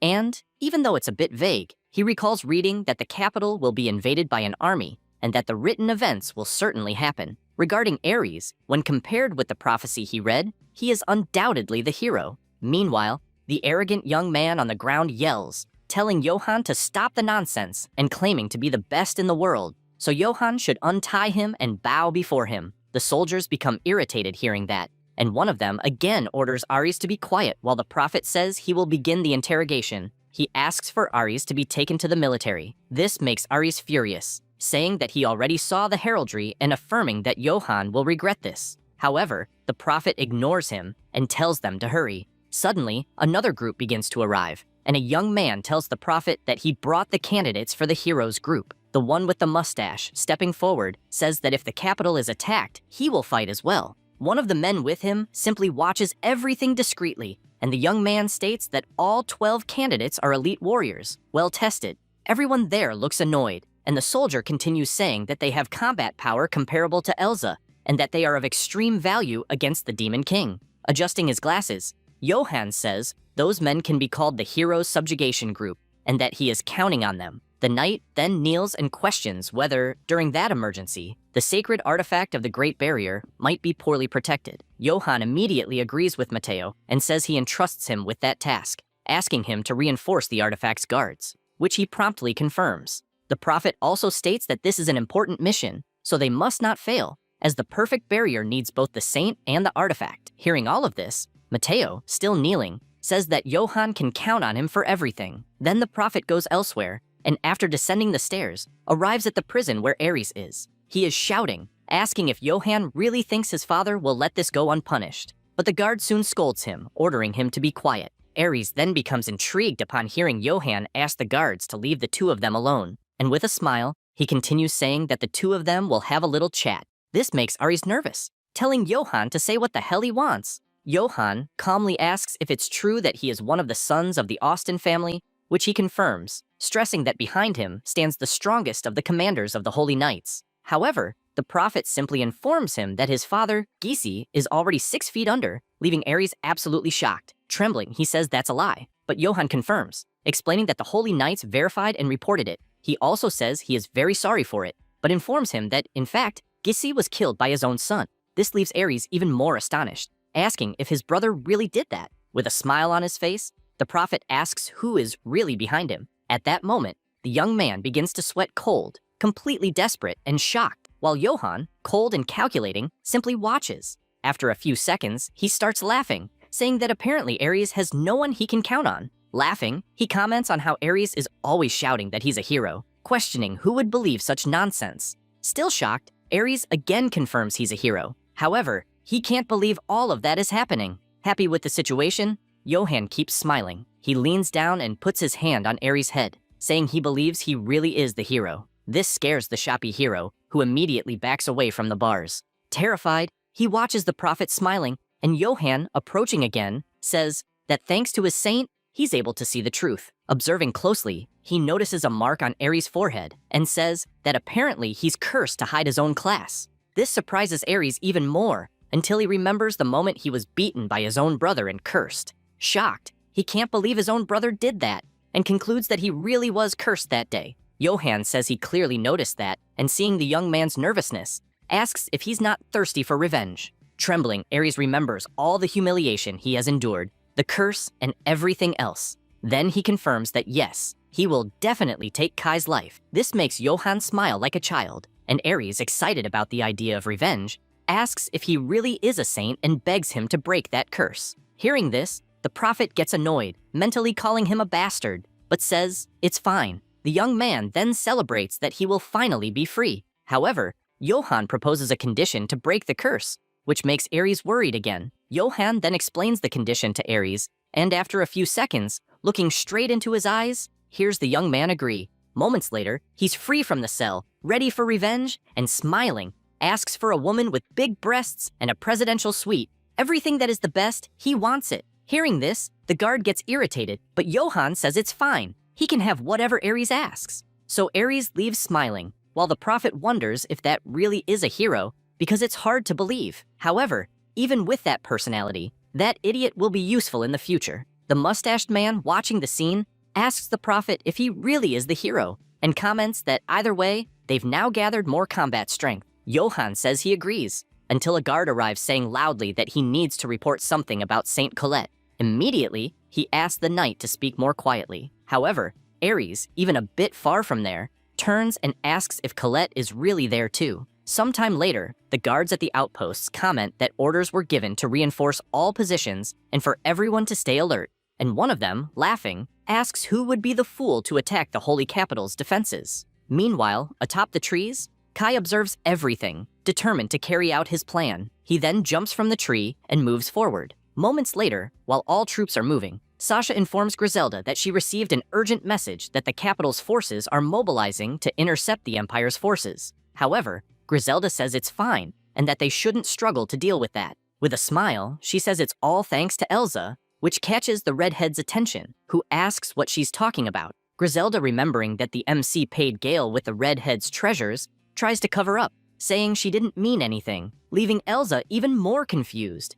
Walter then stops his horse and calls everyone's attention, warning that behind that forest it will be dangerous, as there are 5 well-fortified outposts protecting the Holy Capital. However, he emphasizes that the Demon King has already prepared the entire strategy, and for now, they must remain positioned. One of the demons, confused, asks what he means, and another, equally confused, asks where the Demon King is at the moment. Meanwhile, further ahead, Kai advances using his absolute powers to completely dominate the Holy Knights, who can do nothing. One of the guards on top of the tower starts shouting that there is an intruder there. In disbelief, he notices that Kai is using magic without even casting, and looking around, he is astonished by all the magical energy, asking if that is the Demon King. He observes the MC even more attentively and notices that he is interacting with magical system screens, which leaves him even more shocked. With that, he says the Demon King hasn't noticed them yet and orders the archers to shoot immediately. Promptly, all the archers fire their arrows, which go straight toward the MC. However, to everyone's surprise, all the arrows break upon colliding with Kai's magic,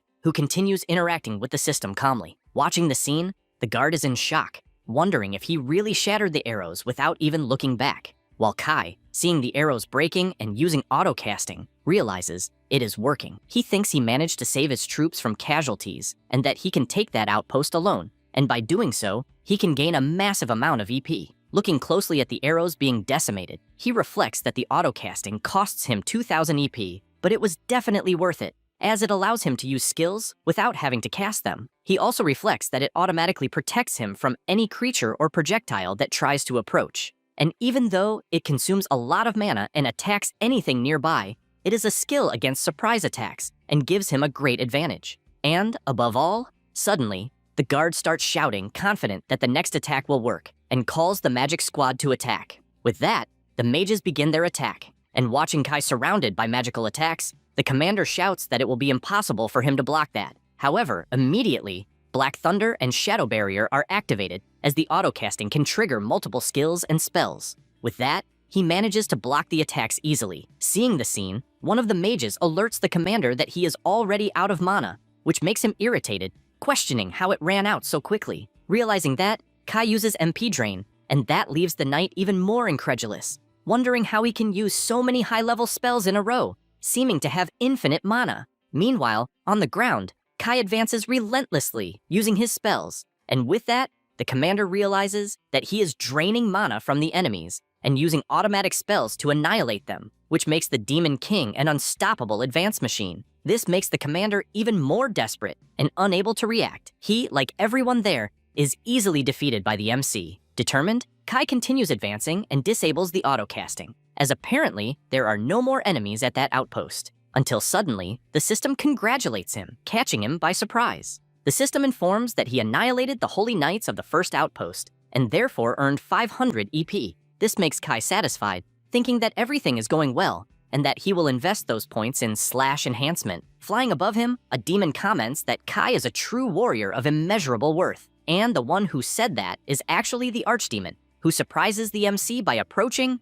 making him comment that he could have reported everything through telepathy. However, the little demon says he's actually there as his bodyguard, though apparently it wasn't necessary, and that makes the MC ask what he wants. The Archdemon gets a bit upset, but says he received important information, and, after a few moments, informs that, to everyone's shock, Johann got engaged to Colette. This leaves Kai absolutely stunned, and, losing control, he begins to release a terrifying aura. The little demon then calls Kai's attention, and he soon starts to calm down. With his head down, he says he understood, and asks the Archdemon to inform everyone that they will take the Holy Capital before the moon sets. The little demon says he understood and will go immediately. Meanwhile, nearby, the Archdemon soon reaches the rest of the troops, approaching Walter and Elsa, who are looking ahead, shocked. Observing the war-torn scene before them, they wonder what happened there, as theoretically there were supposed to be multiple enemy outposts at that location. All the other demons are also shocked, wondering what the hell happened. Soon, Sasha says that the Demon King passed through there and that this is indeed the path. Also excited, Griselda says that Kai cleared the way for them and that they should advance, making the demons feel relieved. As they move forward a bit, they soon spot Kai ahead. With a colossal aura and power, he is focused until he looks back, and Griselda calls out to him. Walter, tense with the situation, says the moment has finally come, and so does Elsa, who, also shocked, points out that Kai is really doing it. All the troops look at the MC, who in a serious tone tells them to take their positions. He states that there will be no casualties among the troops. He closes his eyes for a moment, and soon everyone begins to advance, determined to fulfill the mission. Meanwhile, inside the capital, at the West Gate, everyone is on alert. But one of the guards starts complaining, saying that the fog appeared out of nowhere, which another agrees with, stating it must be some enemy magic. Soon, they begin to see a radiant figure in the middle of all the fog, and it is none other than the MC, who advances with a dark gaze. The guards begin to get nervous, fearing what is about to happen, while Kai, focused, stares at them coldly. But suddenly, one of the knights notices and shouts, informing that he is the Demon King. This makes everyone get ready, saying that he really arrived and that they must annihilate him. They command to attack with magic and defend with shields. And the commander also says there's a division waiting at the East Gate and that they should surround the enemy and wait for reinforcements. Promptly, all the knights prepare, forming a combat formation, and the captain says he must have gone through all the outposts to get there, and until suddenly, he notices something and gets scared. He sees that around Kai, there are some glowing spots and a loud noise. Intrigued, he asks what the hell that is. Out of nowhere, the sounds and lights begin to intensify, and suddenly, Kai's zombie knights appear from the fog, charging to attack. This makes the commander crap himself in fear, shocked, and before he can do anything, one of the zombies is already attacking him viciously. Kai, just by moving his finger, commands the entire zombie army, and with that, they charge madly toward the enemies. Soon the massacre begins, with the zombies eliminating the knights, and a brutal fight starts to unfold. Observing the enemies, one of the Holy Knights says they are hiding in the mist, and asks if those are the Holy Knights' armors. But looking more closely, he realizes they are zombies who, when alive, were part of their own troops. Noticing they are being defeated, he informs that their defensive line was broken in the blink of an eye. He watches his companions being easily defeated and soon starts running, shouting for everyone to retreat to the barriers. However, drawing his sword, one of the 12 candidates for the hero's party tells them not to retreat, calling them cowards. Accompanied by the others, he asks if he should cut the throats of those cowardly knights and says they are joining the battle. Both the guy with the hat and eye patch and the guy with the Catholic hat just watch in silence, and the mustached man emphasizes that no one will return inside the barrier until they emerge victorious. Shocked by this, the knights freeze, and before they can say anything, the zombies attack them cruelly, making heads fly. Then Mr. Satan jumps in front to fight and asks if those zombies have ever experienced a light attribute. With that, he immediately uses Lightning Slash, wiping out the enemies with absurd ease. The knights are shocked, saying that it's truly worthy of someone chosen for the hero's party and commenting that the zombies are being decimated. Moments later, the zombies begin to fall, absolutely dead, and Mr. Satan says that the dark attribute is not worthy of being feared, as it can be easily neutralized by the light attribute. Suddenly, the guy with the hat notices that his staff started to shine, as well as all the armors and weapons of the Holy Knights, which are blessed by the light attribute enchantment. One of them, shocked, says that this power is insane, and the mustached man charging forward asks if now they will be able to obliterate the Demon King. Thus, the battle begins again, this time with the advantage on the Holy Knight's side. Kai, watching, realizes that even the Demon Hunter group has entered the field, and that apparently he will need more than just the zombies. Cleverly, he retreats to a rooftop, further away from the battle, and realizes that his mana is being drained even from that distance. And apparently, the weapons that use MP drain are long range. This makes him think that if they try to force their way to the barrier, they will be attacked by concentrated fire from the magical weapons. So he needs to reduce the forces stationed near the barrier first. That's the only way. Meanwhile, in a sword fight, the mustached man continues relentlessly, charging forward, eliminating the zombies with no difficulty, until suddenly, a flash is seen from inside the barrier, catching the attention of Kai and even the hunter group, who wonder what that is. Suddenly, that light explodes, creating a giant flash throughout the area, as it is resurrection magic. Suddenly, something starts happening with the Holy Knights who had been eliminated, and out of nowhere, they come back to life. Watching the scene, Mr. Satan can't believe it. as all the soldiers who were in limbo began to rise. Suddenly, Johann appears among the soldiers, and the mustached man comments that apparently the prophet's reputation is well-deserved. Johann then adjusts his glasses, smiling, and asks if the one in front of him is really Kai Austin. The MC just stays silent, and the prophet continues saying that the Demon King marched all that way leading zombies like a true Demon King, but it was in vain. Suddenly, one of Kai's zombies charges to attack Johann with a sword, and even as the enemies advance, he smiles, saying he is a specialist in exorcising demons. Johann then uses purification, striking all the zombies advancing to attack him with an intense light. With his book in hand, he emphasizes that it is a sacred purifying flame, and while Kai thought he was invading, in truth, he is cornered like a raccoon, which is pathetic. Showing the barrier, he points out that Kai didn't even manage to cross it and enter the holy capital, and now that army he had gathered with effort has vanished. Meanwhile, in the capital, the saint only looks through the window, and Johann, laughing, says that even the woman Kai loves now belongs to him. Kai hears everything in silence, and after closing his eyes for a moment, starts laughing compulsively. Intrigued, the prophet asks what he is laughing at, but the MC sarcastically apologizes, saying that was not his plan. This completely catches everyone by surprise, and Johann soon realizes something is wrong. He turns around desperately and yells for everyone to fall back. But before they can do anything, a huge explosion happens in the magical barrier. Meanwhile, Elsa turns and attacks the barrier again, causing another explosion. Watching the scene, Johann says they were flanked, and irritated reflects that this is bad because that area is filled only with support troops and is vulnerable. And if that barrier breaks for just 1 second, they're screwed. With that, he starts to leave, saying he will leave the Demon King to them, which makes the mustached man irritated, calling him a bastard and asking where he's going. But before he can do anything, Johann simply vanishes from there. He looks at the mist and asks if the prophet really disappeared, but the one with the hat calls him an idiot and says it was just an illusion, emphasizing that Johann is too cautious to show up on the front line. Also watching the mist, Kai just remains silent, thoughtful, and focused. Meanwhile, in the sacred relic room, one of the soldiers asks what that noise he just heard was. Matteo then says he is worried and asks if he can go check, stressing that he'll be fine there alone. The soldier agrees with the idea, saying he'll leave it with him. So, he and another companion begin to leave, and Matteo, alone, says the Demon King's order is to destroy the sacred relic, and even though weakening the barrier is the goal, doing so will force them to abandon the faith they hold. He remembers Johann asking him to put more test subjects in the level booster, and when he tried to explain that it would be wrong, the prophet interrupted him, saying he didn't care how many useless people would die, leaving Matteo even more shocked. Back to the present, he ponders about faith, reflecting that it's not something one can believe in anymore. He looks straight ahead and creates magic in his hand. Meanwhile,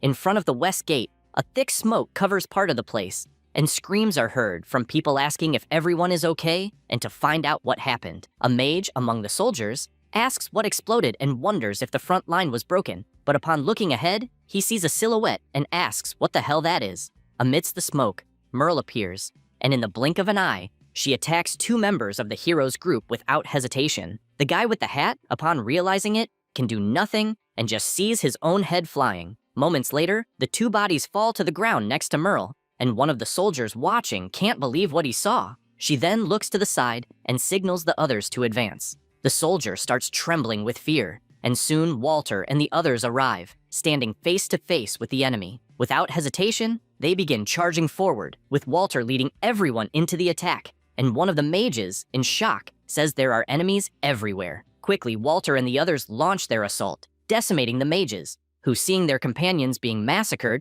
are left stunned. Suddenly, more knights arrive, saying things have gone too far, and Walter asks who they are. Confidently, they introduce themselves as the Demon King's subjugation squad, and declare they will not allow them to continue. Walter is speechless upon hearing such nonsense, and yells to Elsa, warning her that the barrier is not broken, to which she replies telling him to shut up because this will be easy. Smiling, she says those fools won't interfere, and they will massacre them too. Walter prepares himself, agreeing with the idea, and the squad quickly starts advancing, shouting that they will not let them through. One of them attacks Walter and, smiling, says he alone will exterminate all those damn demons. Hearing that, Walter is confused, until the fool realizes that Walter is actually human, which makes him even angrier, calling him a traitor. Walter is even more lost and quickly uses level 50/enhancement to block the attacks. Smiling, he questions whether it wasn't the humans who betrayed first. He remembers everything that happened, the humiliation he suffered at the hands of humans, who killed his wife, and filled with rage, he strikes the knight with full force, exterminating him. Watching the scene, Elsa smiles proudly, while the other squad members realize one of them is already down and call the others to regroup. They begin charging at Walter, attacking, and one of them shouts to stop Elsa. Meanwhile, atop the walls, Johann begins walking quickly, thinking this is terrible, and can't believe the Demon King was just a decoy to distract him. Suddenly, he notices Elsa walking below him and is shocked, wondering if she and the demon tribe also joined the battle, because that woman is extremely dangerous. He becomes furious thinking about it, and suddenly, Elsa looks up at him and tells him to watch what's going to happen. She uses a rental skill called Demonic Sword Tearfing Summon, and after summoning the sword, she uses level 50 slash enhancement with level 10 shadow attribute. Smiling, she says she won't hold back anymore. Watching the scene, Walter and Griselda notice she is using the demonic sword, while the prophet, shocked, asks what sword that is. With the powerful sword in hand, Elsa begins using more powers, tripling her stats. And Johann, astonished, thinks that power is incredible, and at that rate the barrier won't hold. So he charges in without hesitation, using the holy arrow and ordering Elsa to stop immediately. This catches the redhead by surprise, and she realizes she won't be able to defend herself. Johann feels confident in the attack, thinking he'll finish off that idiot. But to both of their surprise, a dark barrier protects Elsa at the last second, stopping the attack and leaving the prophet in disbelief. He then sees that Kai was the one who created the barrier and, staring into his eyes, starts shouting, asking how the hell he managed to get there and pass through the front lines. To which the MC replies, explaining that he simply defeated everyone without hesitation, and that among them, Mr. Satan also bit the dust. Pissing himself in fear, Johann says, "This is madness." However, Elsa, excited, says she understands how he feels. Immediately, Kai tells her to act, and she, without thinking twice, says she understands and charges at the prophet, who screams desperately.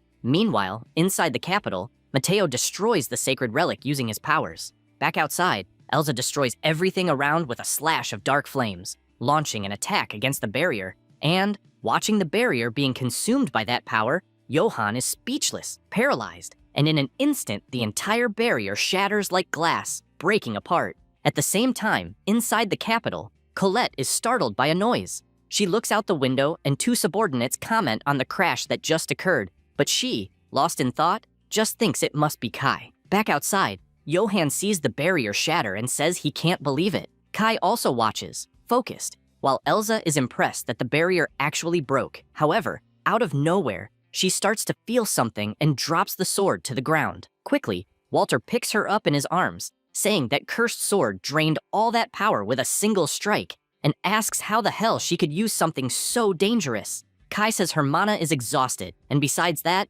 she is under the effect of a mana-draining weapon. He reflects that not even he could crack that barrier, even with Matteo weakening it by destroying the divine artifact. But with the power of the Tearfing focus and Elsa's rented ability combined, they made the impossible possible. Still shocked, the prophet can't believe what he is seeing, because the entire barrier was completely undone. Kai then stares at him, irritated, and noticing that he is shaking, realizes that the attack Johann tried was really him and not an illusion. The MC then says that apparently the prophecy was unable to predict that, to which Johann replies that maybe the prophecy was a little wrong. Kai keeps staring and trembling with anger, can't believe that idiot is engaged to Colette. However, he tries to calm down, thinking that first, he needs to ensure his beloved is safe. He uses his underworld eye skill and manages to see where Colette probably is. Still using the skill, he notices a battalion elsewhere and reflects that most of the enemies are behind that wall, which makes him think Johann is really cautious. However, he expected that since he also notices Colette is out of detectable range. He stares at the prophet again and sees him trembling, so he charges, shouting that in this case, he'll do it the simple way because he just needs to reach Colette before that damn prophet. Johann notices Kai's attempt and shouts for someone to stop him. He prepares a weapon to shoot at the MC and orders his subordinates to hit him with those cannons. Promptly, the soldiers start moving, preparing the weapon, and Kai, noticing those weapons, realizes they are mana-draining weapons and can't even estimate the power of those magical weapons. Quickly, they get ready to fire, and Johann orders them to focus everything in one spot and shoot. The MC then notices he is in the cannon's sights and sees that this will be terrible. However, out of nowhere, magic begins to appear, lifting the weapons and taking them from the soldiers' hands. and none other than Griselda appears, calling for Kai. The MC is surprised to see her and thinks she depends completely on magic, so those weapons would be terrible against her. He celebrates, thanking her for saving him from that, and she, irritated, asks him to destroy those weapons. The prophet begins to go into shock again, until one of the knights calls him, but he replies not to worry, because he will protect the saint. However, the MC starts to use his magic, saying Johann will not escape from there, but the magic is easily blocked, and he says now the real game begins. Suddenly, a bottle falls to the ground as the sacred knights start drinking their tonics, becoming uncontrollable. Moments later, they are all bigger than Ronnie Coleman, and Kai, shocked, wonders what the hell that is, and if Johann really gave them the devil's tonic. But Griselda, seeing the fight happening below, says they are winning the battle and the defense lines are being pushed back quickly. With that, the MC states that the enemies are desperate and time is up. With a serious look, he says they need to hurry. Meanwhile, running, Johann remains focused until he stops and looks at the tower where Colette is. Seeing the lights on, he says the saint is still there. At the same time, the Demon King and Griselda face the super soldiers. Using magic to defeat them, Griselda manages to eliminate some, but looking at the weapons beside her, she becomes worried. Kai then asks if she is okay, and she replies that her mana is being drained. Beginning to feel the effects, she asks in a trembling voice for Kai to continue anyway. She says the mission is to rescue Colette, that Kai has already done his part, and that even if she is defeated, but Kai interrupts her, telling her to stop talking nonsense. Concentrating his powers, he shouts that he will not leave anyone behind. Immediately, he uses Black Thunder, destroying the mana-draining weapons, and thus helping his partner, who immediately thanks him for that. Kai smiles at her and, watching the soldiers, reflects that there is no doubt what to do in that situation. He needs to reach Colette as soon as possible. But suddenly, someone shouts for him, and the soldiers, looking up, are shocked. Griselda also turns to see what it is, and Kai, shocked, cannot believe what he sees because Balrog has just arrived, causing an absurd pressure. He says that although they are late, they, the Ogre tribe, are ready to join the war. Meanwhile, in front of the West Gate, the fight was intense. Delivering a kick stronger than Anderson Silva, Sasha manages to defeat one of the knights until she looks to the side and, moving quickly, tells Walter to take Elsa to a safe place immediately. She says they can handle things there, and he needs to hurry and reach the weapons on top of the walls. Walter then agrees and starts moving until he notices something and shouts for Sasha to be careful. One of the soldiers jumps down from the wall and rushes toward her. Confident, he smiles, thinking he will wipe her out, and she, shocked, asks how the hell that guy managed to get down from that wall like that because it seems impossible. Agilely, she dodges the attack, making the soldier hit only the ground. She turns and notices the knights are using the potion to enhance their levels, like the one Kai's father used. Shouting, Sasha warns everyone to be careful because the enemies are stronger due to those drugs, and one of them, smiling, says he feels amazing. Walter then asks how many of those psychos are there, but soon he and the blonde notice something that shocks them because one of them has caught Murdy and is choking her with all his strength. Desperate, the little demoness only tries to scream, and Sasha, without thinking twice, rushes to try to help her. The soldier then says he will avenge his comrades, but out of absolutely nowhere, a giant hand grabs him by the shoulder. It is the ogre, who makes the knight look like a 2-year-old child. He looks down and tells that little shit to stop that. Then the ogre grabs the knight by the head and without thinking twice, crushes the sacred knight's skull. With that, Melty stands up, still struggling to breathe. The ogre then asks if she is okay, to which she only responds by thanking him for that. And the ogre, accompanied by a few others from the tribe, says it was nothing. Smiling, he says they are there to show their gratitude. At the same time, at the top of the Westgate wall, Kai is shocked to see Balrog there, and with a smile says he is surprised by that. Balrog just smiles, as does Kai, who feels relieved to receive that help. However, Griselda, astonished, asks why they are there, but before he could answer, the Sacred Knights, also in shock, cannot believe those monsters are with the Demon King's army. Showing a bit of confusion, Kai also asks why the ogres are there, and Balrog answers that it is to destroy the capital, emphasizing that they will be a great help. Furthermore, he remembers when Kai helped them in the past and says he owes one to the Demon King. Even so, the MC tells Balrog that he is still a human, but the ogre says debts must be paid.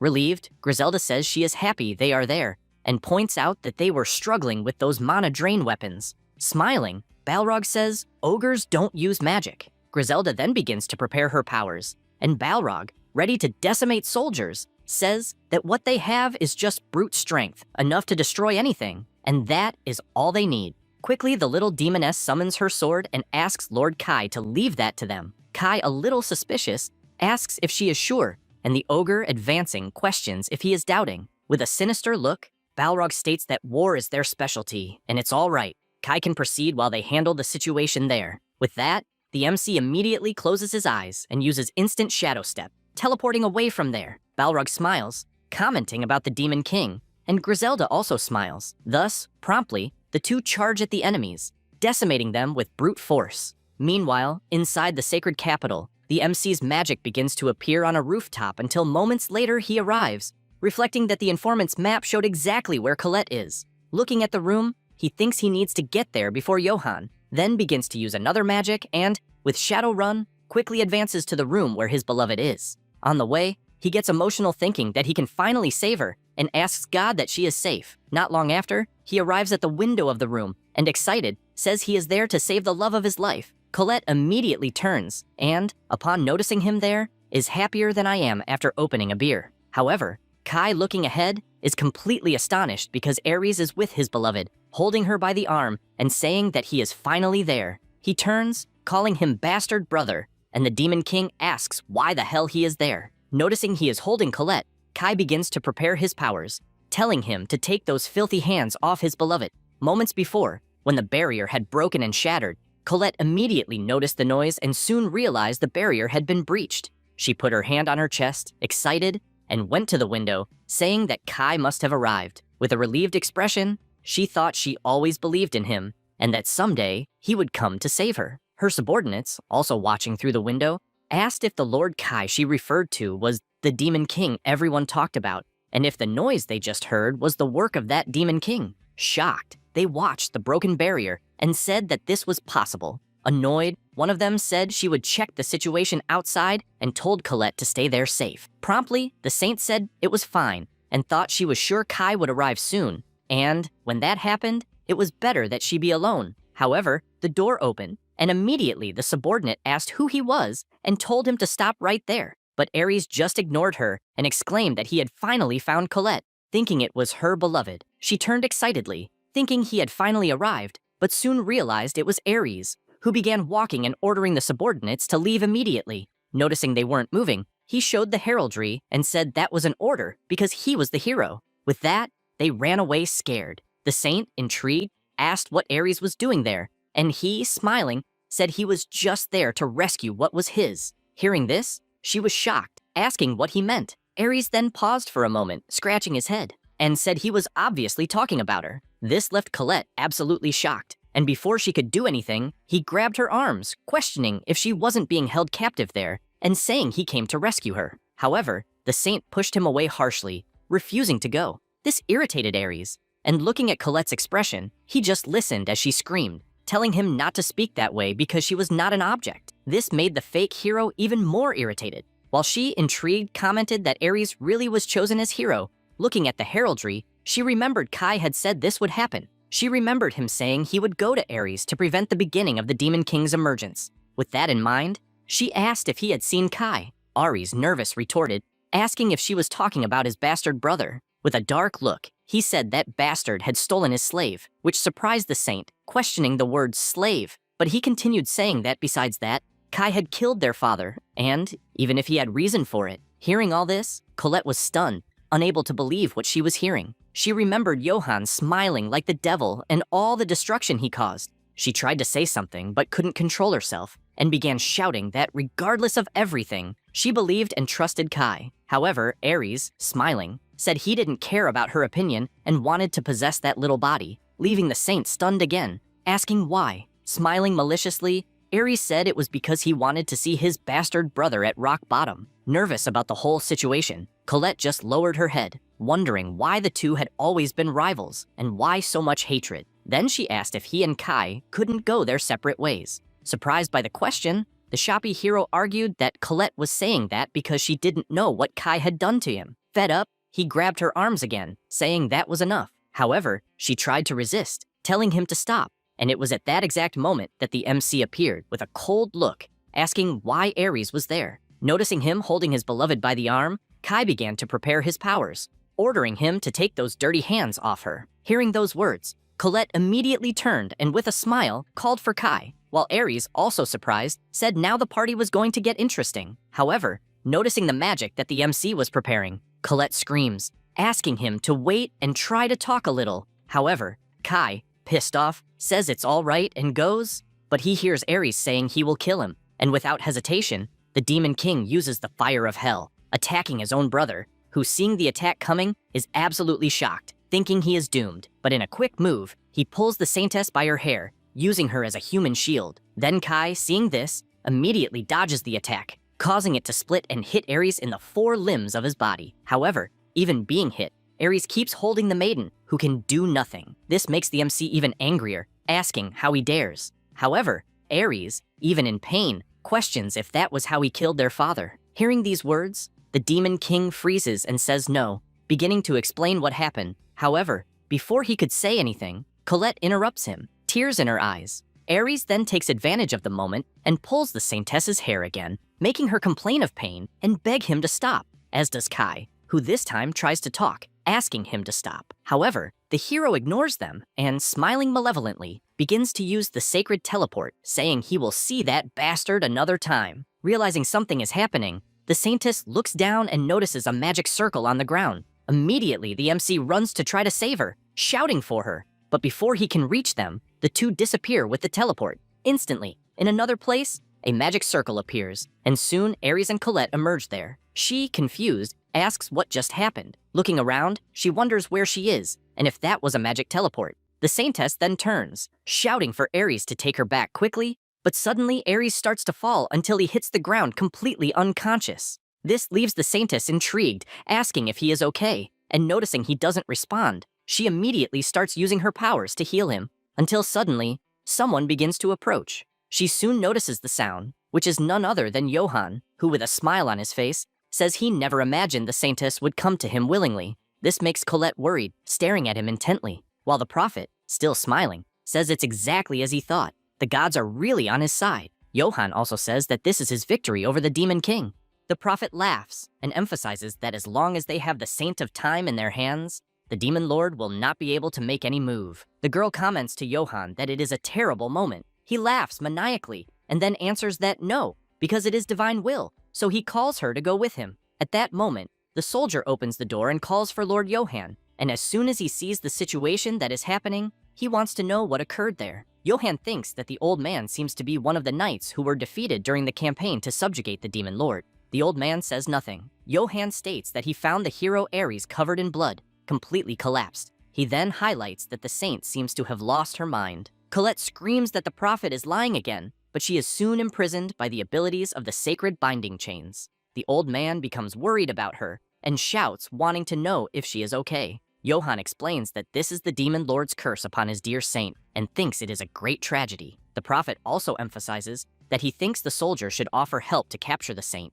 Therefore, the old man walks toward her, and she becomes desperate and begs him to stop. The old man only gives her a serious look, and she ends up noticing something. Johann thinks that this is his chance to deceive the Pope, because he knows there are many excuses to stop the Saint of Time, and he also thinks that if he finds an opening, he can kidnap her. Matteo closes his eyes, turns quickly, and while drawing his sword, states that he will fight at the Saint's side. He then shouts, saying he will kill Johann, who becomes very surprised by the twist, and, with little he can do, is brutally struck in the neck. Colette is surprised, and the knight quickly stands by the saint, wanting to know if the old man is okay. He answers that he is not, and Colette wants to know if he is not Kai's instructor from the Austen family. The old man nods, implying that he is. However, while saying he would protect her, he receives an attack. The prophet tries to stand and calls the soldier a traitor of the Holy Church. Then, he becomes angry and promises that he will burn the old man in the flames of hell. The soldier prepares himself. The prophet stands and, laughing, emphasizes that he knew this would happen because he also leveled up and thinks he should let them die like poor creatures. The soldier is surprised to hear this, and, pointing his sword at the prophet, shouts that in the end, Johann sins by betraying the order of the knights, and that he will never forgive him. Colette is surprised and shouts, wanting to know if this is Kai's father and what is happening there, because it seems he is betraying the order of the knights. The old man emphasizes that this means exactly what it seems to mean. He then makes it clear that Johann must be killed. Colette becomes worried about how all of this will end. Johann starts laughing like a madman and comments that the old man is too soft because he hesitated in his attack. Then he becomes serious and makes it clear that because of that, the old man will lose. With that said, he activates his flash of light ability, illuminating the entire place. The old man comments that it is very bright and that he thinks it is a pretty dirty trick. Johann takes advantage of the distraction and quickly fires his holy arrow. The old man comments that even so, in the end, it is only a tactic to try to defeat him. Therefore, he activates his sacred wall ability and blocks the arrow. Johann wants to know what the old man is trying to imply with deception tactics, so he tells him not to make him laugh. Colette notices something and wonders if the prophet has disappeared. The soldier quickly turns, commenting that he thinks that is not possible, but he ends up being hit directly by Johann's holy arrow. The prophet smiles and says that the soldier is very simple-minded. The old man falls to the ground, and Colette becomes desperate. She quickly goes to him. Johann calls her to leave immediately because they cannot allow either the demon lord or the pope to find out. He then reaches his hand toward her, and as he is about to touch her, a dark magic begins to emerge from her, which leaves the prophet very frightened, wanting to know what the hell is happening, until Johann is completely struck by this shadowy energy. After receiving the attack, while the prophet falls to his knees, Colette looks back to see what just happened. She does not understand anything, and a letter falls from her clothes.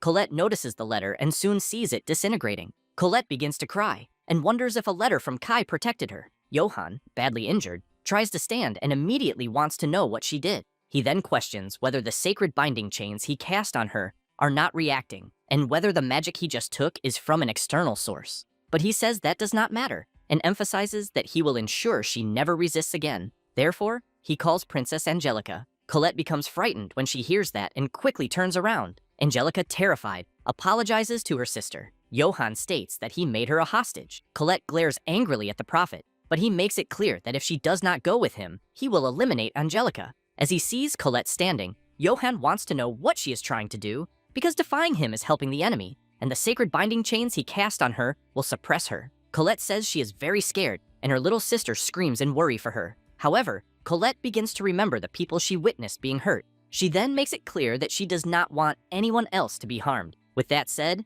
she casts her 7 sealed stars ability. Johann becomes worried seeing the attack coming toward him, since he did not think she would be capable of casting an ability in the state she was in. With little he can do, he is hit directly by the saint's ability. While he is struck by Colette's ability, the sacred chains imprison her again, forcing her to fall to her knees on the ground. She tries to resist. Johann spits a lot of blood on the floor and, furious, calls Colette a wretch. He then begins pounding the ground and thinks she should not be so confident. As he sees her imprisoned on the ground by the sacred chains, he activates his total healing ability and thinks that as long as he is alive, he will come back again and again. He then goes to her, grabs her head, and comments that it is a pity for her. At that moment, Angela screams Johann's name. She then begs the prophet to release her sister. He turns and wants to know if she does not think she has been punished enough. She is in shock and quickly begins trembling in fear. Johann asks if Angelica cannot see that Lady Saint is completely out of her mind, but he emphasizes that he cannot kill her,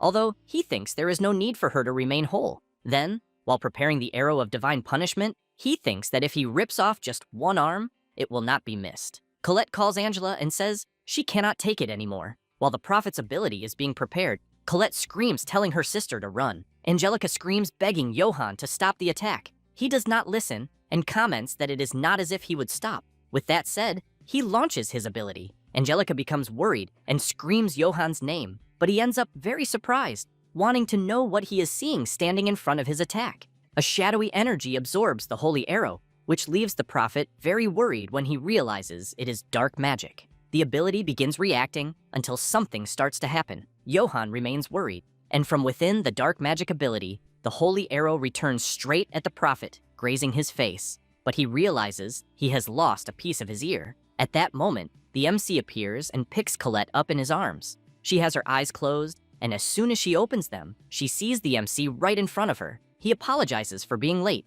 Colette is confused, but soon begins to cry and screams that she was waiting for him. She then apologizes for leaving him alone. They look at each other, happy to be together again. The MC then activates his dark healing on her, and, while asking her to wait a bit, Johann comments that this is useless. Johan begins healing his ear and thinks that the demon Lord Kai has finally reached him. The MC states that Johan needs to be silenced once and for all. The prophet becomes terrified. Kai turns and sees the bodies lying on the ground, and Angelica extremely frightened. Kai tells Johan that for him to have involved even Princess Angelica, he hopes he is prepared for the consequences. Johan begins laughing while channeling his ability, and as he prepares his holy arrows, he emphasizes that everything that happened was for this moment and thinks that it is the MC who should be prepared. With that said, he fires the holy arrows. Kai activates his black hole ability again, pulling the arrows inside, and then immediately returning them with full force. Johan becomes worried about this ability again, and seeing the attacks coming toward him, he knows that not even the MC is facing forward. Therefore, he jumps to the side so he will not be caught by his own ability. He then thinks that it is already a miracle that the two people who hold the key to the second playthrough are gathered there, and that the princess is still in his hands. He then concludes that he will definitely reach the second playthrough and obtain everything. Therefore, he goes to the princess, grabs her, and shouts, demanding that the MC return the saint immediately. Kai calls out to the prophet, and with a sinister expression, wants to know if he truly wants to go to the world of the second playthrough that badly. The prophet becomes confused by this sudden question. He then begins remembering when he was in the library and heard the same thing about the second playthrough, and greatly shocked while reading something related in the book. He wanted to know if it really existed. The Pope answered yes, and emphasized that it was the potential for humanity to surpass its classes, being exactly what the Holy Church seeks with all its strength. While Johan continued reading the book, the Pope asked him to dedicate his life to finding the path to a second playthrough and offer it to the Holy Church. However, the prophet thought at that time that he would refuse to do that, but told the Pope that he understood and that he would do it. He then thought that he would risk his life to find it, but that he would make it entirely his. After remembering this, Kai calls Johan and asks again if he wants to go to the second playthrough that badly. The prophet wants to know what the MC is saying, so he wonders if he knows what his goal is, and if that information is from the first time he played, or if it is an ability of the demon realm. Kai makes it clear that they are alone there, and that he does not think he needs to pretend to be clueless. Johan only adjusts his glasses without saying anything at all. The MC activates his black cabinet, and Johan prepares his attack to fire at Angelica if the MC tries anything. However, Kai asks the prophet not to be so hasty. Therefore, he grabs something from his black cabinet and asks if it is not what Johan wants. Johan wants to know what it is. Kai shows an artifact and says that he brought it with him and asks if the prophet understands what he is trying to say. Johan activates his item appraisal ability and, impressed, says that it cannot be what he is thinking. He then concludes that apparently the item seems broken, but there is no doubt because it is the Bracelet of Time, a bracelet imbued with the prayer for reunion with a loved one, and that contains the magical power of the Saint of Time, and whoever wears it is allowed to transition to a second playthrough, as well as increasing the wearer's magical defense by 5%. Therefore, Johan becomes impressed and concludes that with this item, his greatest wish can be fulfilled, and he will be able to go to the second playthrough. He then begins laughing and wanting to know what the MC is plotting, but he thinks that he wants this so badly that he could die for it. But he knows that on the other hand, if the MC notices his intention, he may take advantage of it, and so he needs to be cautious. Kai throws the bracelet to Johan, who becomes terrified seeing the item being thrown, then pushes Angelica aside and runs toward the bracelet, jumping to catch it. As soon as he grabs it, he feels relieved for catching it before it hit the ground.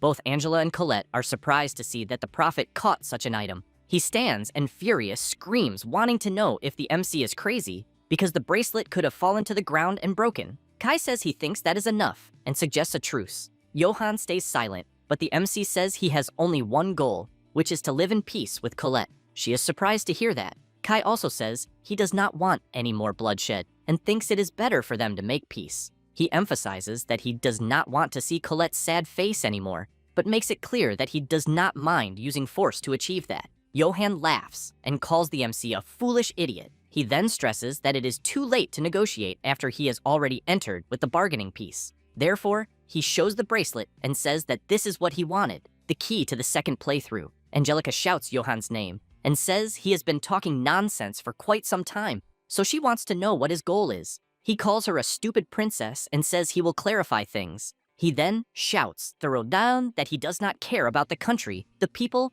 or even the faith of the Holy Church. Angelica is completely devastated to hear this. Johann continues shouting that his goal is to obtain everything in the second playthrough and that they were merely descending steps. He then goes to her and says that even the Pope and she are no longer useful. Angelica cannot believe what she is hearing. After saying that, the prophet turns, calls the MC, and says that negotiations have ended and that the chaos here is far too convenient. He then makes it clear that a truce is out of the question because he will escape while the war is still ongoing. Kai does not like hearing that because he did not expect such a twist. Johann, while holding Angelica by the arm, says he knows the MC is strong, but emphasizes that he can still escape whenever he wants. He then states that this is the royal castle and that it is like his own backyard. However, he becomes startled by a noise and immediately turns around. He becomes confused upon seeing a tall soldier and even more frightened when he sees several soldiers together, telling him he is under arrest for high treason. The prophet wants to know what they are talking about.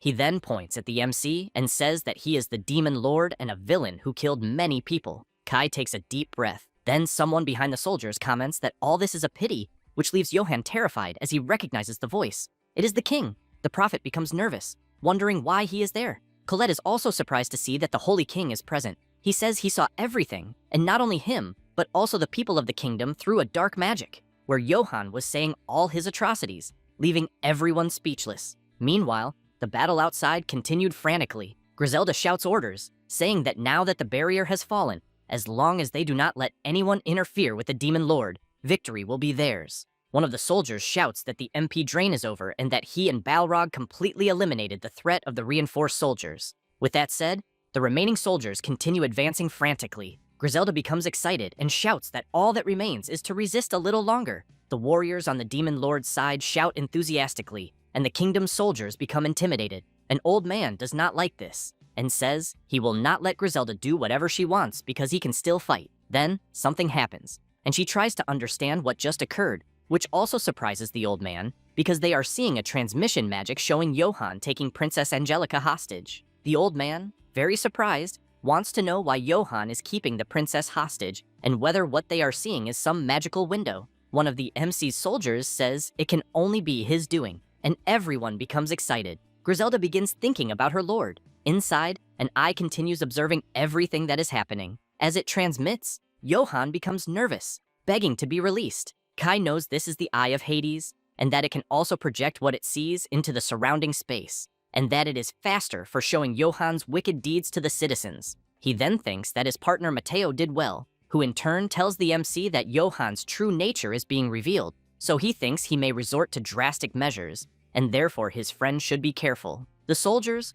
while still holding the prophet, ask to take him away, which makes Johann even more furious. Colette, while healing the old soldier, notices that Kai is there watching, who is quickly surprised to discover the commander's true identity. Colette says he is still breathing, and she thinks he can be healed. Kai says he understands, and that it is very good to know that. But soon the two find themselves staring at each other very closely, and Colette becomes a little embarrassed. The MC says that he is very happy. Then the king and the remaining soldiers approach them, and Kai quickly turns around surprised. His Majesty calls for the demon lord and the saint and says he is finding it very difficult to understand the situation. The two stand up, and the king wants to know what is happening, so he asks one of them to explain the situation. Kai shouts that he will explain everything in order, but that he first apologizes. But he is immediately interrupted by the king, who asks him to wait and says that this is a lie. He then takes a letter from his clothing. Colette is very surprised to know that it reached His Majesty. The Holy King says it is a secret letter from the saint, delivered by a maid. He then says that it is written there that the MC is the true hero who prevented the birth of the demon lord, and that if the saint had been freed, the war could have been avoided. He then emphasizes that he foolishly believed Johann's lies and caused such a situation. He then states that he can only imagine what would have happened if Lord Kai had not been there, because the danger reached his beloved Angelica, who becomes moved by the words she hears from her father. Kai calls for the king, but a kingdom soldier shouts to the king loudly and informs him that the demon lord's army suddenly stopped their attacks. The king takes a deep breath and says he understands. Therefore, he emphasizes that he is very sorry regarding the demon lord because it is complicated. He knows he detained Johann and saved his daughter, but it is also true that many soldiers and people from his army were killed, and from his perspective, they also cannot forgive that. Kai hears all this quietly without saying a single word. However, one of the soldiers calls the king and, whispering in his ear, informs him that there is not a single casualty besides the knights, which leaves His Majesty very surprised, wanting to know if it truly was not a powerful enough offensive to break through. Kai calls for the Holy King and makes it clear that he only wants Colette, so he emphasizes that they reached this point by neutralizing the king's forces and minimizing civilian casualties, although they failed to stop the soldiers who used level accelerators. Very impressed, the king says he would not have imagined such a feat was possible. Kai emphasizes that it simply means that the Demon Lord's army is strong. However, it is not some noble story about not wanting to kill anyone. The king wants to know what the MC means by that and whether there is some other objective. Kai says he wants peace and asks the king to request a ceasefire. The soldiers do not like hearing this and shout, calling the MC selfish, because they were the ones attacked first. The king responds no, and emphasizes that what he wants is a ceasefire, but wants to know if the MC truly agrees with that. Kai answers yes, but wants to know where they took Johann. Outside, the soldiers are shouting that the prophet escaped. Visibly exhausted, Johann is surrounded by soldiers. He says he wished he had been a little more prepared before doing what he is thinking,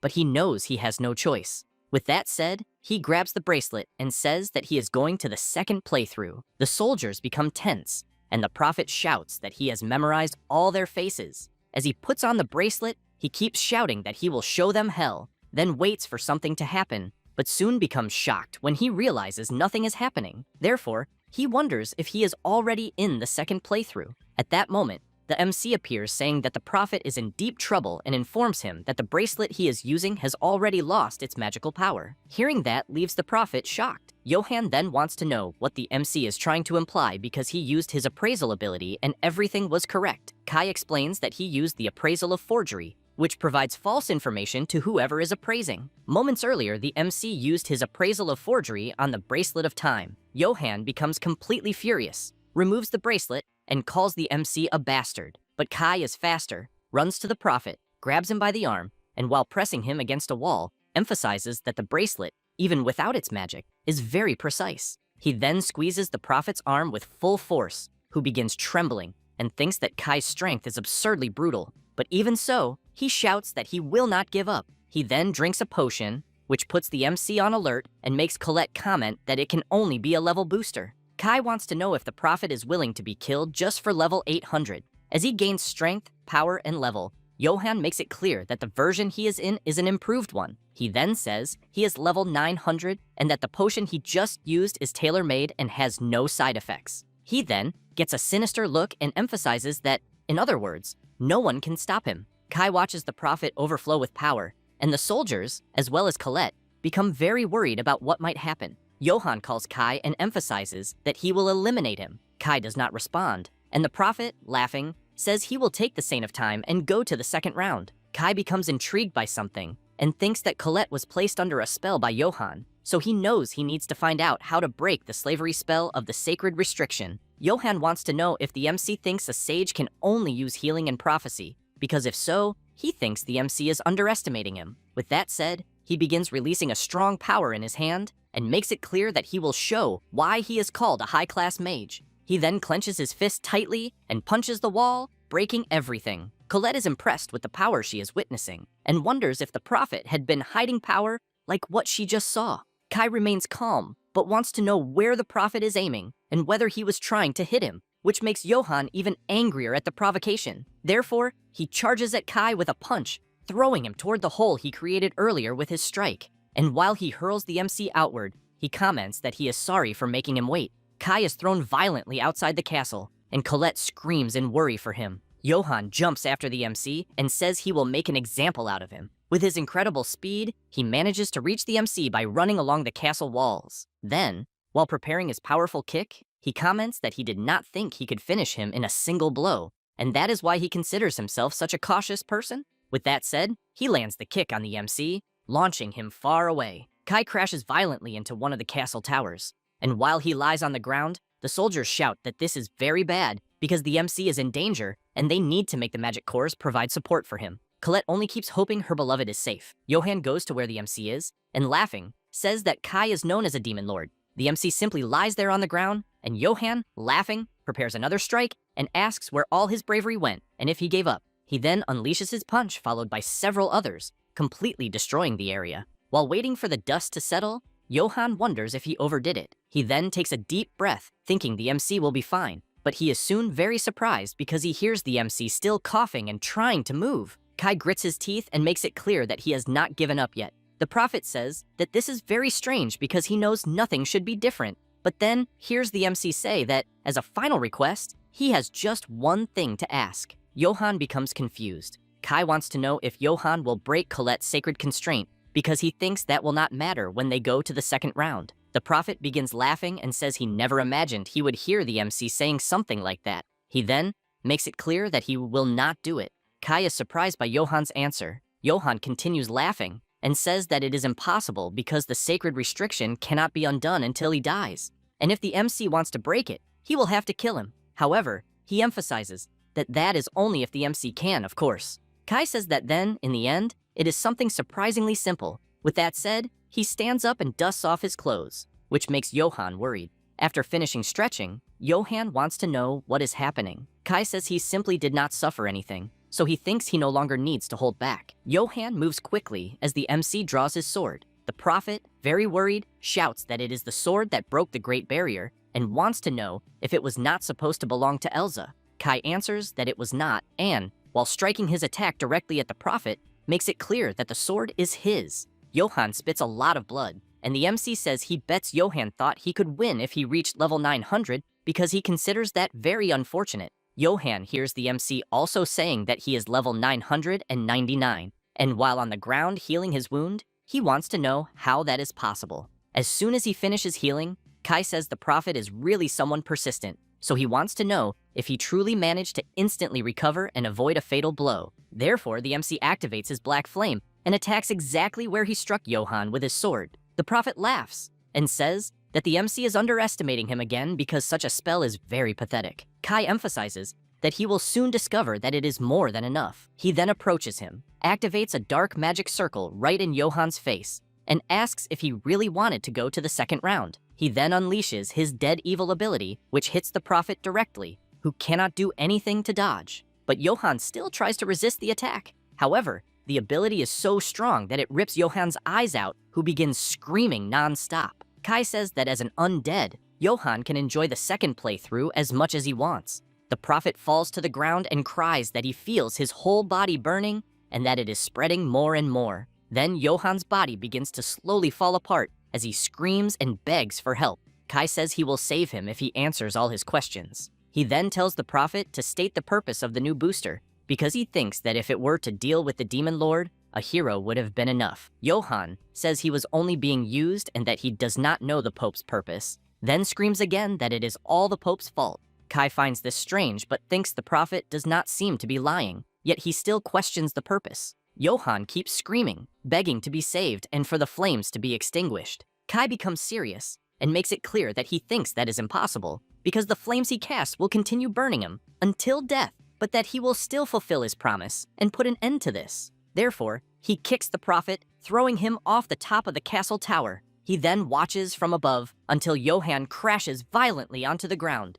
The soldiers quickly want to know what just fell there and if it is perhaps an undead. They then become completely shocked upon seeing Johann completely charred. The soldiers immediately shout, asking to purify the prophet with the light of holy magic. However, it is too late, and a strong explosion happens at the site, leaving only Johann's necklace on the ground. The king, the soldier, and Colette go to the hole in the wall to see what is happening outside. The soldier shouts that the MC made the prophet get eliminated. At that moment, Kai returns to where they are and says he threw Johann down. The king comments that he saw it. Colette immediately runs to her beloved and says she is very happy to see that he is okay. However, the MC notices something strange and sees an energy on her neck. Then he concludes that apparently he managed to break the holy chain that imprisoned her as well. She does not understand anything, and Kai takes a deep breath, smiles, and says that everything will be fine. She wants to know if they can stay together forever now. Kai answers yes, then holds her hand and emphasizes that he will never let her go again.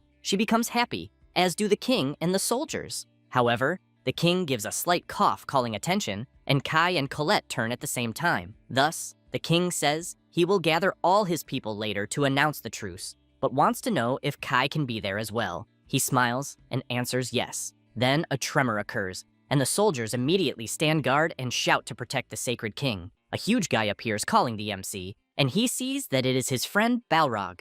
The king is shocked to see such a huge guy, and a soldier shouts explaining that the big guy is from the ogre tribe. Balrog wants to know if everything is already settled there. Kai nods, implying yes. Then the big guy says that the humans lost the will to fight, and that because of that, he is leaving. At that moment, Griselda calls for Balrog and explains that he is scaring the humans. He gets embarrassed and says he did not know he was causing that to them. Kai, seeing Griselda, comments that she arrived just in time, then says they agreed on a ceasefire and the truce negotiations ended. She is surprised, thinking that this can only mean one thing, and seeing her lord with Colette, she thinks it is exactly what she was imagining. Colette becomes excited upon learning who Griselda really is, and she comments that the blonde must be Colette. Then both stare at each other. Colette says she heard it was all thanks to Griselda, so she thanks her for saving Kai. Griselda starts laughing and says that is obvious because he is her demon lord after all. Then she emphasizes that she is very happy that Colette is safe. Balrog comments that he thinks defeating a saint alone makes the MC truly someone incredible. He gets embarrassed and says he never thought he would become so important.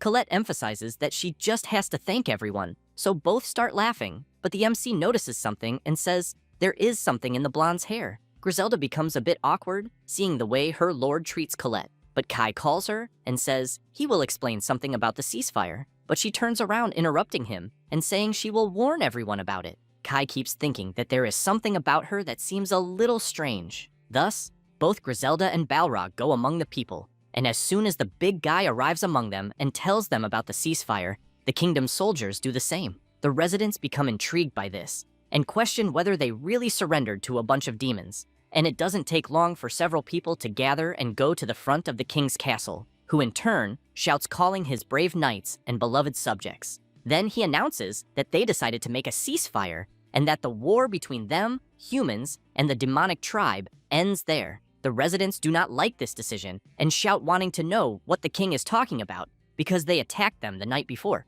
Kai goes to the king's side and announces that he is the demon lord, which leaves everyone very perplexed since it is clear the MC is clearly a human. The MC says his name is Kai Austin, the legitimate son of Marquis Austin, and that he is 100% human. The residents shout saying that it is true then because they have seen him before and that the rumors they heard were true in the end. Then the MC says there are two things he needs everyone there to listen to carefully. The first being his requirements for ending the war between humans and demons, and the second being exposing the crimes of Johann and the Holy Church. But some residents shout that the idea of the saint committing crimes is ridiculous. Kai just watches the outraged crowd. After that, at the headquarters of the Holy Church, some kingdom soldiers arrive. A priest runs to His Holiness and informs him that they have a big problem because the royal guard of the Holy King has just arrived. The Pope takes a deep breath and becomes thoughtful. The priest, very worried, wants to know what His Holiness's orders will be. The Pope simply asks them to let the guards enter.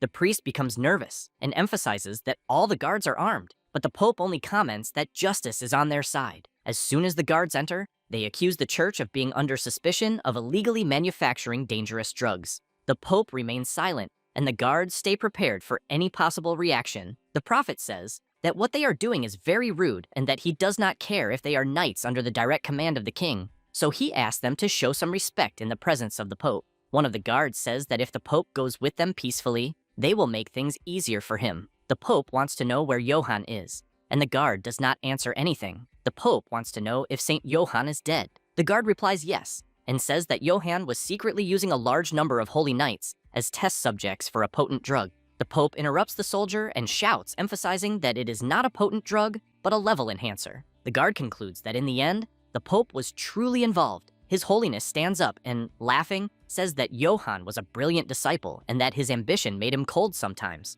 However, he emphasizes that Johann's abilities and his class were both incomparable. Then he says that one day, Johann wanted to know about the ruin crisis and whether the Pope was referring to the resurgence of the demon lord. At the time, the Pope answered no and stressed that it was something much more terrifying. Johann said he understood, but apparently the Pope would not say what it was. The Pope answered yes. After telling this, he emphasizes that he grew old and had no choice but to rely on Johann's power, but makes it clear that he entrusted him with a cruel task. The guard calls the Pope and advises him to be more careful with his words, then says that the way he is talking makes it seem like he knew of Johann's cursed deeds and what happened. Thus, he becomes serious and asks if the Pope really knew and did nothing. The Pope answers no and says that he was the one who planned and ordered it, but explains that everything was for the purpose of the good state of justice. The soldiers become furious upon hearing this and shout, wanting to know if the Pope really did all that in the name of justice, since he sacrificed so many lives for it. The Pope says that 100 are sacrificed so that 10 can live, and then wants to know if the guard would call that choice a mistake, because lives are being saved in places he knows nothing about. Then, he wants to know why the guard would arrest him, undermine the morale of ignorant masses, and stand by while their lives are taken. Then wants to know if that is the guard's job. He does not know what to answer, but someone arrives and places a hand on his shoulder. It is Lord Gallard, who immediately wants to know if there is something the Pope is hiding. His Holiness remains silent for a brief moment. Then, Gallard emphasizes that they will determine what is good or evil from that point on, and that the Pope will have to prove his justice in a court. The Pope stays silent, and the guards wait for his answer. Then the Pope calls his disciple and asks him to do it. He is incredulous at the request, but the Pope says everything will be fine. Gallard shouts for everyone to stay alert and emphasizes that the Pope's social class is still unknown. The Pope's disciple becomes intrigued, but closes his eye and asks to open the thorns of souls, and then says that he will grant thee the consecration. Having said that, a powerful energy surrounds him and the Pope. Gallard shouts, ordering the prophet to stop the chant, but when he tries to rush toward them, he is blocked by the sacred barrier. The old man tries at all costs to break the barrier with his sword, but the prophet emphasizes that what he is trying to do is completely useless, until a powerful force falls upon the Pope. The soldiers try to protect themselves as best they can. Gallard becomes worried, seeing that the Pope is being struck by something, then shouts, wanting to know what the Pope is trying to do. His Holiness begins to transform into something, and the old man wants to know immediately what just happened to the Pope. After the transformation, the prophet explains that His Holiness offered his own body in the name of justice. Gallard becomes terribly worried, since he sees the Pope falling hard to the ground with a decrepit body. Then he approaches and asks if he has passed away. Meanwhile, in the castle, the MC is there along with his group. He thanks everyone and says that thanks to them, he managed to save Colette, and that the conflict between demons and humans will not be resolved overnight, but that this is a great step forward. Thus, he thinks they should return to each one's city and rest a little. Kai calls Griselda and thanks her as well. She becomes excited and says that if her lord allows it, she will express her gratitude too. Then she says that the territory that was stolen by Elsa has finally settled peacefully, and that she would not imagine they would truly make a truce with the humans. Having said that, she emphasizes that it was something they did not even dare hope for, and that all of this is thanks to the MC, and that in the name of everyone she thanks him once again. Griselda also says that they conquered the capital. Kai becomes happy and nods, implying yes. One of the warriors says they will return and have some drinks. Elsa thinks it is better that they receive a generous reward as well. Kai calls Colette and says he will help with the reconstruction of the city. She becomes excited and answers that it is fine. Then the Sacred King calls the MC and asks if he has a minute of his time. Then he says he sent soldiers to deal with Johann's situation, but lost contact with them and has a very bad feeling about it. Kai thinks of something and says he will check the situation there first. The king immediately thanks him for that. At that moment, something approaches the window quickly, and someone enters with full force, landing behind the Sacred King. With an unfriendly expression, Colette and the guards become worried. Ares wastes no time and delivers an attack to the back of the Sacred King, who is struck without being able to do much. The guards shout in concern for His Majesty, as does his daughter Angelica. Kai does not like seeing this and shouts Ares' name, who only stares at his brother. The Sacred King, after being attacked, loses consciousness, leaving the girls and the soldiers quite frightened and worried. Angelica screams for her father, and he falls to the ground. Kai wastes no time and unleashes his attack, but Ares blocks it with his barrier. After the MC ceases the attack, Ares laughs, and Kai shouts that he will deal with him, and that everyone must protect the Sacred King and heal him immediately. Quickly, the soldiers rush to the Sacred King, who is still lying on the ground, while the MC keeps questioning what Ares is doing there,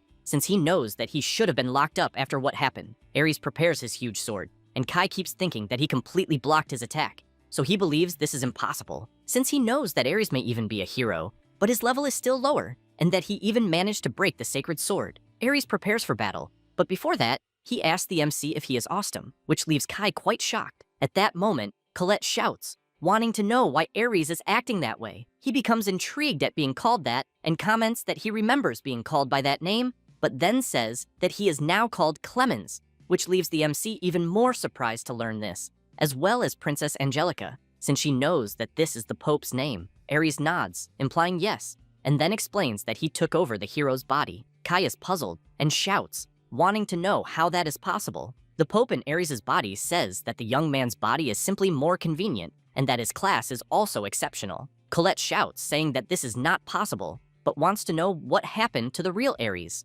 Clemens asks if the blonde girl is referring to Ares' consciousness, because he knows nothing about it. Kai remains silent, trying to understand everything that is happening. At that moment, the sacred king wakes up, coughing a lot of blood, and his daughter quickly turns to him, wanting to know if he is okay. The king wants to know why the Pope is doing this. Clemens points out that this is his response to King Ramses, then explains that he had so many hopes for him and that he never imagined the king would turn his soldiers against him. Therefore, he makes it clear that he is quite disappointed. Ramses shouts, saying that there is a limit to the Pope's arrogance. However, Clemens emphasizes that, apparently, the sacred king does not understand. He then says that those who truly care about the people and desire peace are them, the saints of the church, and that, in other words, their choices are the only justice. Ramses becomes furious and shouts, telling the Pope not to speak like that. Then he asks whether he calls justice that whole fiasco with the drugs that sacrifice so many people, and whether seeking power through drugs can be considered justice.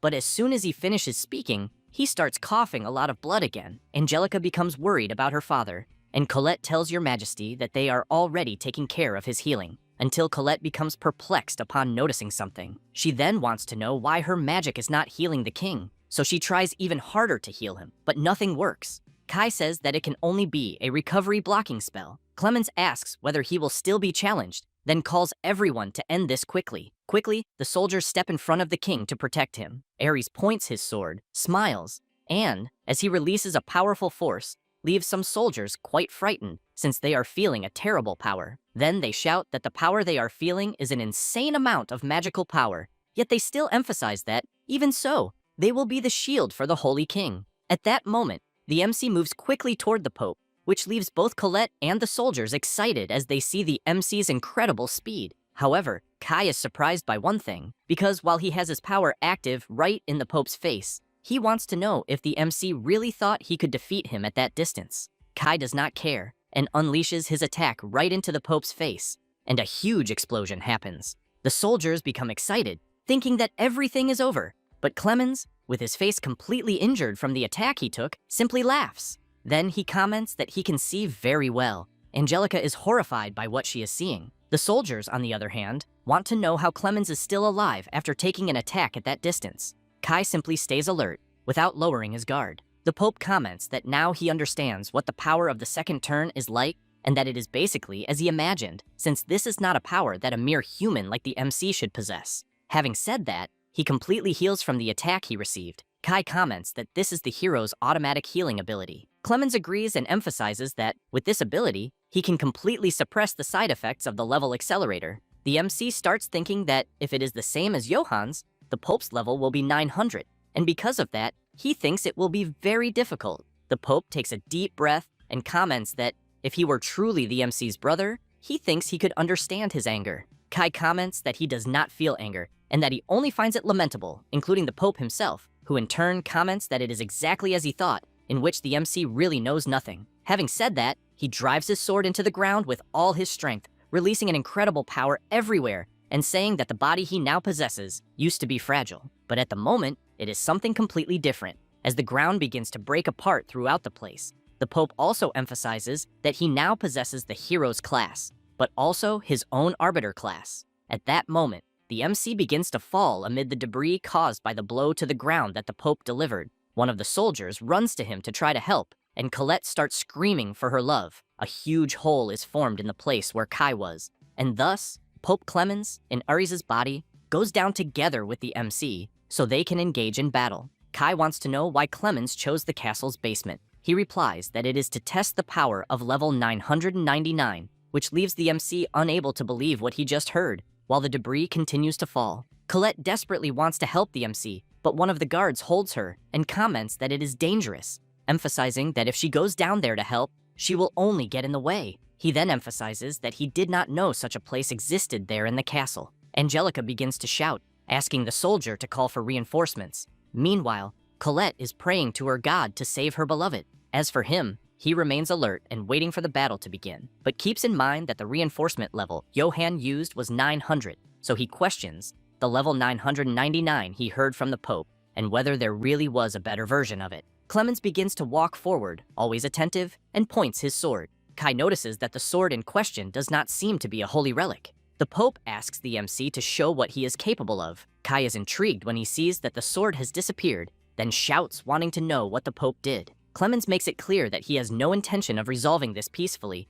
since he wants the MC to attack him right away. Kai wants to know why. Clemens takes a deep breath and comments that he thinks the MC needs a reason to fight. Therefore, he says that he will use Colette and move on to the second round. Then he starts laughing and explains that his objective is the Saint of Time. However, as soon as he finishes saying this, he is attacked by the MC, who becomes furious upon hearing the Pope talk about Colette. Clemens prepares his power and comments that he thinks what he wanted worked. Kai begins to channel his powerful energy, and the Pope becomes excited to see that he is finally going to take the fight seriously. The MC comments that if Clemens wants to see him fight that much, he will show his power. Having said that, as he charges forward, he activates his Black Thunder automagic, Wall of Shadows, and Hellfire. Clemens tries to block all the attacks with his power, and a strong explosion occurs, throwing both of them away. The Pope, excited by the fight, comments that the MC is faster than before, then asks whether he was really hiding his power before. Kai tells him to shut up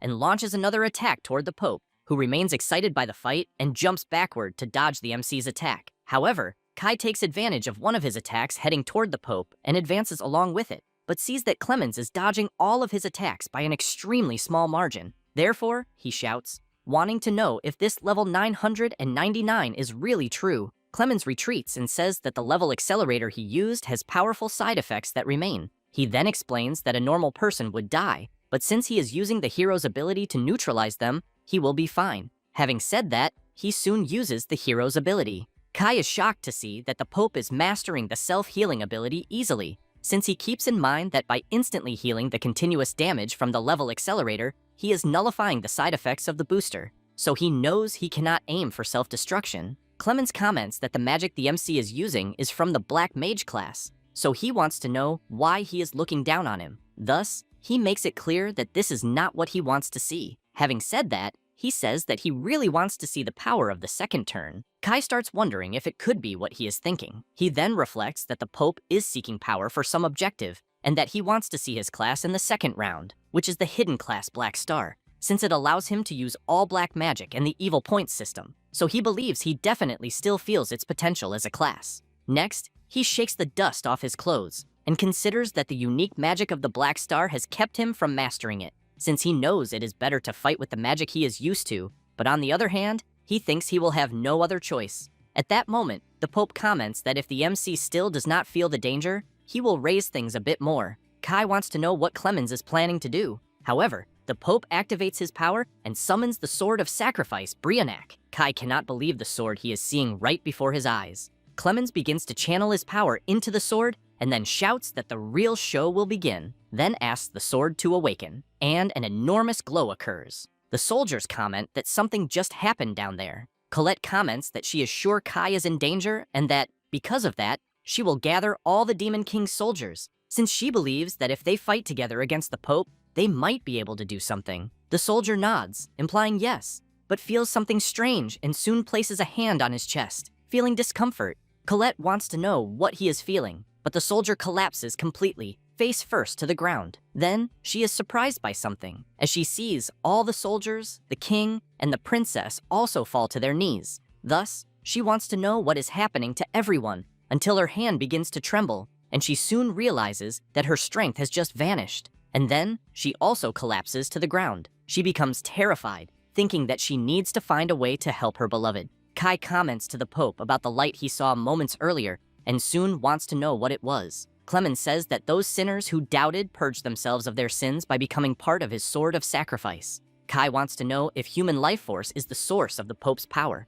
He laughs and comments that the MC apparently understands quite fast, then says that this is the unique ability of the Arbiter class. Having said that, he gets ready for battle and shouts that this is a power given by God to bring down evil. Kai is shocked and questions why the Pope is releasing so much energy, since it is even stronger than Ares' sacred sword, then wants to know what the intense glow coming from the sword is, and whether, by any chance, the Pope wants him to bring a mirror. Clemens wants to know if that was sarcasm coming from the MC. At that moment, Kai begins to prepare his power, but soon becomes alarmed upon hearing the Pope say that he should try to learn a thing or two. Now, it is possible to see a statue of a bizarre creature on the Pope's back, who in turn comments that a long time ago, everyone forgot about the secret room there. Having said that, an energy begins to emerge from the statue of the creature. Kai cannot believe what he is hearing about the secret room, even more so with the creature behind the Pope, who in turn makes it clear to the MC that, apparently, he lives an easy life, and that,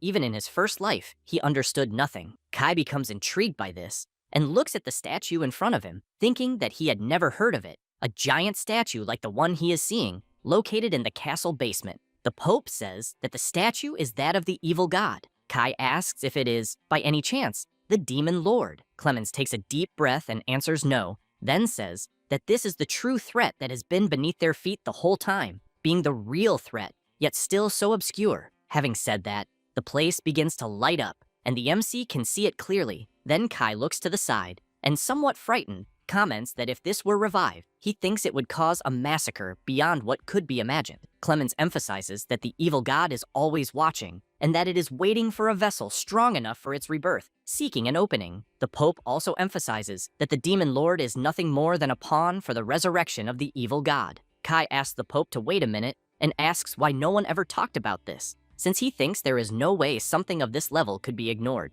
Clemens comments that the MC had no way of knowing, since that is a secret passed down only within the Holy Church, and that the Holy Church was born for the good of weak and fearful humans, and that everything is a trial of God, in which even death is sacred. Moreover, they preached these words believing they represented salvation and justice. Kai is quite surprised to learn this. However, the Pope begins to walk forward saying that his justice is different. Having said that, he slams the hilt of his sword against the wall with all his strength, and something begins to happen. Thus, the Pope makes it clear that they rose up against the words he spoke before. Then, he explains that he will defeat the evil god. The MC cannot believe what he is hearing. The Pope asks if Kai understands now, since this is his reason for seeking power. The MC asks if the Pope is really serious. He nods, implying yes, and soon prepares himself. Kai shouts for him to wait and asks if something like that really exists, and if, even if it could exist, the Pope is still talking about a god. Clemens closes his eyes and charges straight at the MC, and just before delivering his attack, asks Kai not to disappoint him, since he will give the pass to the second round. Kai is frightened and tries to block the Pope's attack, but due to the powerful impact, he is thrown backward, his whole body trembling from the shock. The Pope does not waste time and charges again. Kai tries to remain calm, but as he sees an attack coming at his back, he knows the Pope's blow is extremely heavy. At the last second, Kai manages to dodge the attack, and, seeing how Clemens is moving, thinks that with the enhancement from the level booster and the Sword of Sacrifice, if he takes a direct hit, any one of them will be his end. Then he keeps in mind that the Pope is at the same level as him, but that it is light against darkness, the worst possible matchup, and that the Arbiter class is completely unknown. He then calls his system and sees that, in his second round, it seems he ended up with the disadvantageous dark attribute, until he hears Sasha calling him telepathically. She says that as soon as she arrived where they were, the humans suddenly began writhing in pain, and that the same is happening to the people outside. She then asks what she should do. Kai remembers the Pope's earlier words, in which he said that the sinners who doubted were expunged, becoming part of his Sword of Sacrifice. He then says that what is happening is because of the Sword of Sacrifice the Pope is using, and that because of this, he wants her to evacuate the humans from there immediately. Then he thinks there must be some clue, and uses the power of his appraisal, managing to see that the sword can absorb the life force of all humans within the sacred capital and convert it into magical power. He becomes frightened, since he keeps in mind that inside the sacred capital, there are tens of thousands of people. However, he is soon forced to block an attack, and while doing so, he thinks that the Pope is absorbing the power of tens of thousands of people, and that is why it is no wonder he has so much magical power. Clemens shouts, urging the MC to hurry up and use his second round power until he thinks of something and unleashes his power at the ceiling. Kai is frightened, as he fears the Pope's intention. The attack crashes into the ceiling,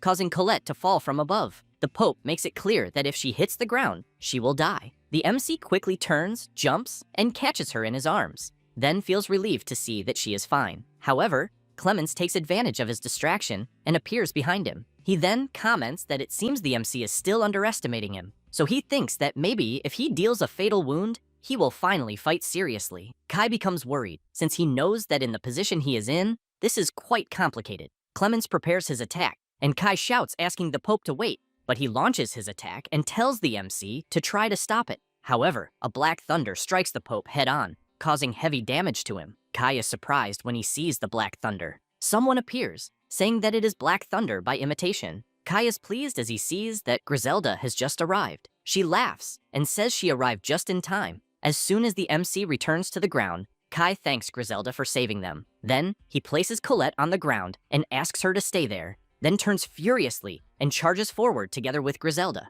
saying that he will finally increase the intensity of the battle. Griselda continues using her ability, causing the Pope to keep receiving shocks of Black Thunder. Clemens comments that she caught him by surprise. Griselda prepares her blood sword and makes it clear that this is all for Ares, but she does not notice some magic circles forming behind her. The MC notices this, then prepares his power and unleashes it on Griselda, pulling her away, and several spiritual spears burst from the ground right where she was. She is frightened, seeing that if she had not been pulled away, she would have been brutally hit. The Pope simply laughs. Griselda, looking at the spears, thanks the MC immensely, who in turn does not stay idle and delivers a powerful blow to the ground that travels toward the Pope. He is struck by the MC's wall of shadows, but comments that Kai refined the defense to make it sharp and used it for an attack. However, he completely dispels the ability and makes it clear that it barely counts as a scratch, but ends up being surprised by something as he sees the MC preparing another ability,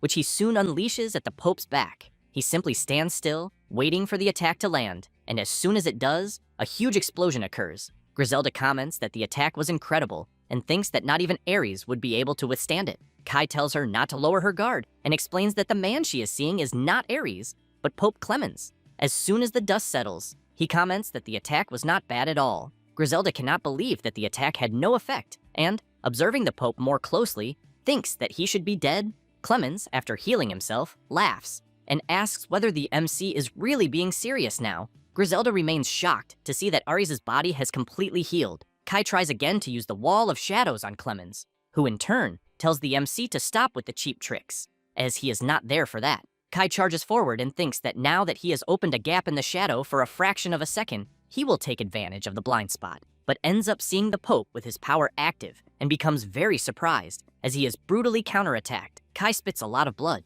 and because of this, his ability is cancelled. He then falls to his knees on the ground. Griselda becomes worried about him. Clemens tells the MC to use the wisdom of age since he can see movements like an open book. Kai tries to stand up, but is grabbed by Griselda's ability as she shouts that she will heal him immediately. He thanks her once again. The Pope begins to approach them and comments that it is as he imagined, since the move he took was a vampire technique from Lady Griselda. She asks how he knows her. Clemens explains that of course he would be suspicious of the lords of the demon realm, since he knows they can become vessels of the evil god, and that, in the end, the previous lord, the demon lord, was also involved in all of this. She is frightened upon hearing this and wants to know what he is implying. Clemens asks if she truly does not know, then thinks it does not matter and says that she will die anyway. Kai shouts at the Pope that he has nothing against Griselda and that his target is someone else. Then he thinks about how to break the Pope's defense, since he avoided a fatal blow. But having his attacks nullified so many times is complicated. At that moment,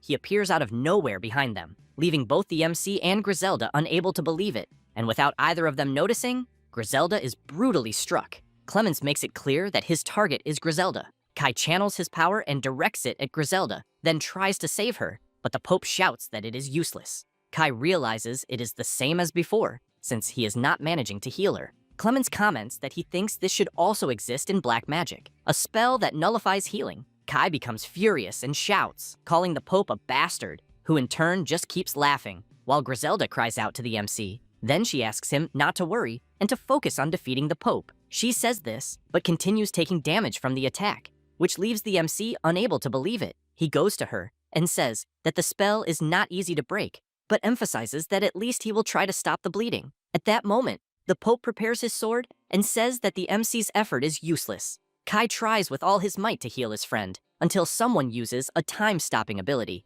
And while the Pope does not like this, the MC is surprised since the ability was used by Colette. Kai immediately turns, wanting to know if she can really move, but due to her ability, Griselda stops suffering. Clemens wants to know how the bleeding stopped, but as soon as he observes Griselda more closely, he concludes that it was not the bleeding that stopped. Almost out of strength, Colette says that what she did was stop time. However, she knows that this magic, over time, will keep her safe for a period, just like the Sacred King, on whom she used the same magic. Hearing this leaves the Pope surprised. Then he starts laughing and says that the Saint of Time truly exists, and that he will want her very much. Kai calls out to Colette and asks her to rest, as he will take care of the rest. Then, as he removes his shirt, the system asks which magical ability he would like to acquire. Completely serious, Kai chooses the second round class, Black Star, and makes it clear that he will take part in the Pope's game. With several system screens around him, Kai thinks about the Black Star, since he knows it is the special class of the second run. But up to this point, he prioritized acquiring skills instead of dedicating himself to magic, so he questions how effective it will be. Even so, he decides to consume 1,500 points to acquire the skill Black Wind Jet, plus 500 points in the skill Black Thornstorm, plus 1,000 points in the skill Colors of the Abyss, plus 3,000 points in the skill Bonds of the Forest, and finally 5,000 points in the skill Austere Darkness. Thus, he keeps in mind that the opponent is a hero with high base attributes, in addition to the Arbiter class, whose abilities are unknown. Seeing Colette and Griselda injured, he concludes that there is no more time, since he needs to test his abilities while fighting. At that moment, Clemens asks if the MC is ready, and having said that, asks him to show his worth. Kai creates a magic circle and activates his Black Windjet skill, then makes it clear that the Pope should be prepared. Saying this, he advances at incredible speed over Clemens, who is impressed by the MC's ability. However, something crashes violently into the wall. The Pope asks what is happening and whether the MC still cannot control his abilities, until another explosion occurs, since the MC is using his other ability, the Birds of Night Smoke. Clemens goes on guard and soon attacks the shadowy birds that approach, but a huge curtain of smoke forms in the area, leaving the Pope worried, until Kai bursts out of the smoke with full force and charges straight at the Pope. Then, the MC activates the doppelganger, and as soon as the Pope attacks, he notices it is only an illusion of the MC, so he shouts that he is very tired of these childish tricks. Kai prepares his next attack, and, as soon as his skill grows more intense, activates the Dark Wave launch toward the Pope, who is forced to jump backward to avoid being hit. However, he notices that the attack continues to pursue him. Kai thinks it is proving difficult and that he will need a fatal blow. The Dark Wave manages to reach the Pope, and as soon as he is engulfed by the wave, he is quite surprised. Kai thinks it is his chance to deliver the final blow, and then thinks that he will be betting everything on the next strike. Then a black flame ignites within the Dark Wave and aims in the direction of the Pope. Kai activates the Abyssal Horn, creating a shadowy spike that even leaves the Pope frightened, as he sees a dark spike right before his feet. He then starts cursing the MC and tries with all his might to dissipate the wave's ability, but the MC loses control of his skill. Clemens comments that indeed, for a moment, he had high expectations, and having said that, he moves quickly and soon tries to strike the MC by surprise, who in turn blocks the attack. The Pope asks if this is all the MC has to offer, then applies more force to his strike, and says that if all of this comes down to the MC's second run, then he believes he is the strongest. Kai is thrown backward. Then, the Pope calls the MC and says that he does not seem to have mastered it yet, but that even so, it was a good result. Having said that, he thanks the MC. Kai takes a deep breath and replies that the Pope is right, since he does not think he can master this magic yet, but makes it clear that what he did is already good enough. Thus, a huge barrier surrounds the two of them. Clemens is intrigued by this. Kai activates his barrier-cutting magic and explains that this ability does not allow magic to pass through. Clemens comments that he understands, and that the supply of magic to Brionac has been cut off, which is quite clever. Kai emphasizes that now the Pope can no longer absorb magic from humans, but then thinks that, beyond the light attribute, this unlimited magical power is very dangerous, and that if he leaves the absorption as it is, the lives of the population would be in danger, as well as that of his beloved Colette. At that moment, the Pope begins to clap, and Kai is intrigued by this. Clemens laughs and comments that the MC's magic is simply magnificent. However, he activates the power of his sword and makes it clear that the absorption he performed was already enough, so he does not need anything else. Kai realizes that the magical glow is still being maintained on the sword. Thus, he thinks he will stack attacks and create an opening, but keeps in mind that the next magic will consume a great deal of magical power. After channeling a vast amount of power, the MC creates his Black Star ability, a powerful dark magic. The Pope is intrigued for a brief moment, but soon starts laughing like a madman and says that the MC has surprised him once again. Kai does not like seeing how the Pope reacted upon witnessing his power, but he knows that with the skill he is about to unleash, if he manages to land a hit, he believes he should be able to defeat him. However, he is intrigued when he realizes that he cannot control it perfectly, since he clearly remembers the explanation he received when he acquired it, which was about magical power. At that moment, Clemens shouts that all of this is about hope, which leaves Kai intrigued. Then, the Pope continues shouting that he had been underestimating the MC, but emphasizes that he now needs to take this seriously as well. He then grips his sword firmly, and the glow intensifies even more. Clemens comments that he will reveal the true form of his sword, which leaves the MC even more intrigued, as he did not expect that. Thus, the Pope changes the form of his sword and it turns into a spear, and he soon prepares for the confrontation, but wants to know why the MC is not attacking, and whether, perhaps, he thinks he cannot deal with this. Kai continues trying to control his magic, and the Pope grows impatient and comments that this is the end, but wants to know if he has any last words. Having said that, he swiftly moves to the MC's side, who turns around at once but is attacked by the Pope, who comments that apparently the MC will do nothing in the end, and that, because of this, he will inherit his hope. Kai, while being attacked by the Pope's spear, tries to endure it, thinking that it is not the moment yet. Clemens prepares another attack and speaks of the inevitable spear of light, fired at those who bear the mark, then emphasizes that just thinking that the MC possesses this level of power is a sin. Thus, he activates the execution of light, and several attacks head toward the MC, who becomes terrified, knowing he will not be able to dodge this. And, just moments before being struck, he is surprised, as he sees another kind of power around the barrier.